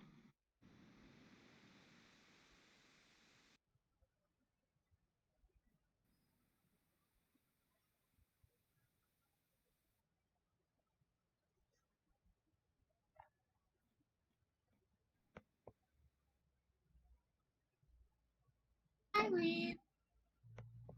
Hmm? I'm sorry, I didn't catch that. So, you and Michael are the only ones left in the main area. Michael kind of looks at you and he's like,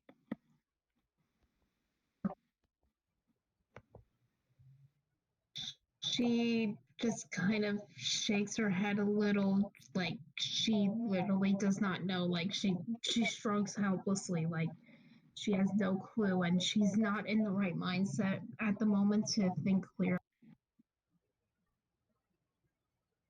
either.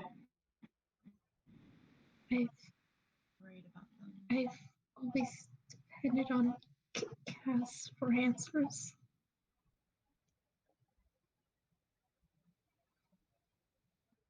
I've always known that my dad was always going to be around to protect and Tony, and if not Tony, then Evan. But Evan's gone, and Dad and Tony are probably gonna die too.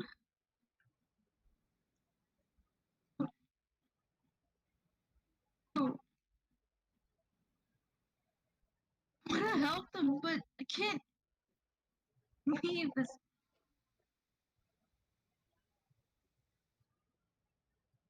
I don't know what to do.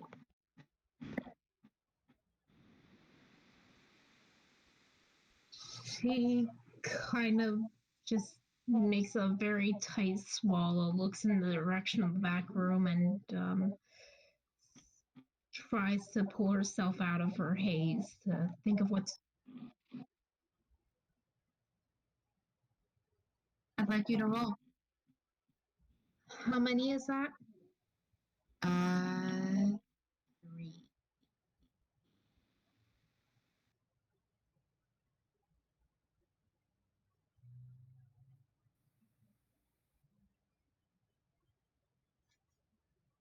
If you said how many, I didn't catch it.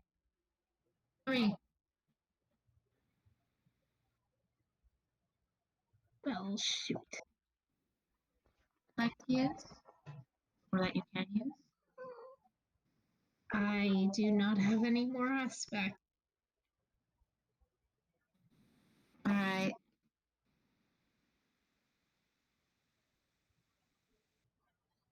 You can roll 2.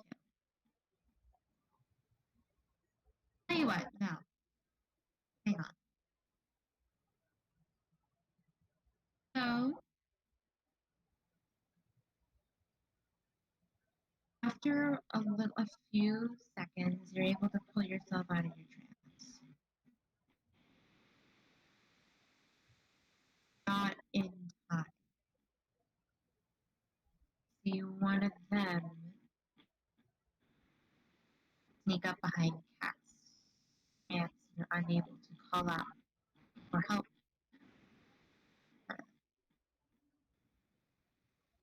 Cass, you will be doing the saving throws.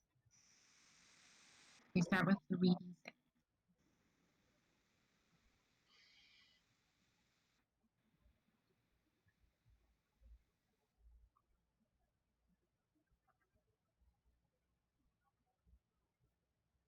Cass,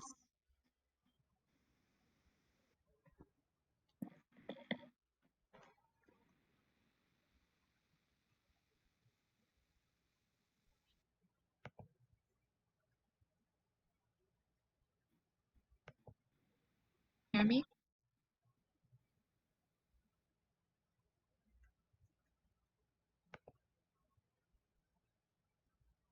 Hmm? Cass, you good?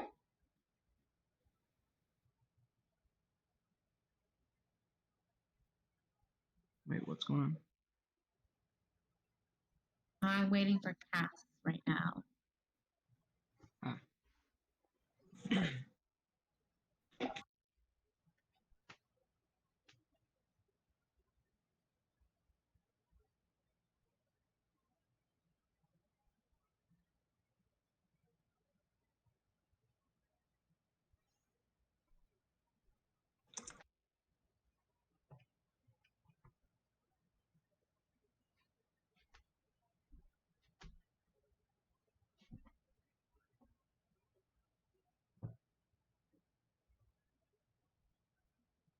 Riley, watch as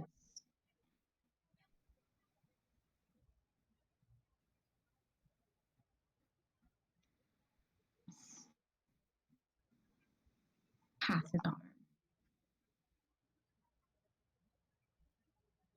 Cass, you can roll 2d6. Sorry, Riley. 2d6. Both of you roll 2d6. Of Constitution to see if you snap out of your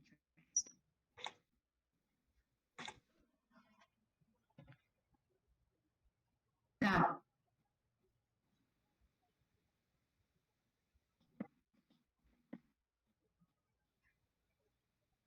you see Cass's arm being grabbed, and that is enough to make you snap out of it. You immediately rush over to Cass and try to wrench her arm free. Can I You're able free. get your hands off her, you bastards? Get off her! And with that, Pulls her. continue.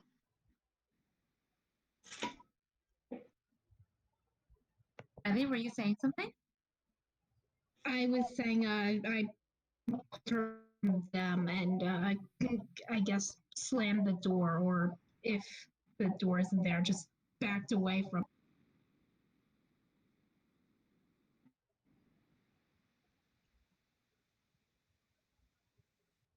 So, for the time being, you both are safe. Now we move on to Atticus and Tony's dad.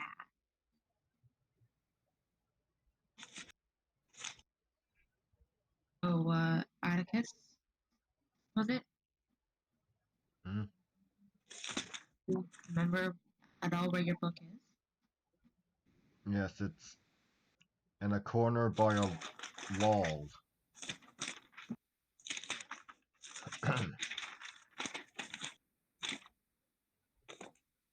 It is in a corner by a wall. A quarter by a wall. Could be anywhere. Yeah, that could be anywhere. You remember anything else? It was a garden wall or something. There were vines on it. Remember, That gives us a bit more to go off of. Lost it. Oh, hang on. Actually, be a few minutes. I'll be right back.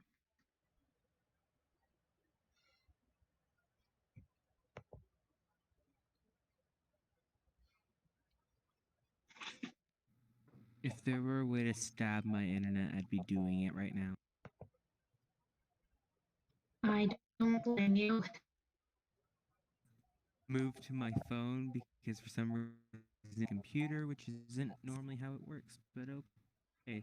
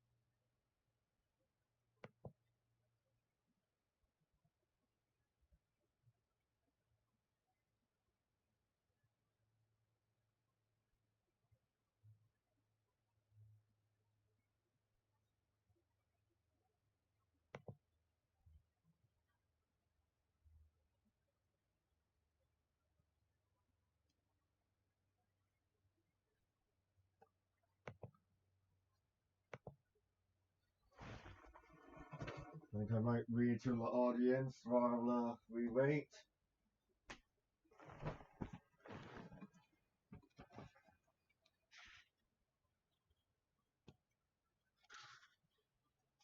I, Tiberius Claudius Drusus Nero Germanicus, less that and the other, for I shall not trouble you yet, with all my titles, who was once, and not so long ago either, known to my friends and relatives and associates as Claudius the Idiot, or Lat Claudius, or Claudius the Stammerer, or Claudius, or at best as poor Uncle Claudius, am now about to write this strange history of my life. How about we go back to the game? Oh, you're finally back. What did I walk into? I was reading to the audience. Oh. Okay, so Tony and Atticus.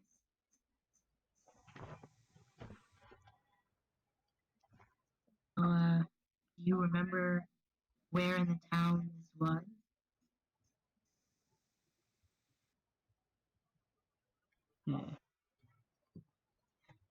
Brian Estate.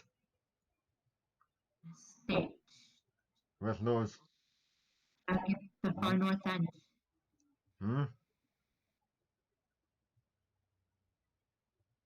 Yeah. About, To find a car might not be a bad idea. it would not be a bad idea at all.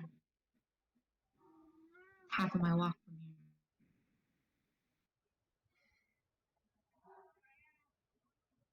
And so Are you guys gonna look for a car? Yes.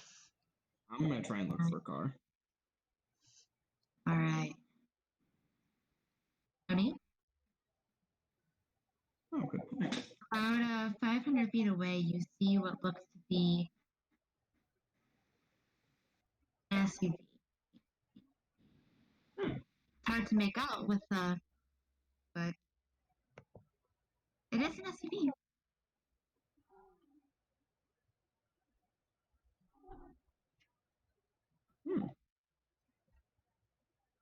Looks good. It would work.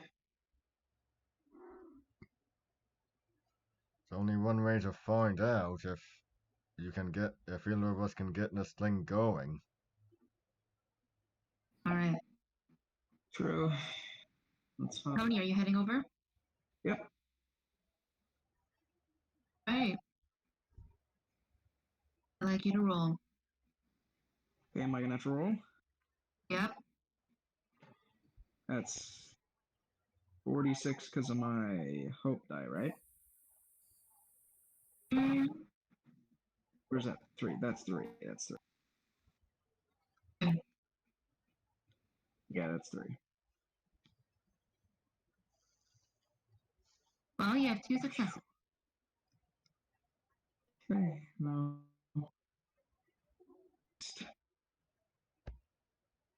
Oy! That's 2. Never mind.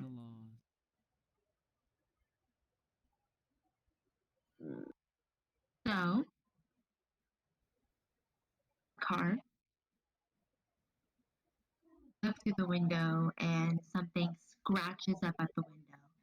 Unable to break through, but it gives you quite a scare.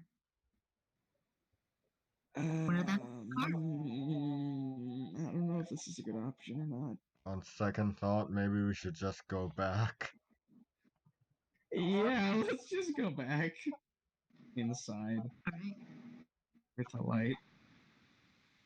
When it's safe. Hmm. All right. Well, both of you roll. How much? Atticus, 2. Whoops.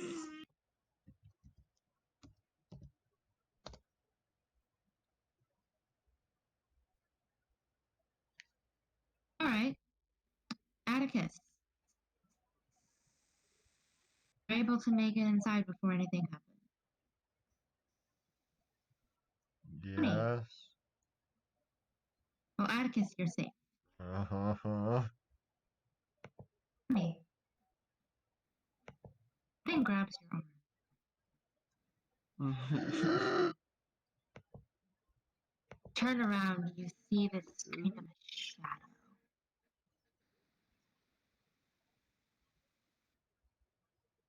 Doesn't move its mouth at all, but you can kind of hear something in your brain. At you.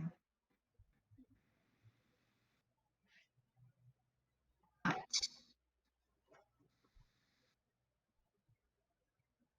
Dad comes running back. Go away. Pushes you away, screams at you to run. Leave now. Oh, no, no.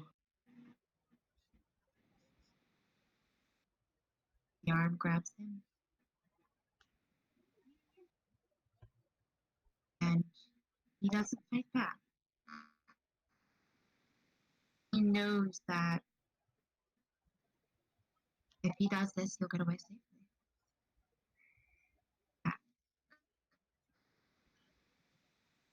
You and Atticus are able to make it back. Hmm. But, the way. You hear as if something is torn apart.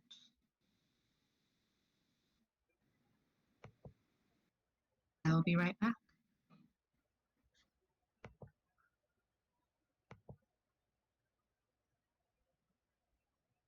You shouldn't have gone with.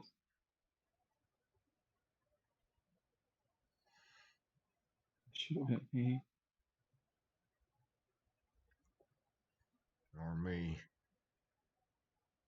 Should have been me. Not you. Not him. Should have been me. It was my idea to go out there.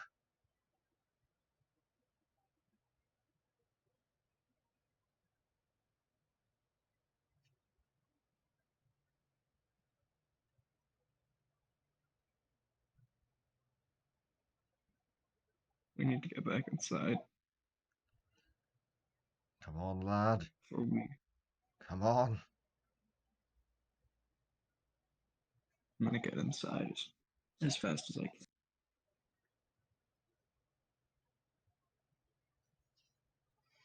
Yes, come on. So do I have to roll?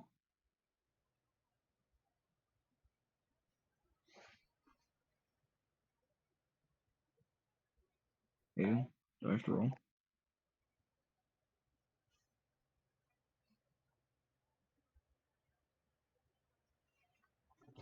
Don't know if I have to roll, and that worries me.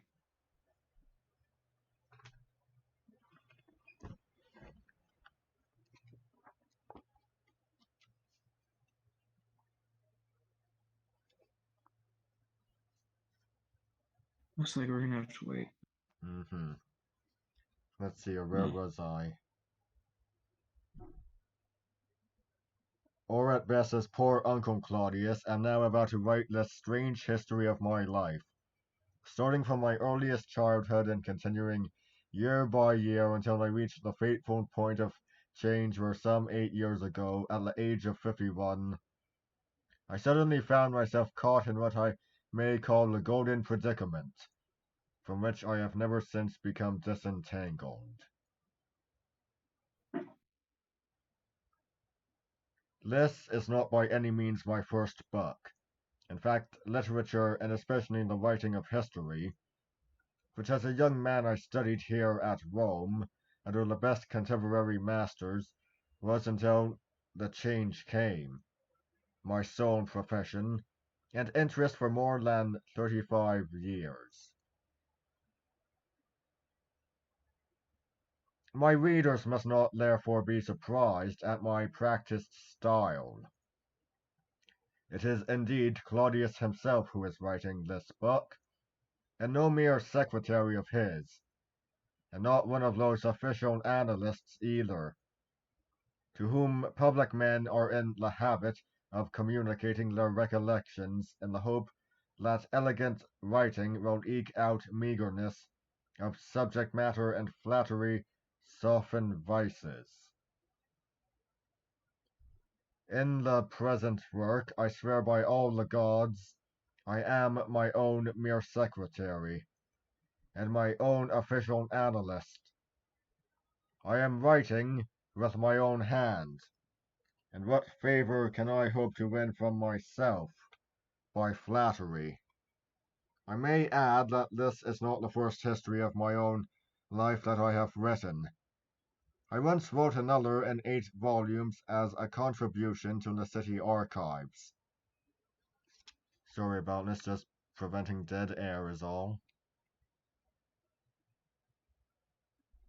It was a dull affair by which I set little store and only written in response to public request. To be frank, I was extremely busy with other matters during its composition, which was 2 years ago.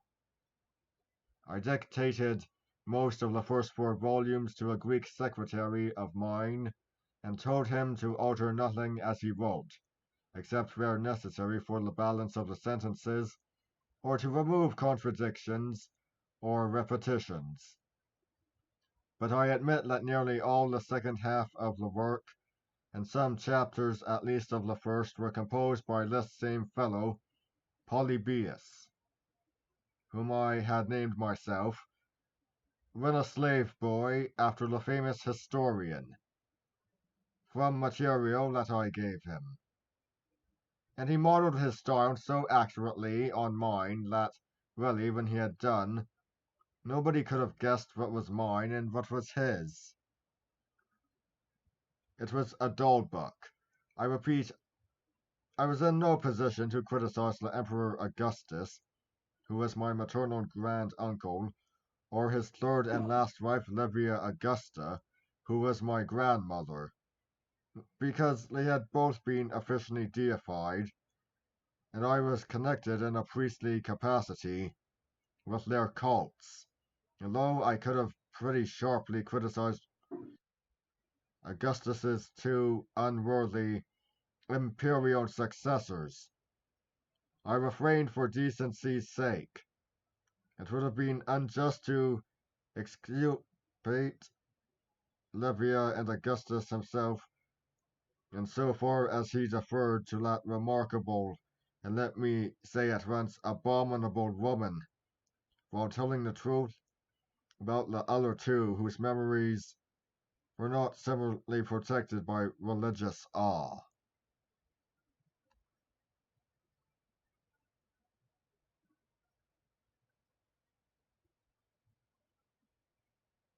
I let it be a dull book, recording merely such uncontroversial facts as, for example, that so-and-so married so-and-so, the daughter of such and such, who had this or that number of public honors to his credit, but not mentioning the political reasons for the marriage, nor the behind-scene bargaining between the families. Or I would write that so-and-so died suddenly after eating a dish of African figs, but nothing of poison, or to whose advantage the death proved to be. Unless the facts were supported by a verdict of the criminal courts. I told no lies, but neither did I tell the truth, in the sense that I mean to tell it here. When I consulted this book, and you're back. Yep. Alright, so this should wrap up around the next 20 minutes. So, Brian, if you want to get that thing ready. What? Want to get that video ready to play. Okay. Wait, how many cameras do we have?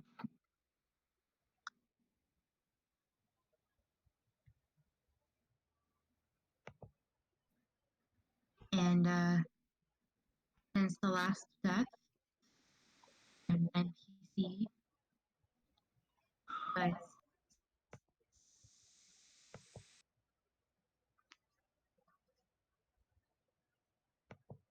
these things are true.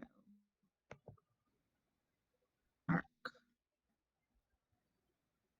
If you leave the cafe, you're not going to make it very far.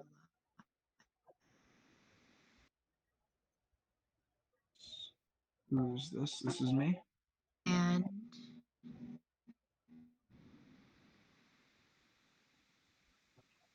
Am I the one that has to? no, sorry, everyone. Oh, And, Alive. and we are alive. We are We are alive. we're alive.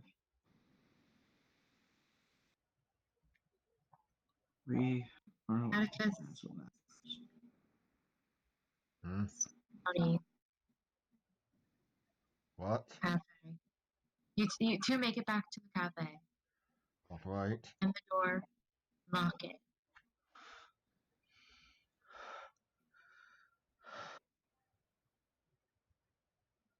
Here's something scratching the door behind you. Please, Get you gone! Abecedarian! Baby snatcher! Cannibal! Desert egoist! Fancy dress Fatima! Heretic! Idiot! Jellyfish, get you gone! Bill just looks at you like he knows. Are you okay? You kind of slipped into like 1800s talk there for a second. Lock the door, and there was something scratching at the window. Lock the door. Okay. One of them is out there. Okay, I'm gonna. Okay, yeah. I'm gonna try and relay the message from Atticus and tell everyone, one of those things is out there, and I'm sorry, my emotions are dead. I am just emotional. Michael, I just. Please. Thank God.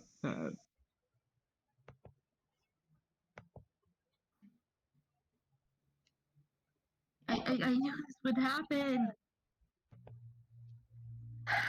We tried to get into a car, and one of them was in the car, and then I tried to get out, and Dad stopped it. And he killed me. I feel useless.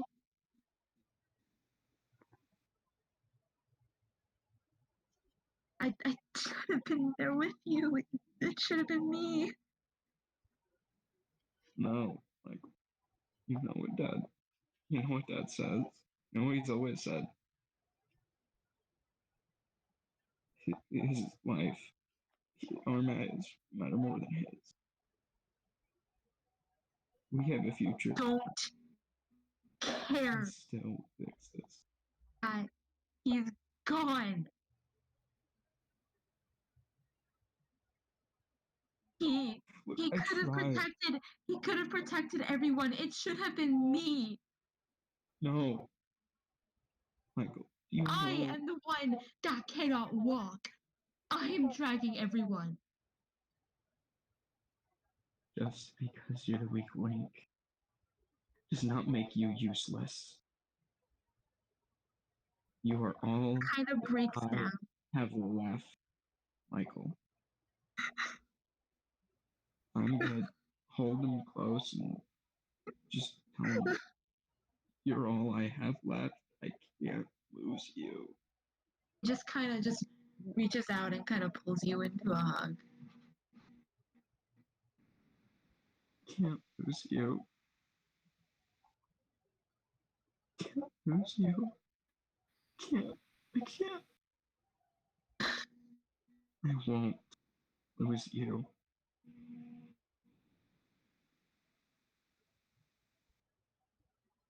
Promise that if something happens, everybody, and I'm going to do everything I can to help you. I'm gonna do the same for you. So while this emotional breakdown scene is happening, everybody else, what are you doing? Sean rushes into the main room from the back room, hearing all the commotion, and basically says to Atticus, "What's going on?" One of those things is out there. Oh no, we need to move now. How are we gonna get? I don't know. Does this place have a back door? We can ask Cass if I can go get her. Go, do that. Okay. Sean heads towards Cass to ask her about the back door. Riley.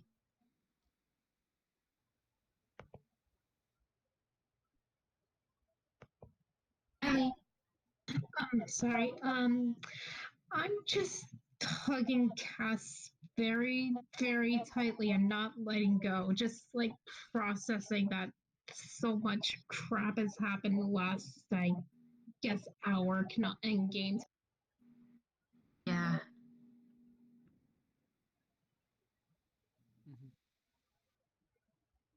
Are you okay? Please tell me you're okay. I'm fine. Riley, are you okay? You need to be more careful, Riley. We can't lose you. I know, but I couldn't lose you either. I can't. We've gone through so much together. We'll make it through this, okay? I promise.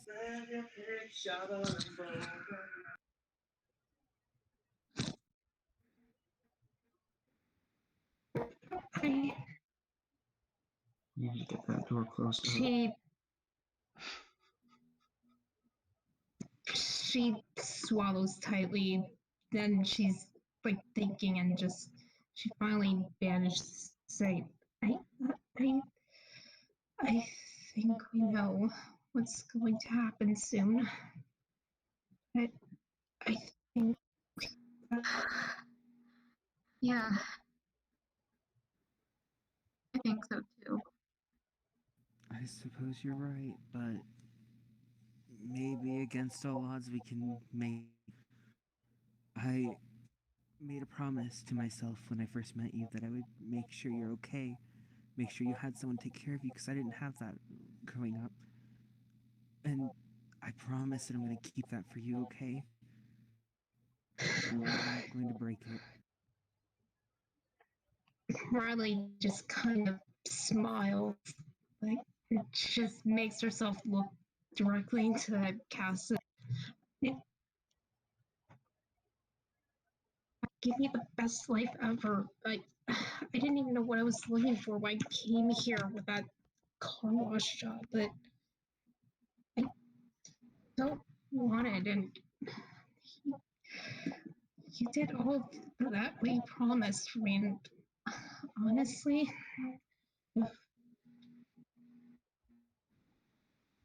if she managed to get it out, um, if if we die tonight, I don't. I think if fulfilling it. I suppose so. And if this is the last time we get to speak together, Riley, I just want you to know. Thank you so much for accepting me for who I am. There's not a lot of people in this world who are willing to do that, and I thank you so much. You're one of the best people I know.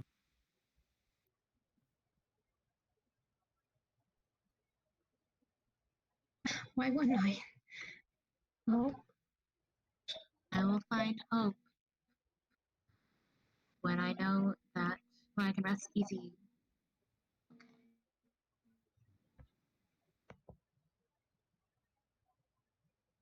Yes. And I will have hope when I find myself in the life I have lived.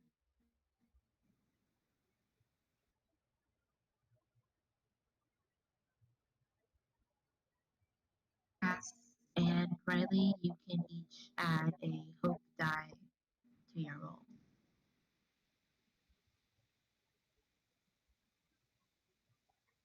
So, everyone, what would you like to do? Tony, you are still with Michael, kind of motions on the ground. Cass, Riley, you guys are having this discussion. Sean and Atticus, you guys are watching the doors and the windows. I'm sure they don't get. Would you like We to do? have to get out of here. Yes. We have to get way out of here. It's not likely that we'll get.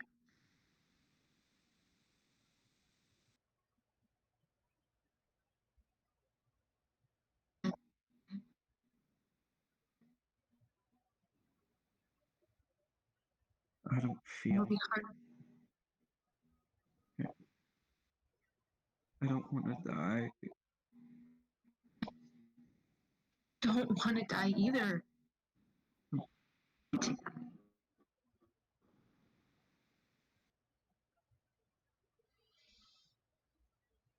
Yeah, We're all gonna get out of this. We're all gonna get out of this. right? We have to. We're gonna make it out. Gotta make it out.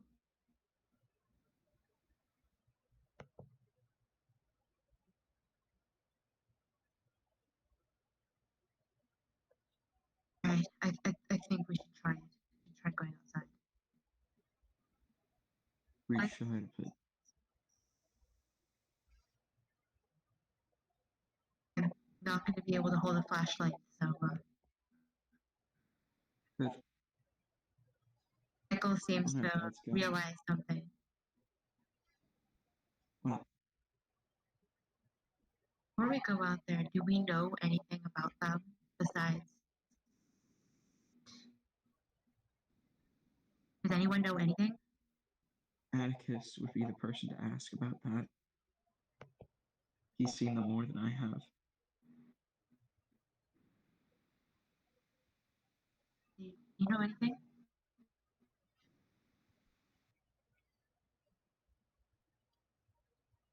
I know a little bit.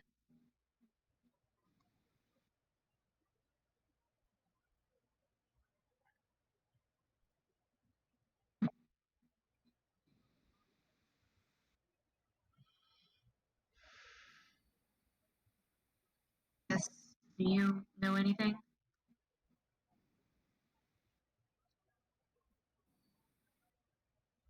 They are shadows without without a person attached to them. I don't know what they are. They could be anything. They could be demons, aliens, shades of the dead. I want to think about that.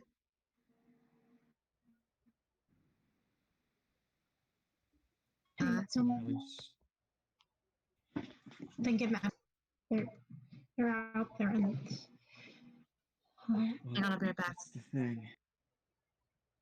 If Atticus is right on them being shades of the dead, then my dad is one of those things now. You know how hard that is. Now that your own family members might be turning against you. It's not him. No matter where it came from, it's not your dad. Your dad is gone, but he would never hurt you. You know that. It's just a shadow now.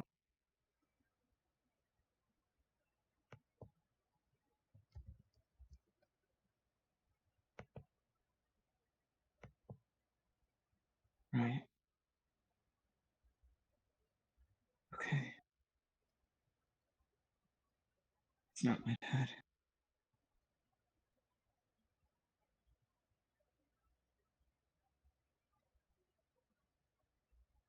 Anybody else know anything? So we have any idea what to do? There's Seems drawing not a much blank we here. can do at this point. I'm afraid. So you what? You expect me to just lie down and die? That's not what I said. If you listen carefully, you won't hear the gods. You won't hear the gods laughing. They're laughing at us. Even now. Look at us trapped here in our deaths, waiting for us out there. I don't think I believe in that. If Be there gone are for a gods at minute. Sorry to interrupt, but like I'm gonna be gone for just a minute. Keep going with this dialogue, then you can. But I'm gonna be gone for about 5 minutes. This is what we get. Alright. This is what we get, isn't it?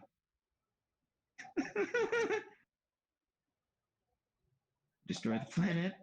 We kill a bunch of people. We spend our entire lives being greedy and selfish. And this is what we get.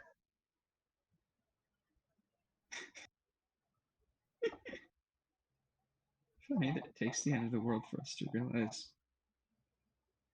everything we've done wrong.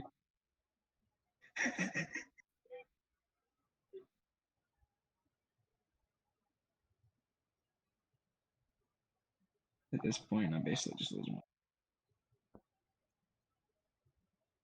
Well, that's not going to help anything if you just lose your mind. I believe she's right about that. Wait. I feel ready as ready as I'm going to be, but if there is any chance of getting out of here, I'm willing to take it. So live or die, I'm ready.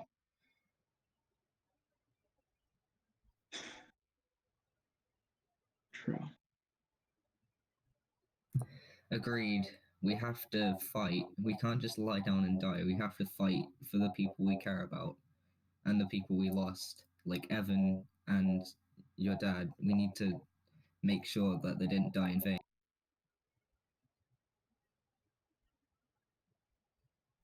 Right.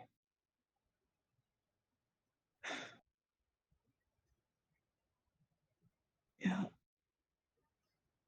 You guys are right.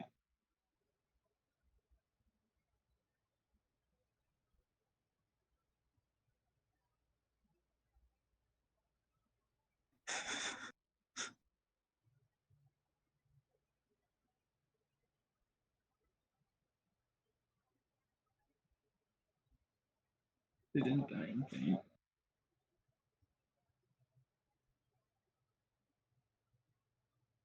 We're gonna get out. We gotta get out. We are not the Trojans who died. We are Aeneas and his band who got away.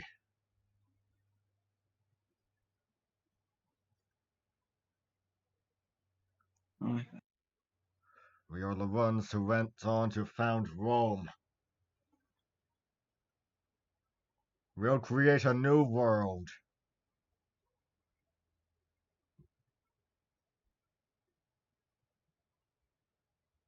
Alright.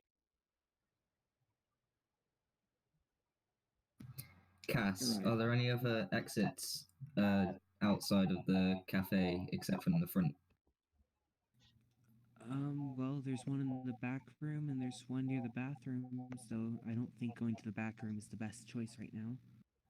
Agreed. Oh yeah, I should probably catch you guys up on this, but there appears to be one of them in the back room. We're keeping them at bay with candles, but we're doing all. They're tall candles, so we've got a good amount of wick left, but I mean, Okay. only so. Basically, we have time, but not the rest of the world.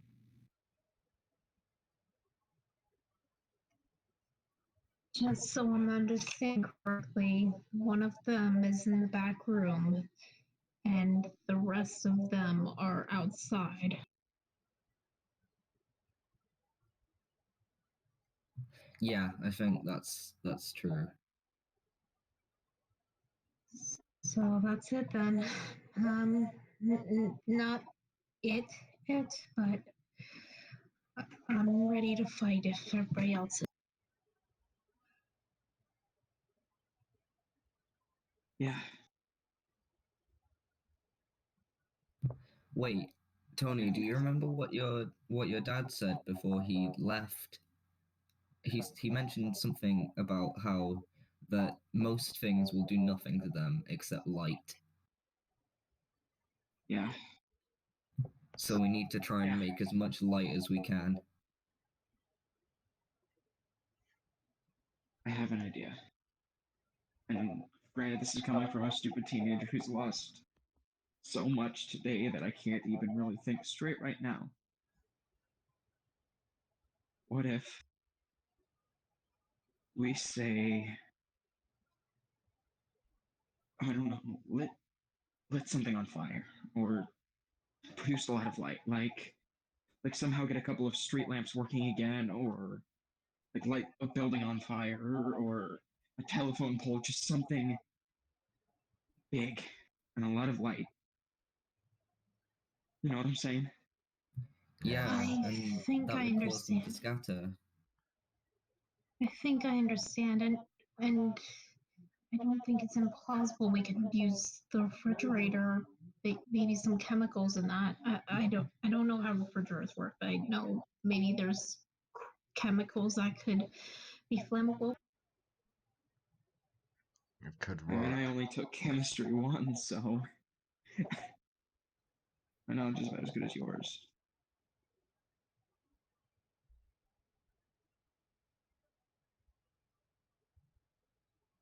You would have to forgive me for, pardon the pun, taking a shot in the dark.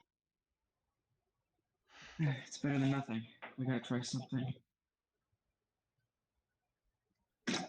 Let's see. This is a cafe. There's gotta be something we can use. What is? Okay. I have a crazy idea, right? Yes. Okay. You know how most cleaning elements either contain alcohol, ammonia, or bleach, right? Yes. Yes. Aren't 2 out of 3 of those flammable, if not 3 flammable? Yeah, you have a point. Yes. If we can get enough of that, enough of any of those 3, or 2 of them mix them together, boom, we have a fire. We can put that on a building or a big old telephone pole, something, a tree, anything. And that'll keep them away for long enough to where we can actually stand for ourselves and we can have a chance. Or if we can keep things burning for long enough, we might just have a shot. We might be able to actually have a chance at getting out of this alive. Car fire, no. Okay, any suggestions? We could try and make a Molotov cocktail and use that against.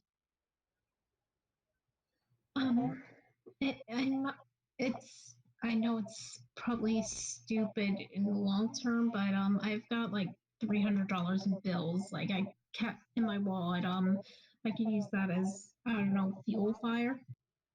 Kindling, yeah. Got Could that work. now. Yeah, because I think at this point I won't really need it to bribe a driver or something to hitchhike. Yeah, true.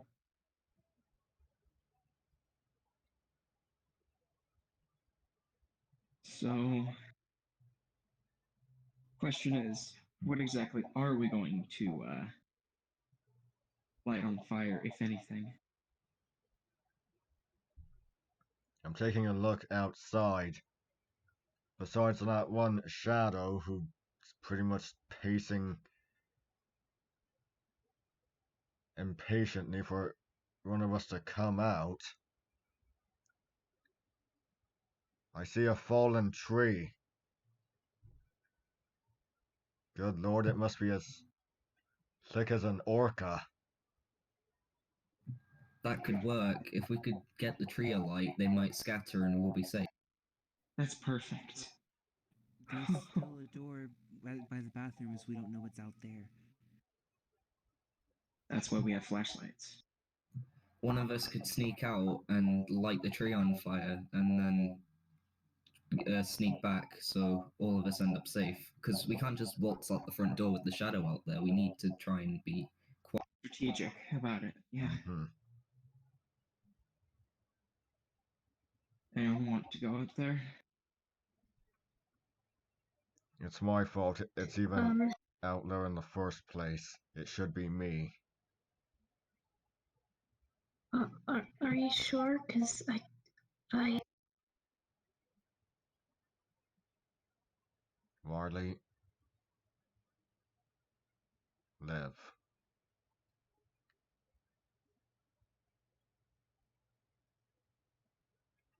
Just live.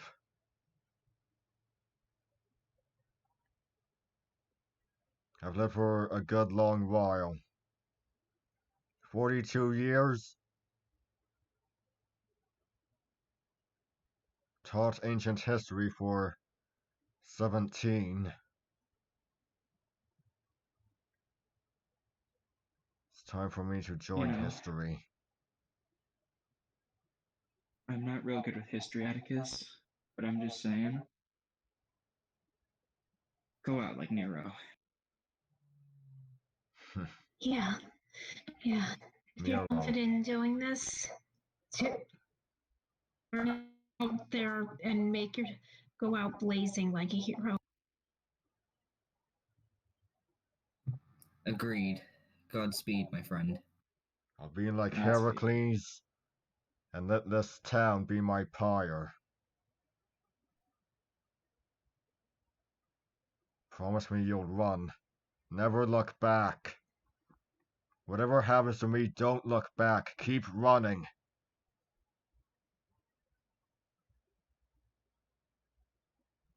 You might still have a chance to make it back safe. I might. But if I don't, keep running.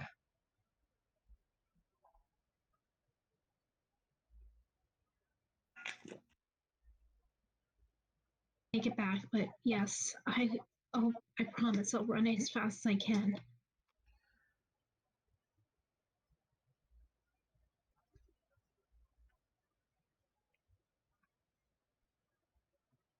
So we have our plan now. We just have to wait for the GM to come back. No, guys, it's okay if we go and do everything now. They can't stop us because they aren't here. It's okay. We can win the game this. I didn't think of it that way, actually. Yep, the Aha. secret good ending. Just Secret get good rid of ending. them. Yes, the good ending. I suspect that is good in quotation marks. Probably. Yeah, they'll catch up to us eventually, but you know, tiding off death seems like a pretty good end. You know, there is one thing I've always been curious about with this. Can you kill one of them with enough light? From what I've heard, just turning on a light is enough for them. Some people say other things, like invoking the name of Jesus.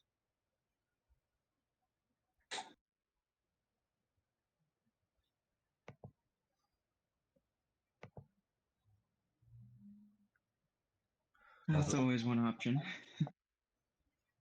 People say many things. Learn to let go of your fear. Stand your ground and deny them access to your person. Focus on positive thoughts. Keep a light on, or envision light surrounding you. Bless a location with holy water. Too bad we're short on supply of holy water. Well, there are ways to fight them.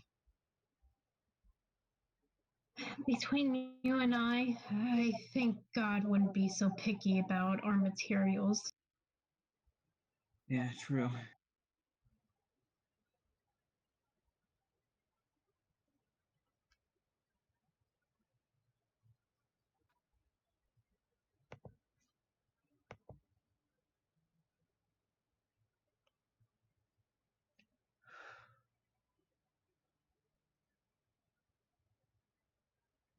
Remember, let go of your fear. Focus on positive thoughts. Stand your ground and deny them access to your person. Whatever we can to hold them off even a little bit. If that doesn't drive them off permanently, it can at least give us enough time.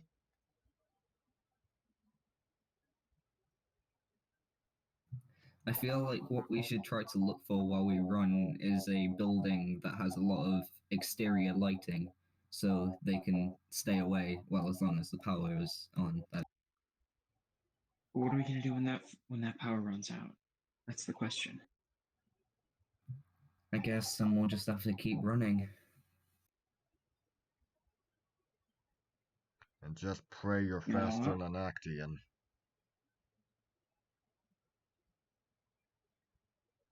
I'd rather not be. Max doesn't sound that to me. I'd rather not be torn apart by my own hounds, if you get my meaning. Yeah.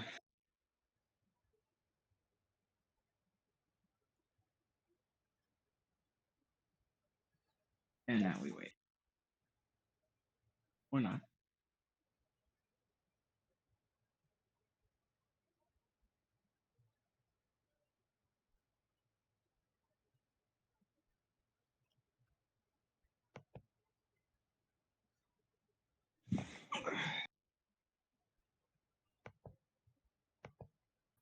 But yeah, out of character, this has been a really fun but also emotionally destroying game. Oh yeah, out of It's been great. character, it's been fun, but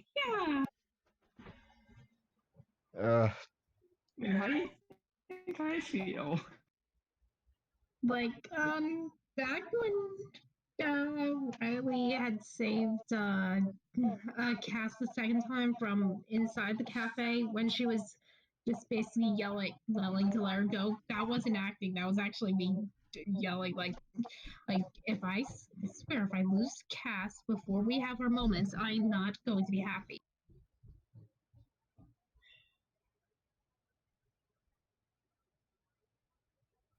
Yeah, this has been a really emotionally jarring bit of 10 candles for me, I'll tell you that much. Oh yeah, definitely. I can imagine two of your family members, well, in-game family members, are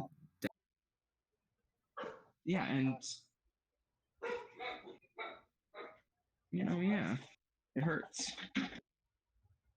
It definitely does. Like, fun fact, I don't actually cry a lot for movies or TV or anything like that, but I could feel myself tearing up quite a bit in this last hour and a half. Same. So that's the Yeah. thing.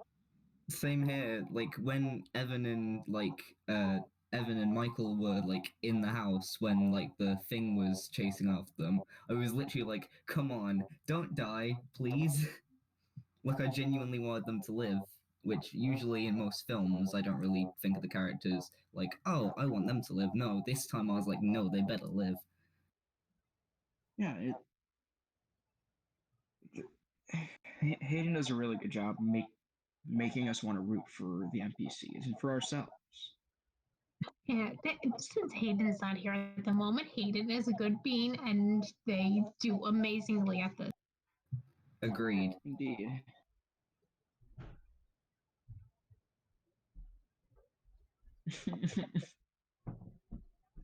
I mean, gosh darn it, they're.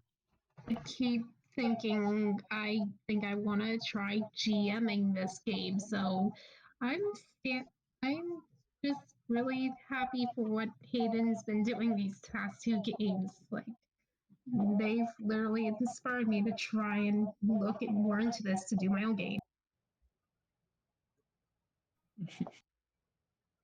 Yeah. Same here, actually. Yeah. But I don't think I'll ever do a character like Atticus ever again. I think he's caused the most trouble. I don't think that's really a problem. That's the point of the game. Just make a character that stands out, has some amazing flaws. Just that's. I think you've been doing great as your character. You've been doing great as your character too, Spire. Well, thank you.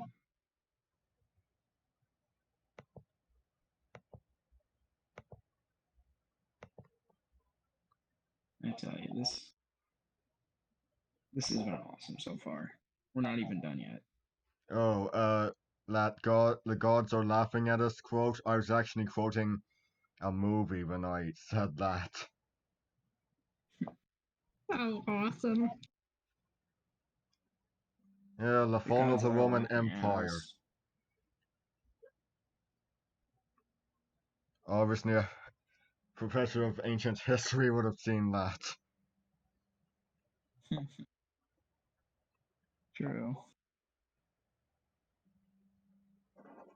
Okay, I was kind of shipping Cass and Riley throughout this. I'm sorry. I mean, that's fair, but on the other hand, I feel like they're more like, well, they're 10 years apart for Oh one. no, I didn't see the ages. Oh god, I'm sorry. No. No, it's okay. It was more like a mother-daughter idea. Oh. Just like Yeah, that's what I was getting from that. mentor. Yeah, that was our whole thing with Cass and Riley. Just like I don't think there's strictly a mother-daughter thing, but Riley is definitely looked up to Cass as a mentor. Oh god, I was Yeah. out till nearly 4:30 today. I don't know, like 4:25, and I just get in, run up, and everyone shouts. I just quickly scroll down to the bottom and just say, and I just get in call or whatever. Uh, We didn't really tell anyone beforehand what we were gonna do, so it makes sense that it was up to your interpretation because we kind of just didn't say anything about it until it happened. hmm. Yeah, totally. Although I will say, we're because like know what Cass's brink is. I really hope they don't use it, because I just remembered what it was. And like, oh no, I don't want to see this. Yeah. I don't even remember what Oh, Atticus's trust me, drink is. mine's Oh. gonna be And I can't nasty. say what mine is, but I'm pretty sure if I use mine, it's going to trigger everything else for Cass's, and then there, yeah, it's going to trigger Cass's. I'm pretty. Probably. Yeah, mine is Jack quite a bit. Okay, so far we've been streaming for 5 hours and 33 minutes. Woo. Considering it is only 10:30 p.m. where I am, I'd say that's actually pretty. Last game I was up till almost 2:30, and that was not good because I was paying for it I 2 days was up later. till I was up till 3:30 a.m. last game. I I think can't this even is exponentially. I can't even Oh, remember. It absolutely. was like 7 hours or something. Also, Ploops, it's funny you say that because it's actually 3:30 in the morning where I am. So Oh gosh, I'm Oh. so sorry. it's fine. It's comes with being British. You're just used to it. I suppose. I just know the last game I played, since I was up for till 2:30 my time, I was paying for it 2 days later. Just I could not wake up the next 2 days. Yeah, the last game in Britain, it was on until 8 in the morning. So I'm glad I kind of left halfway through because otherwise I would have been just completely like tired. Grand Theft Auto mode of wasted.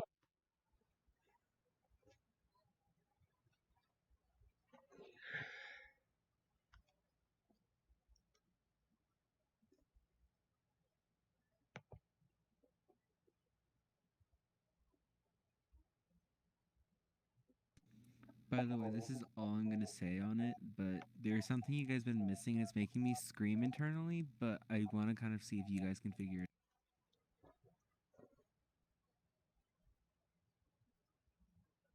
Yeah, Because we've I'm not. so sorry this it for took me so is long. like, Oh. no, it's okay. We were just chatting back and forth. Okay, well, let's continue. You guys want to do? Well, we had been formulating a plan on escaping the cafe, and I believe Atticus had the floor.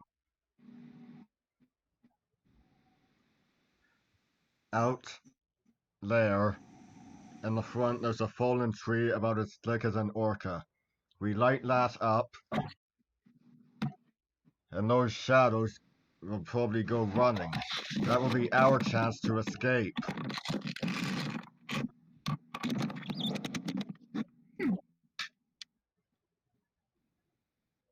What do you guys think?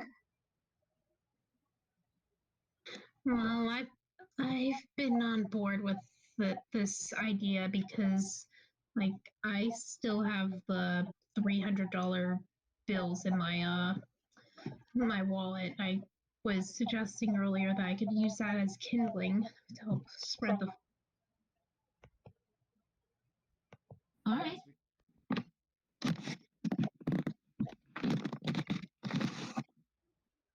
There's got to be. Announcement. A new announcement then.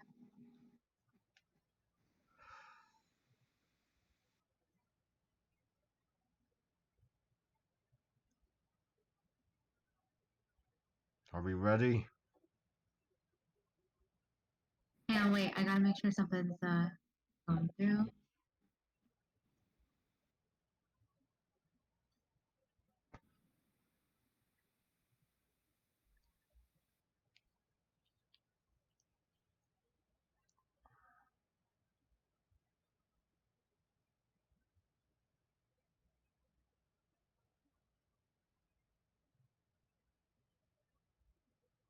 It has.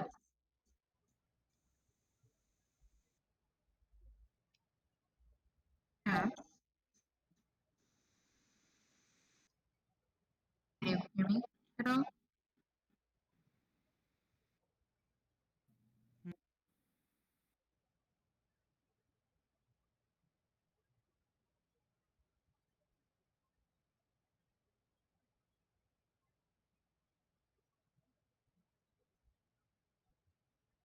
Oh, wait. Yeah.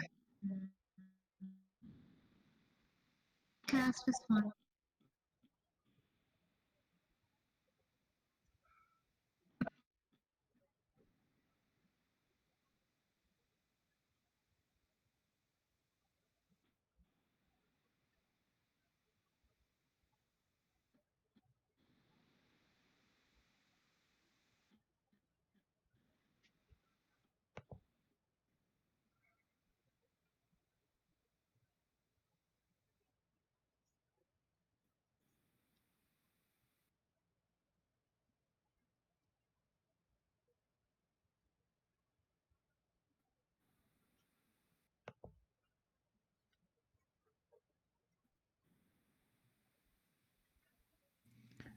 Hey, Atticus, before we go, Yes? can you explain again what you know about them? It kind of dozed off a little early when you were talking about it. I'm interested to hear what you think before, you go sacrifice yourself. People say different things about them. Demons, aliens, shades of the dead. People always say different things, but what's consistent is methods of preventing them from attacking you. Learning to let go of your fear, standing your ground and denying them access to your person, focusing on positive thoughts, using the name of Jesus to repel them. There's also keeping a light on or envisioning light surrounding you. And then there's just blessing your location with bottled spring water. Or holy water. Can never remember which it was specifically. But still, if any of those are true, they might just help us. Do you really believe all of that? I once saw one of these things in my doorway as a child. I thought I dreamt it, but now I'll take anything. Well, if that's what you want to believe, then I suppose I won't stop you, but I don't think you've been hearing from the right sources.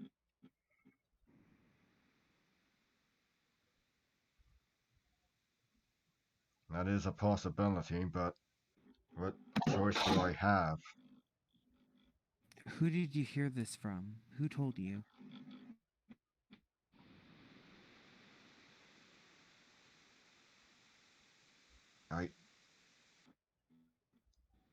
Who told me? Memories are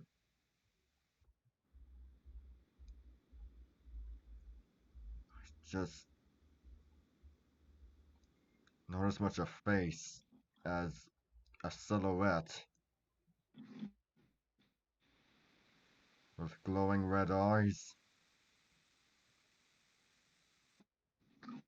Oh God.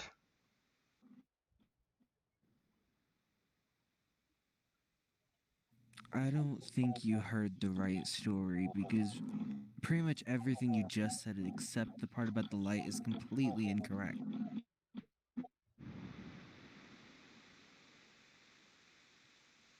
And haven't you been watching what's been going on with them? Have you paid any attention to how they've been hurting the people we love?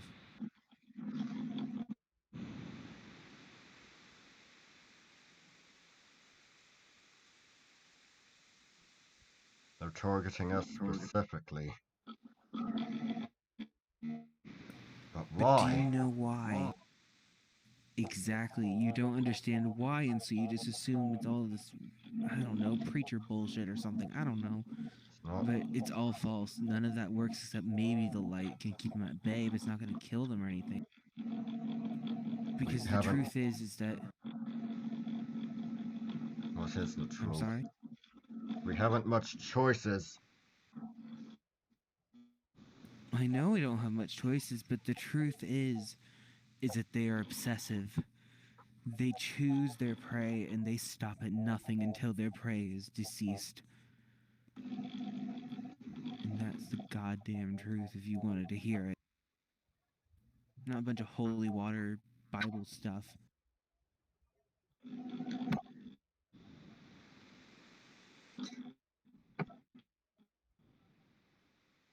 Never read about these things in the Bible. Don't even know where they come from. Michael just kind of looks at Cass. Back to the house. What? First time, Evan and I were running away. You were running away from me. Thought to be one of them. That was when I tripped and I broke my ankle. But because of what you said, Cass, aggressive or something, Mm-hmm. that why they came back.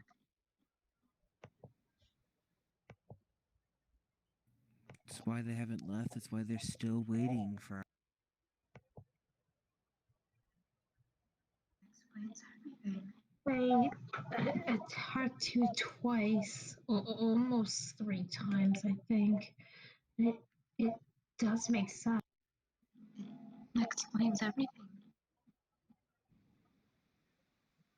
Tony, it explains why you wouldn't leave us alone. Or Dad.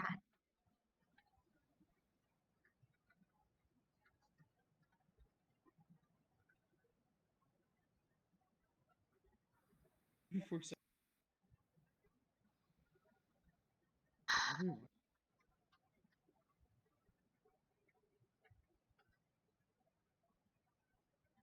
Michael gets this kind of look on his face, a look of like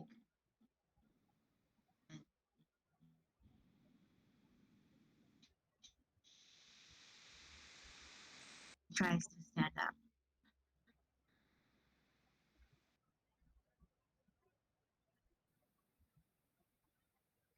Doesn't stand up well because of his ankle, but he does his best.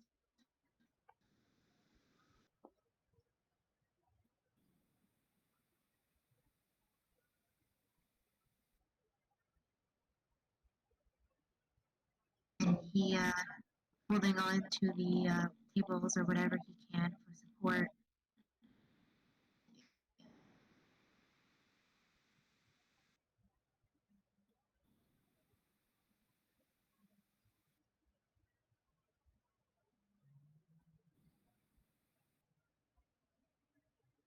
He looks back at Tony.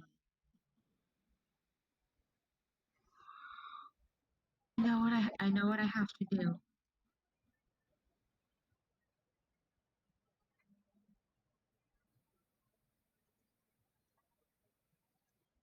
Tony?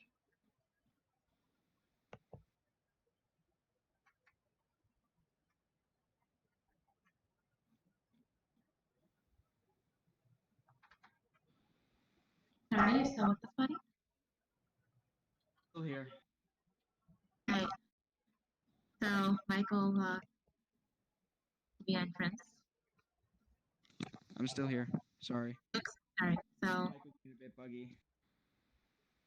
Sorry, Mike. he looks at you and he says, I know what I have to do. Sorry, Mike was being buggy. I guess I was ranting to myself for no reason. Alright, is it good now? Yep. Earl looks over at you and he says, I know what I have to do. Think you know what I have to do. Michael. No. No, You're don't. not going out there. Stop me, Tony. I have to do this. No, you don't. Yes, I do. No, Atticus could do it. you are saying something. They have come after me twice. They're not going to stop until You think that when you die, they're suddenly going to stop chasing us? No. I don't know, but I can make some kind of diversion and you guys can run away. I can do something.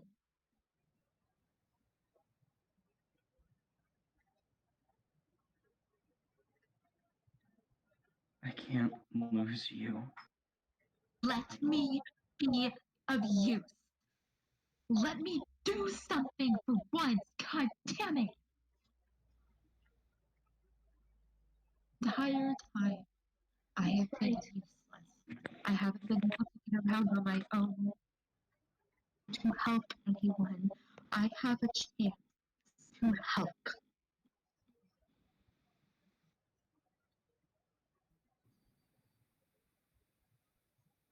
Michael, if you think that's what has to be done,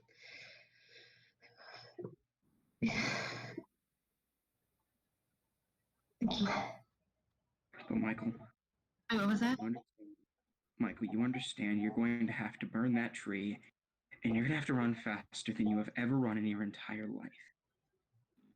You're a fast runner, I know you are. But you have to be faster.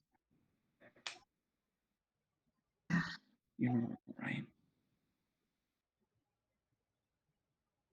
No.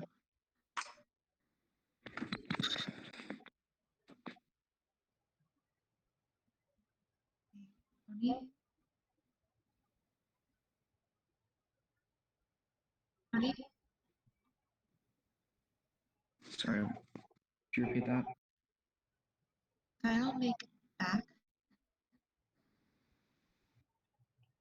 I'm Now that I- sorry, it's know that I wanted to it's cutting out.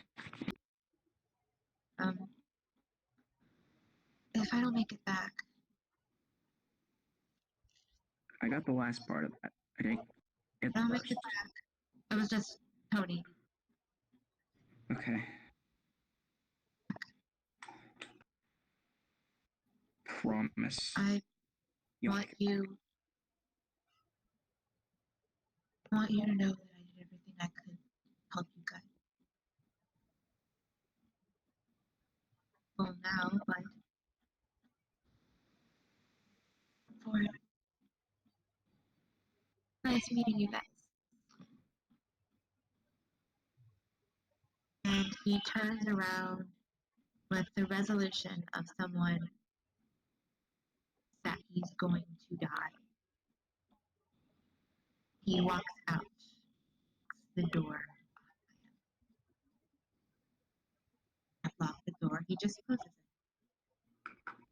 it. At least like that log up, okay? That's all you have to do.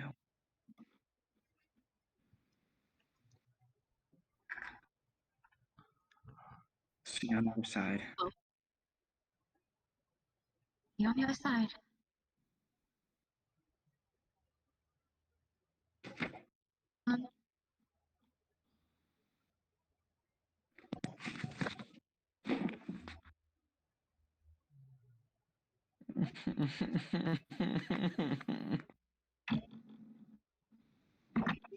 if I'm able to, I'm going straight to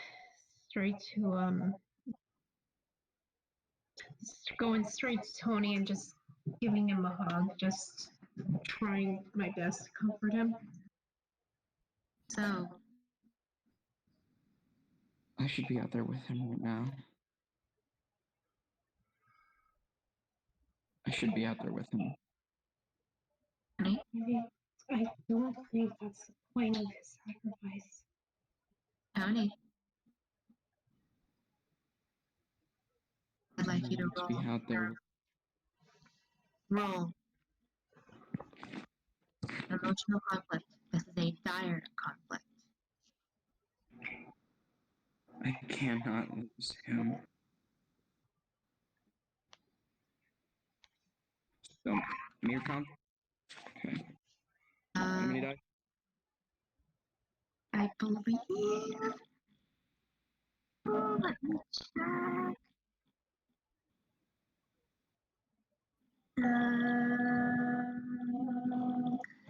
We haven't moved in a while. It is I think it's two. 2d6. D6. Oof. Hey, Mm. use mask. Now I like to use what? An aspect. Oh. Know what I'm talking about. One left.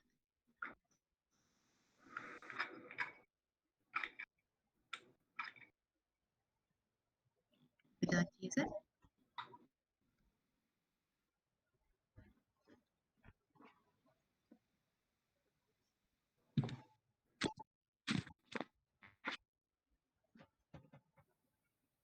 Me?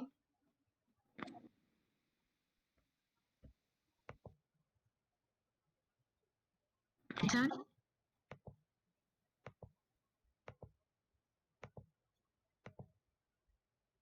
Good?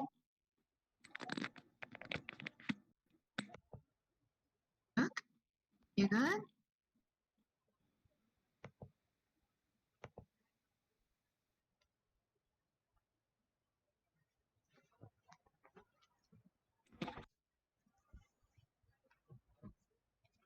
Tony, you're still here? I'm sorry, I didn't know you were talking to me. I'm sorry. Okay. That was for Tony. Sorry. Oh, okay. Would What you am I gonna like do? to use a character aspect? One left. The only thing I've got left is my break. Exactly. Oh, good point. And that's reroll everything, right?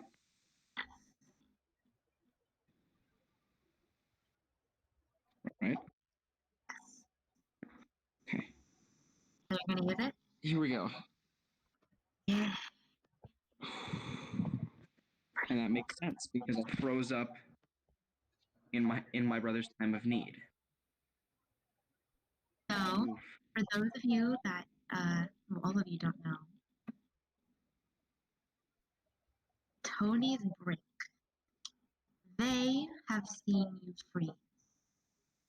They're the most you couldn't move, have been hurt because of your cowardice.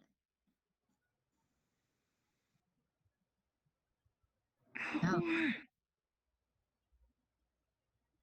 that, I wrote that one, guys. Oh. Me. After standing there in complete shock and what to do, snap out of it. Outside after Michael, without a word to everyone else. Slam the door behind you.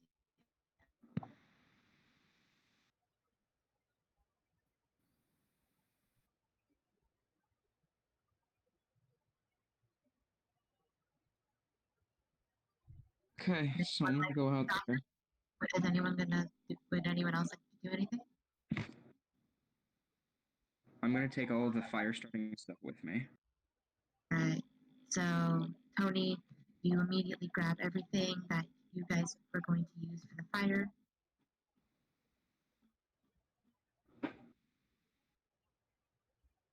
Okay, and I bolt out the door. I'm gonna chase after him. And scream to him, "You're not gonna die alone out here." What are you doing out here?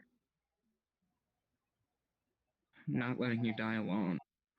I That's don't want you to die because of me. Michael. Look.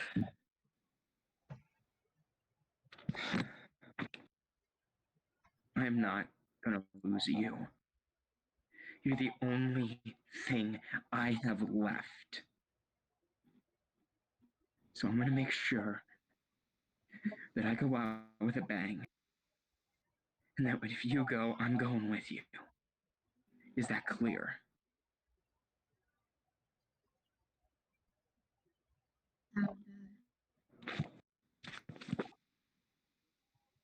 Weird in a way.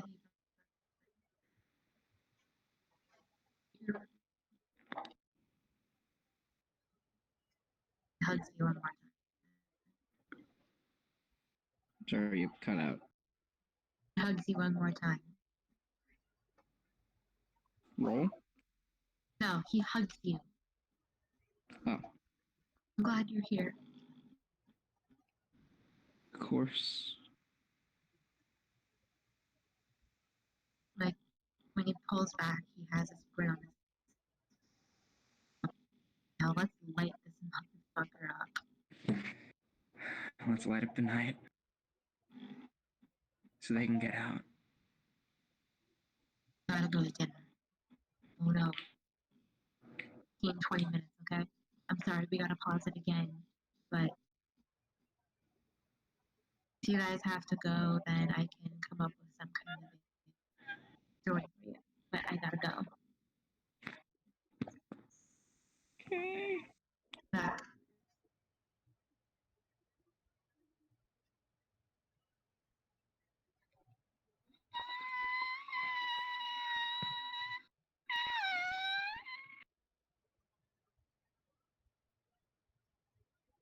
Oh. Same. Hardcore. Oh.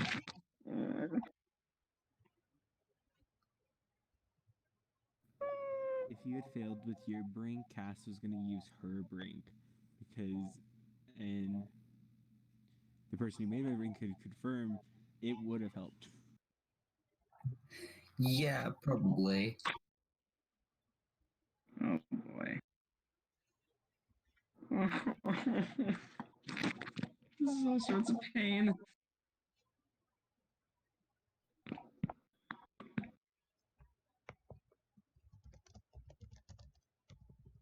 Oh.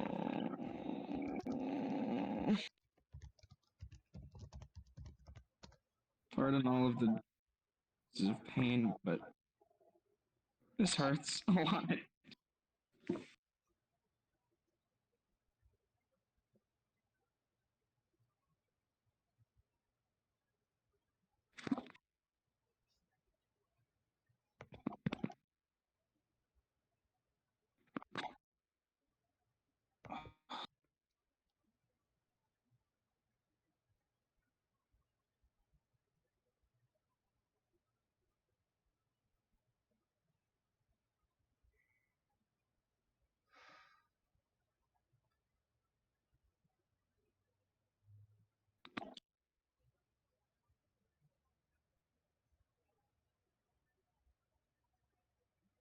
This has been 6 hours of pain.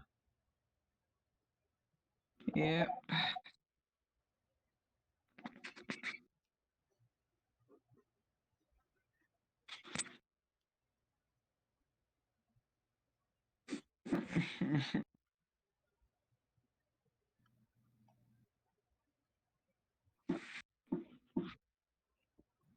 Wait, so do Tony and Michael still have a chance to escape?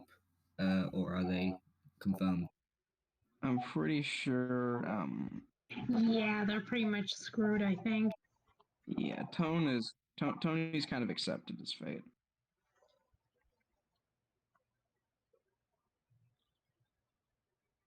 Still 4 left. Mm-hmm.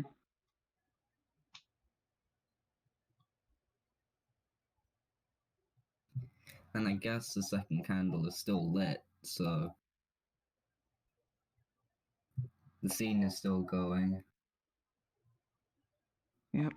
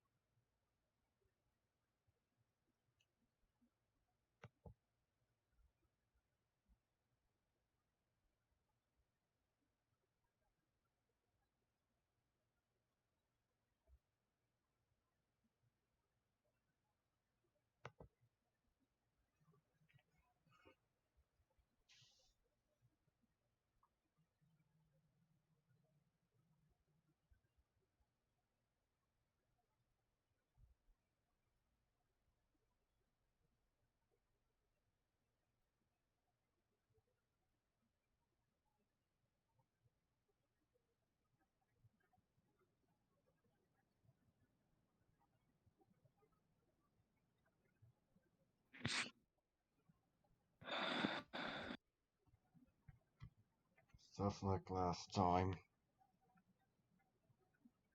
Yep.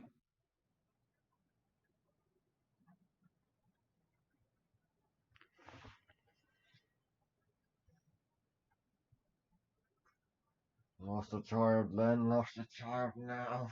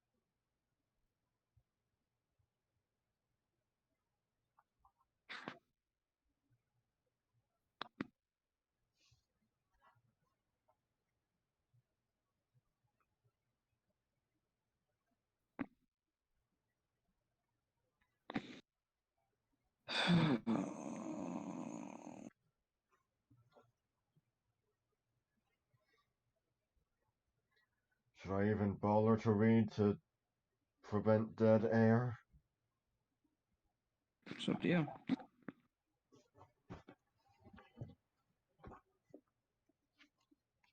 Might as well.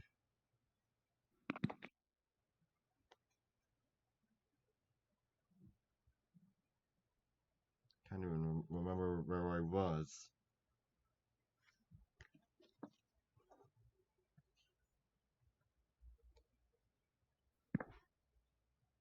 I'll be right back. Got it. It is quiet.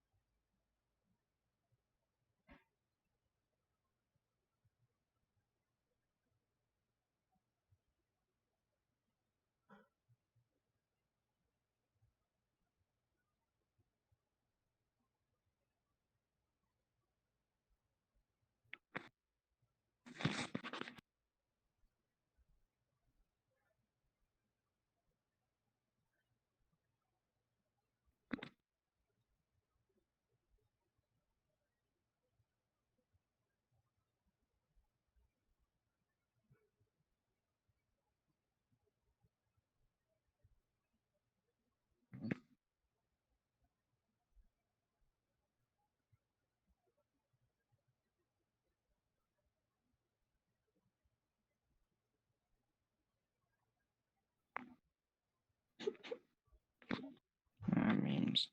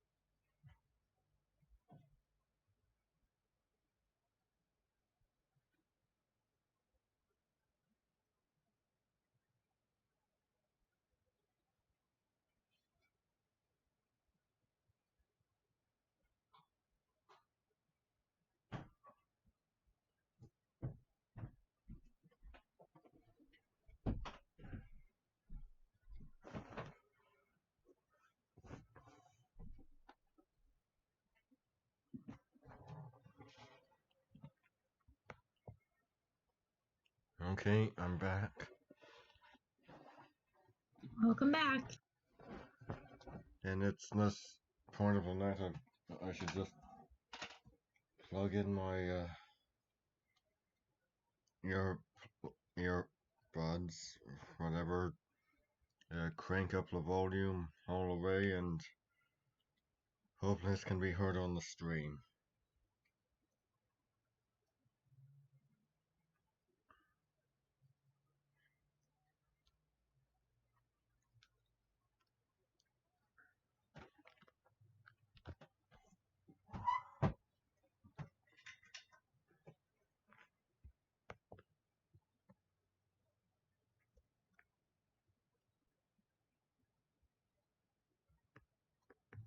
Yeah, we'll be right back. Give me a few minutes. Excuse me. Can somebody speak? I got the earbuds in, and want to make sure my desktop audio can pick you up. Привет. Hold on. Say that again. Привет. Oh, that's pretty good.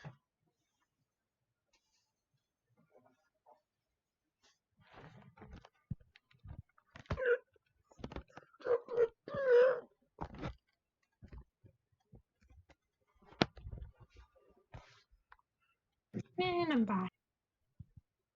Welcome back.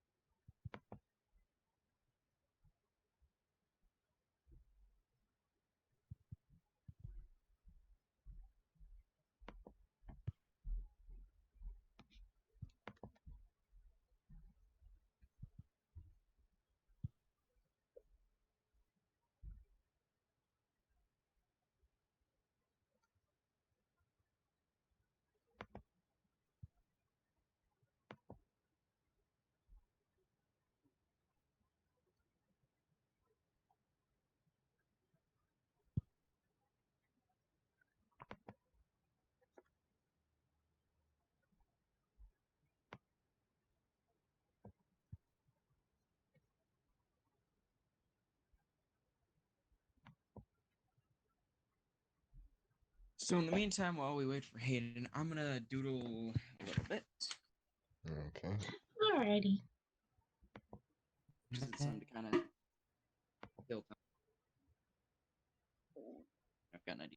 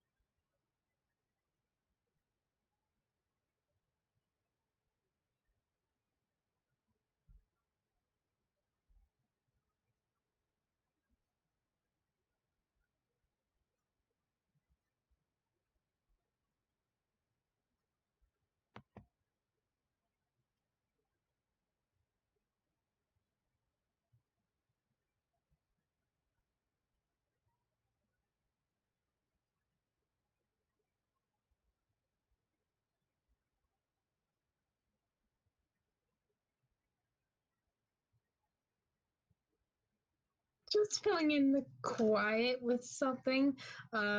Loops and I are going back and forth about adorable headcanons about Cass and Riley, although they're not headcanons, they're absolutely 100% canon. You cannot change my mind. Anyway, we're going back and forth and we're just having a great time just about.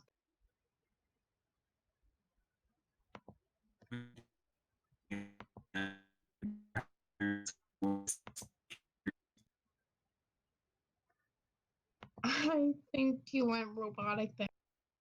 Yeah. Yeah, Cass, you sound like an android. Oops. My brain.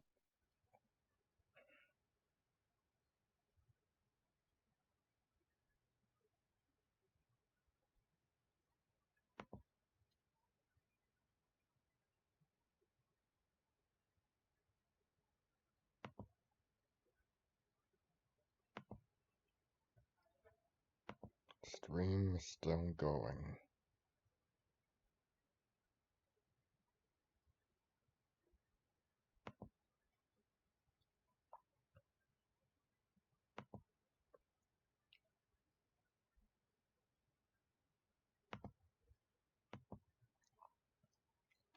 Okay, I'm just gonna put a game on so viewers can have something to watch.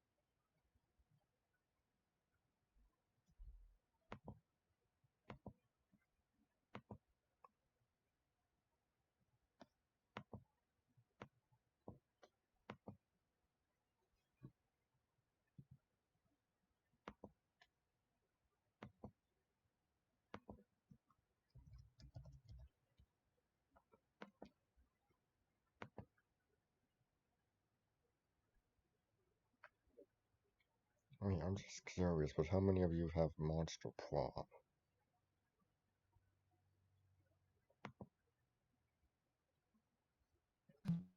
You were robot healer, Cass.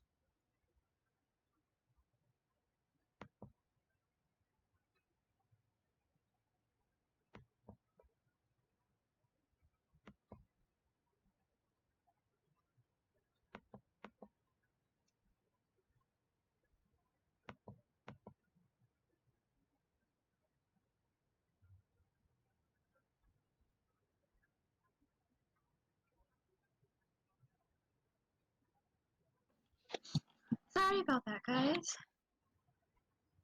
No problem. Welcome back. Okay, that's the last time I'm gonna have to leave. Hang on. You're good. Yeah, it's all good. Okay, door is closed. This is the last time. That was the last time I'm gonna have to leave. So left you hanging. All right, Tony. Right. Michael looks back at you, grin on his face, and he says, "Let's light this motherfucker up." Let's do it. All right. So am I gonna have to roll? Or is this gonna be an automatic death?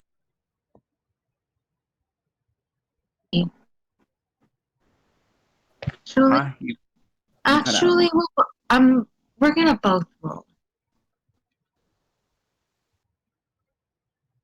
Roll? Yeah.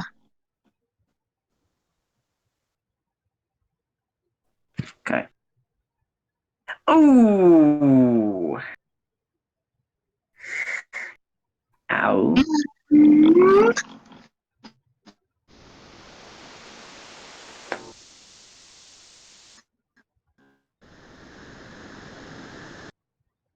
No, Gabe, you get 3.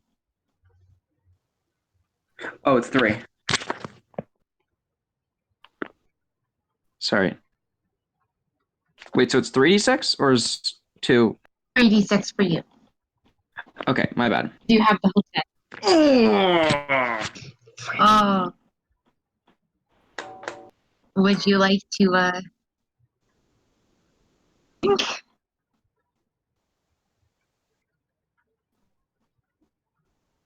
Um, you can use it as many times as you want. yeah, I'm gonna use my brink. Wait, Go for it. that's it's gonna be bad here though. Like It's really alright.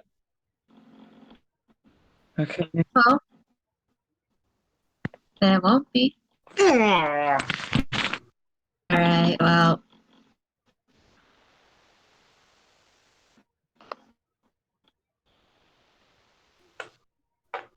Alright. So, Tony, Yeah. I'm gonna let you narrate how this goes off. So I get to tell what happens. I'm going to say and it's going to be successful. Oh, Wait, it's a success? Plan. Your plan to light it on fire.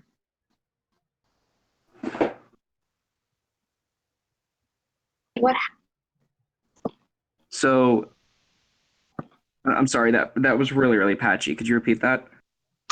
So,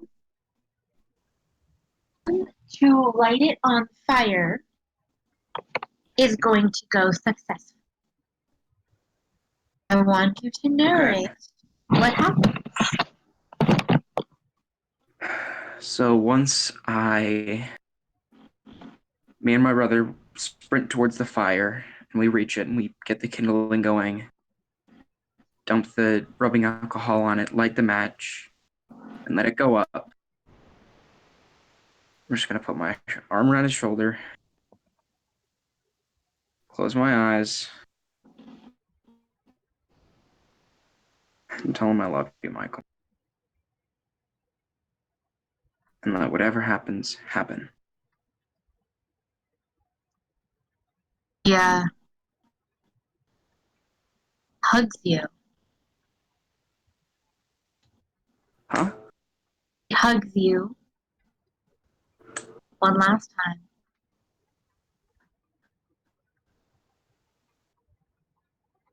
All right. The fire enough to them.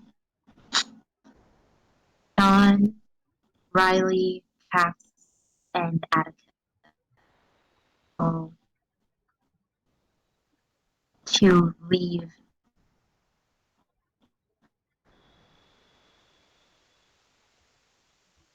Are you four going to go?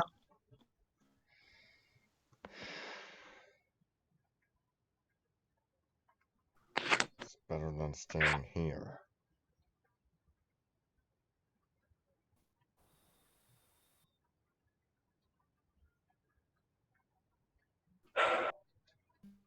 You guys,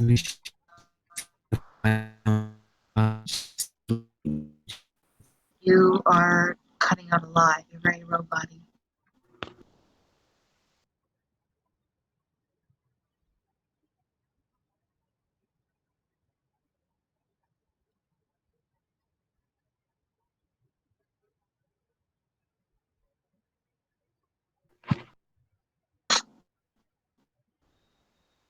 Cal says maybe if we just go and see if there's any light.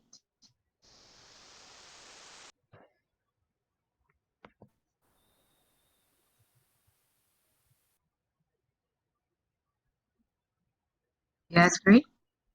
Yes. Yes, I agree.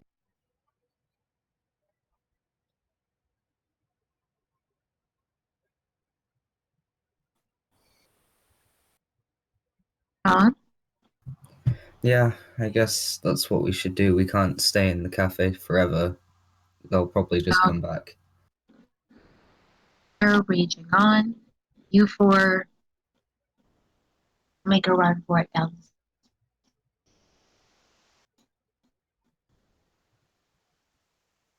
Tony, you and Michael are there by the fire,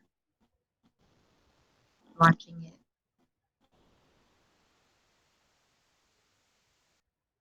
After a while, it starts to go out. And once the last ember is gone,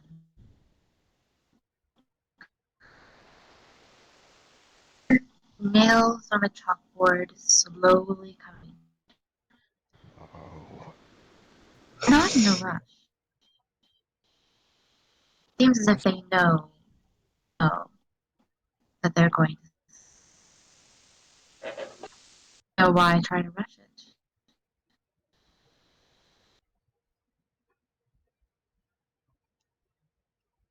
This is it. This is it. Michael looks at you and says,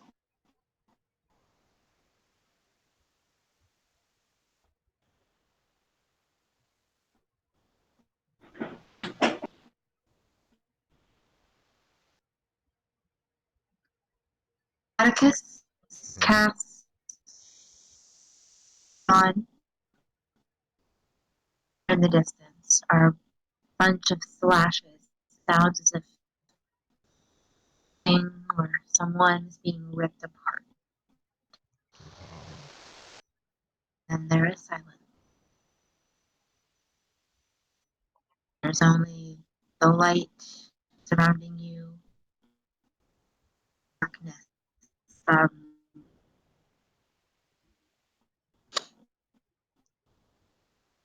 Things are true. Dark.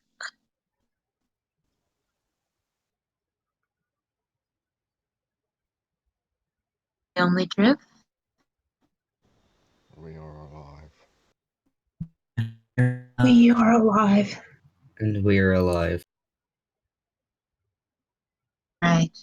Atticus casts Riley. Guys are running down. You out 50 feet away, going out one by one.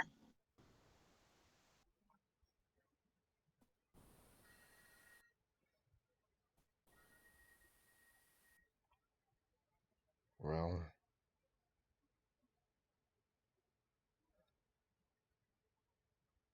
we better start running.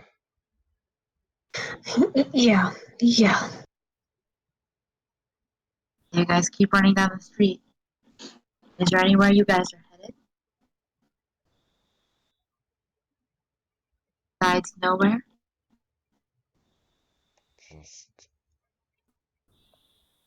Just away from there.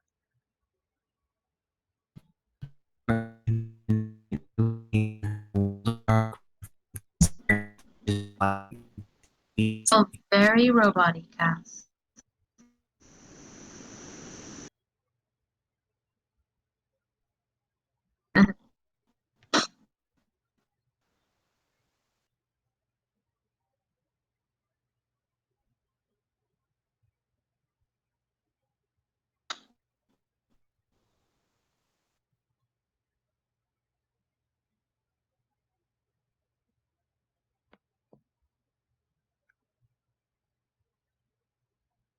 You need to find light. In a world of dark, there has to be light somewhere.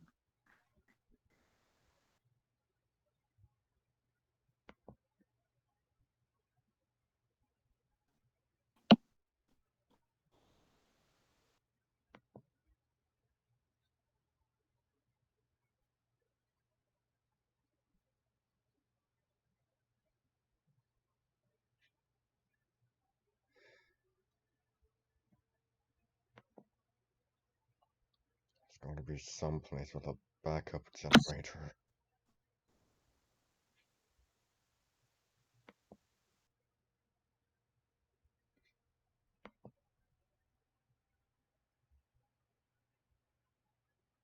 Um, Cass, is there any chance that your keys would they be able to make some kind of light? I don't. Well, I mean the car itself. Like, are they? Sorry, I'm trying to find words here. Are they electronic keys? Like, could you probably signal a car?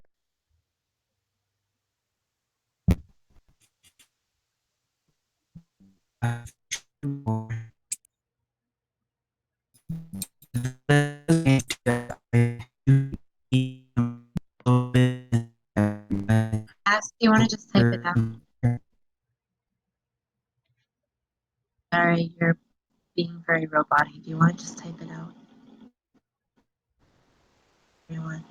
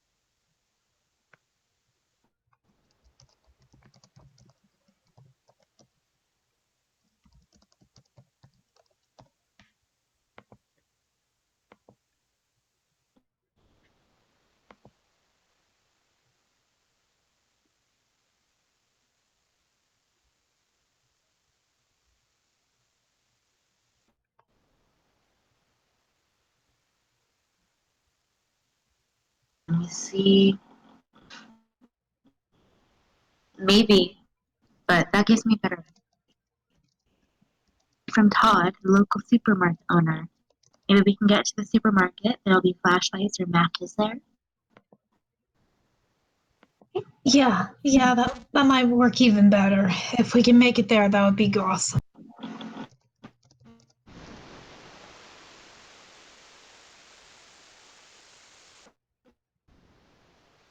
And for now, her phone flashlight has a little battery left.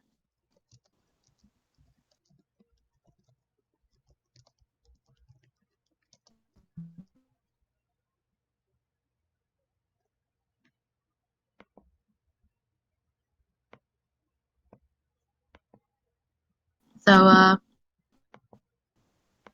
you guys agreed? Yes. Yes. You guys start running to the Yes. supermarket. The streetlights behind you are still going out one by one. They are approaching faster and faster.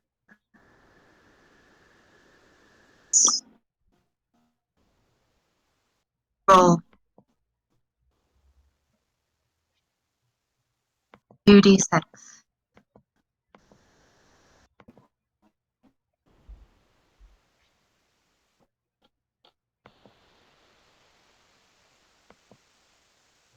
Is that also me?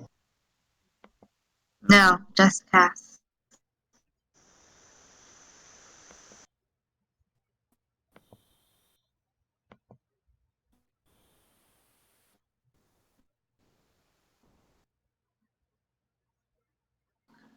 Cass. It flickers for a moment. But it looks like it's going to die in the next.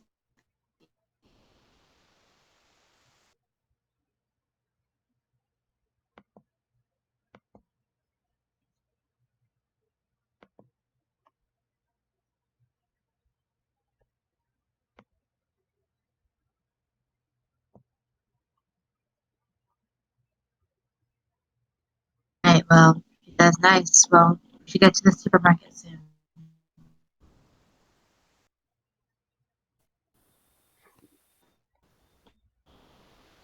I would like everyone.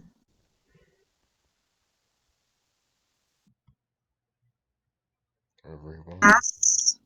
Cass, Riley, you guys get 2d6. Sean, you get 1. I'm also rolling. Yes, everyone is What do I roll? 1 I have I have 2, right? Sean. What do I Wait, I roll? have 2, right? Yes, you do. What do Oh, I? hey, Cass, it's What do I roll? 1d6. What d6? 1? 1.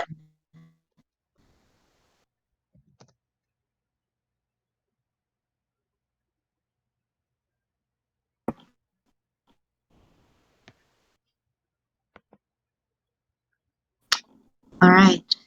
Cass. Cass.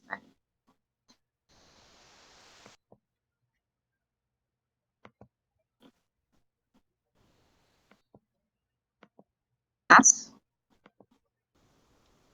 Would you like to use a character aspect?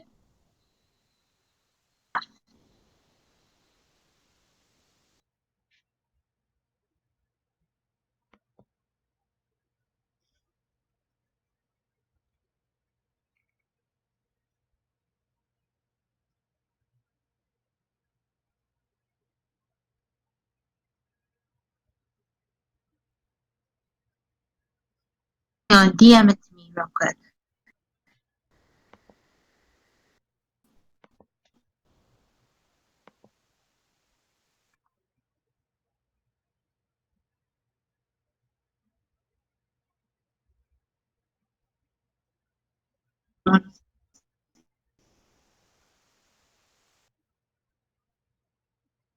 Meantime, Riley. Yes. Good. Sean is good.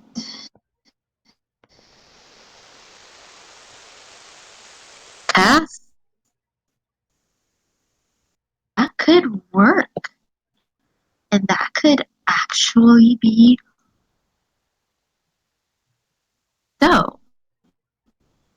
Would you like to use your break?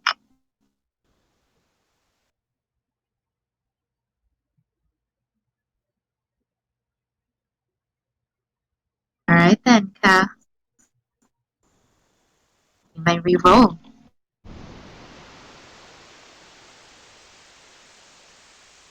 Success.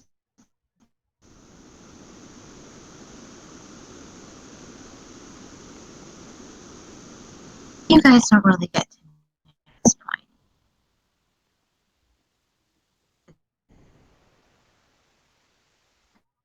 So,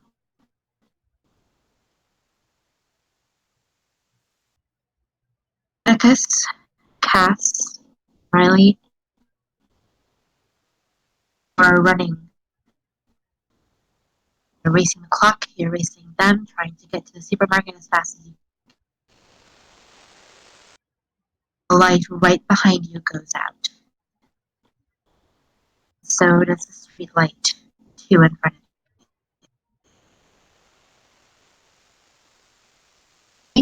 Sean, you're able to make it under the next street light with no problem. Yes. Okay, that's On good. your way over, bump into Atticus. Oh no. Cass, you make it into the safe ring of light. Ah, good. You made it too. That's You good. cannot.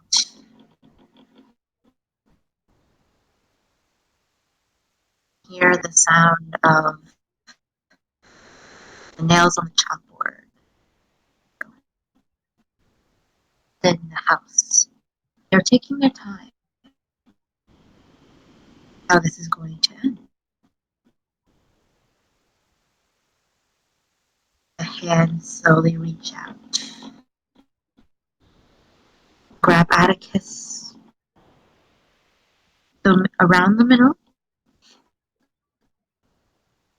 Atticus, do you have anything that you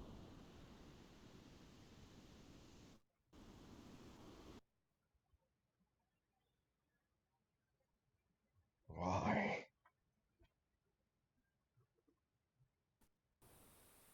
pulled back into the dark?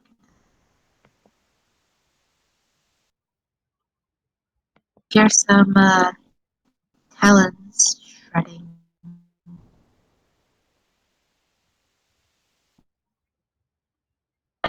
The sounds of the nails on the chalkboard drown it out.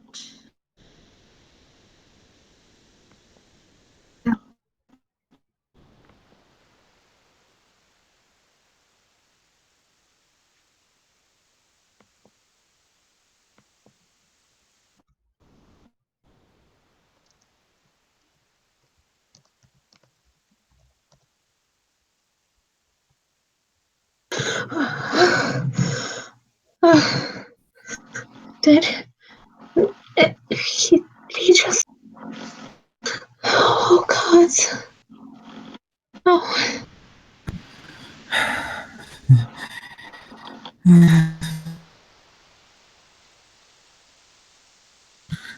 I'm sorry. Cass, it's not. You didn't know that was going to happen. It's okay. It's okay.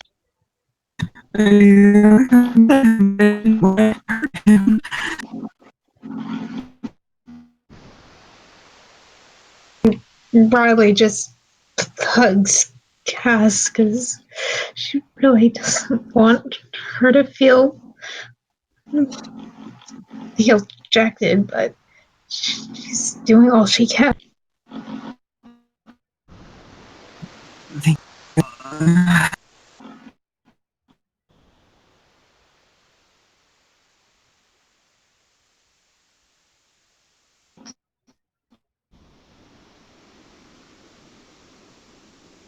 Ring of light around you seems to kind of a tiny bit. Street light above you flickers for a moment. The sound of the nails.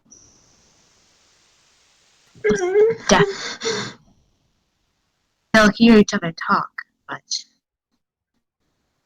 other than that, after all, besides that little street light, is there anything really left of the world?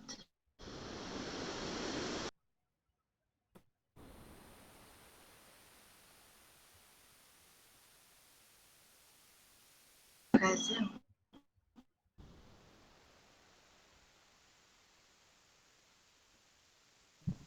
I look over to Sean and our hand to join the hug.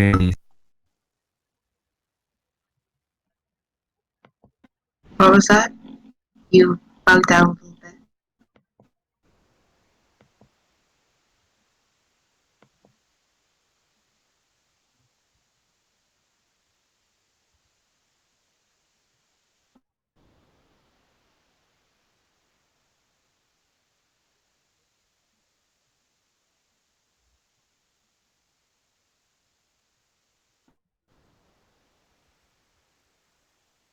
John offers up an arm, inviting you to join the hug. Oh, okay. If you insist. Yes. Thank you. You guys would like to say? Wait, what? Anything you three would like to say? Okay, it's down to 3 of us, but we can do this. We can get out of here. I'm. It's going to be okay. Whatever happens, it's going to be okay.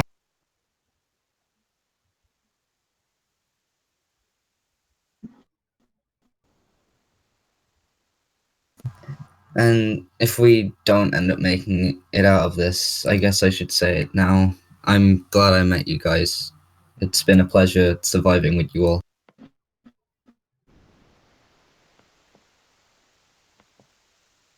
I'm really glad to have made some new friends, so wouldn't have traded this for anything else in the world. I mean, given the circumstances, maybe there would have been something, but this particular thing, us meeting, I wouldn't have traded it for anything. Agreed. Cass pulls out of her purse 3 small styrofoam cups and offers 2 to the others. Thank you, Cass. We're dying. I might as well make it a little sweeter. Yeah. You're definitely right. Thank you, Cass. I guess there's no harm in at least maybe enjoying our final moments together. And he takes the cup.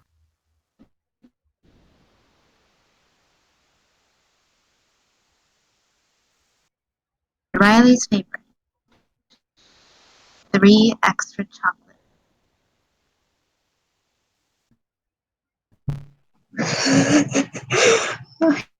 You remembered. Thank you. Would you like to say? Thank you.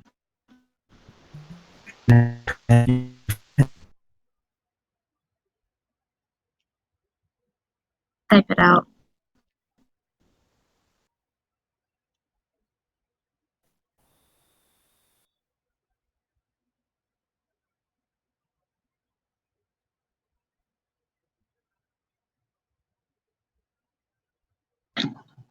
Riley just, well, she's already hugging, but she hugs a little tighter.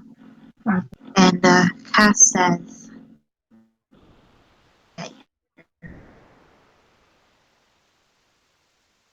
take a sip. The streetlight goes out. It's okay. Nails. I'm just going to close my eyes and enjoy this. It's going to be okay. The nails. The sound of the nails. It's sadly quiet.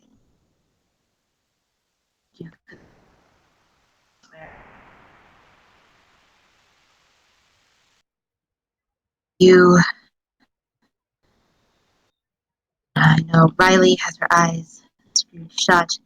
Cass has hers wide open. Each of you feels a cold, dead kind of hand. There is nothing. These things are true. It's dark.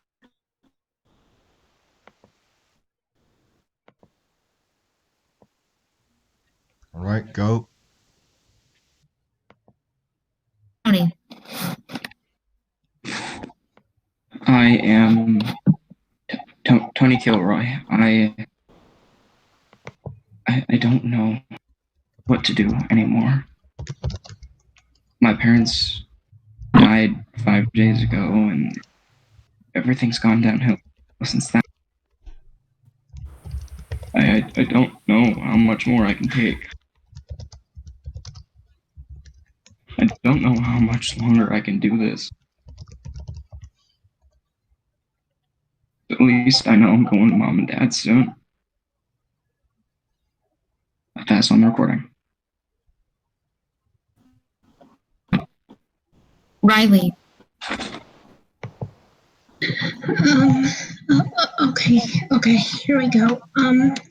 I have no idea who's going to hear this, and I highly doubt you're going to hear this, Mr. Reith, but I'm sorry for what I did all those years ago. I know you said stay brave, but I don't know. I guess I'm hoping someday you'll hear this or you'll somehow come across this message from us, but I want you to know that I made it out okay, and that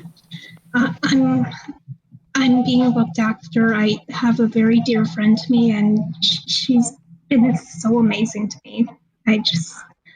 You're lucky to have her. But just if you're alive and you can hear this, don't worry about me. I'm okay, or at least I'm going to be okay. I have faith we'll get out of this somehow. So, and whoever's listening, just hang in there. Don't give up, okay? And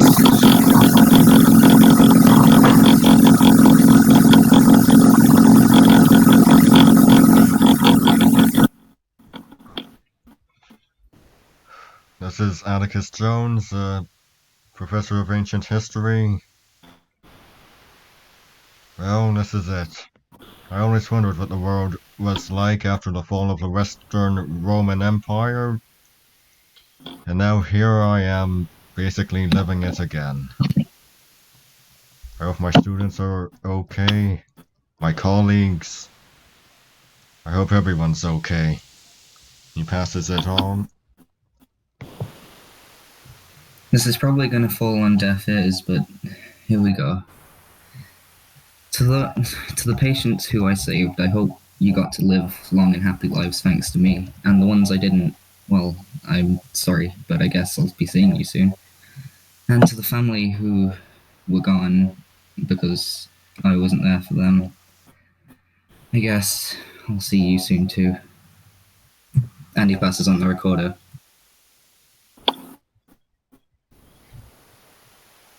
Jimmy would like for me to read his message. Sunlight are gone. I'm scared. In the game, but never expected it to happen in real life. I'm very scared. Yes. Well, I suppose this is it then. I'm not quite sure what to think. I've always thought maybe the end of the world would be a little bit more flashy, but I guess this will do. All I know is who I need to protect in this world, and that's all that matters, I suppose. I don't know. Maybe one day I'll be able to go back to the coffee shop and run it again. I suppose we'll just have to wait on that. And recording.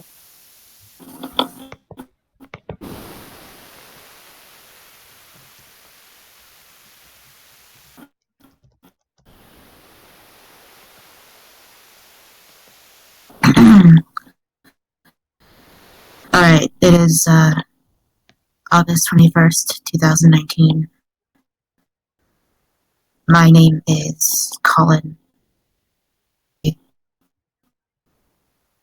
know where I am. I'm in this cafe. Don't know the name of it. I have 3 sons. One named Evan, and one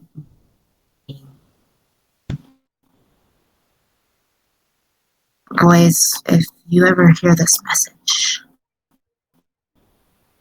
I want you to know that it was not your fault. It's not your fault at all. You know that I would do anything.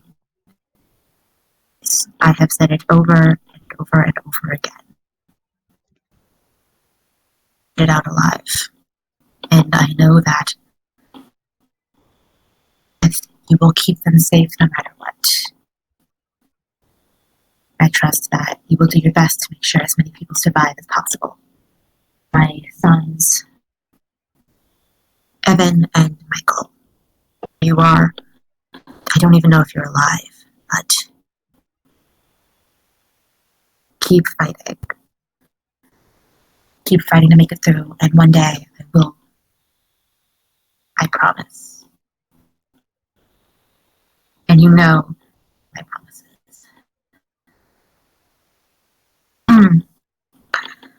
Okay, so I'm this kind of thing. Name is Evan. I am currently with my younger brother, Michael. We're trapped at my house right now.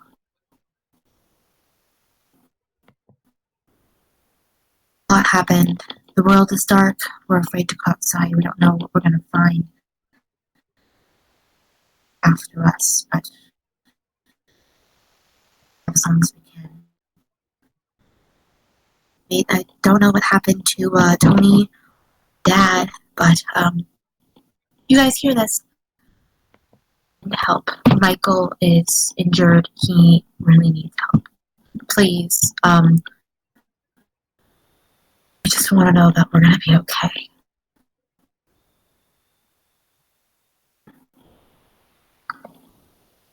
Michael?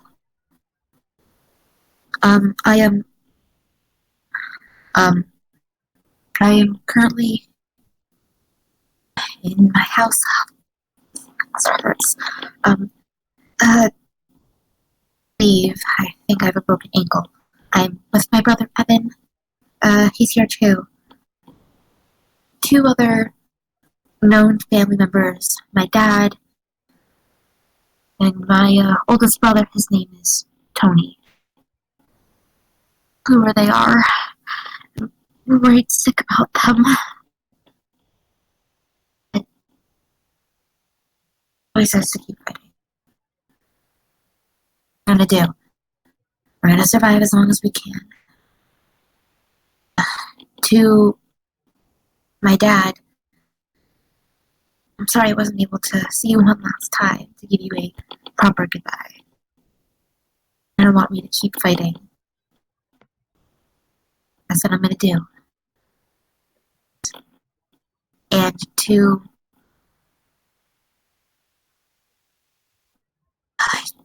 this is so hard to say. This is in the past. I know that sometimes I can be a huge pain in the ass. I know that sometimes I am just useless. Best. I try to do my best. I try to be and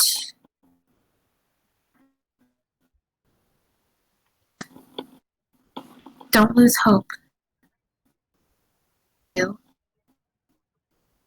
And I promise that I'll help you. I'll finally be able to be there. So, and I love you. I'm recording.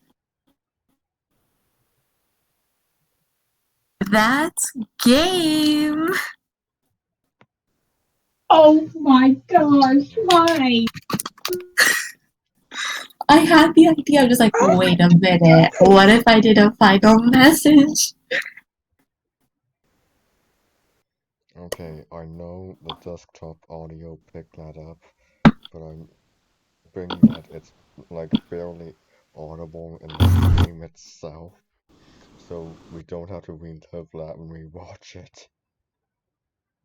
Nice. Alright. A big round of applause to Brian for putting all of the technology stuff together. Heck yeah, I can't properly clap because I'm pushed to talk, but I am clapping in my mind. Right. So Yes. I'm actually gonna do something. I'm going to make a bunch of recordings on my own, kind of the behind the scenes notes, the GM notes. Okay. I'm gonna send those out just so you guys can like get an idea of some of the but I do need to run. So I'm gonna head out. Oh yeah, that's fair. Hang out with you guys. So Oh, we just reached the 7th hour. 7 hours. that's a good place to stop. Yeah. Yeah. Bye. Oh, So I'm gonna head out. Time to cram myself to sleep tonight.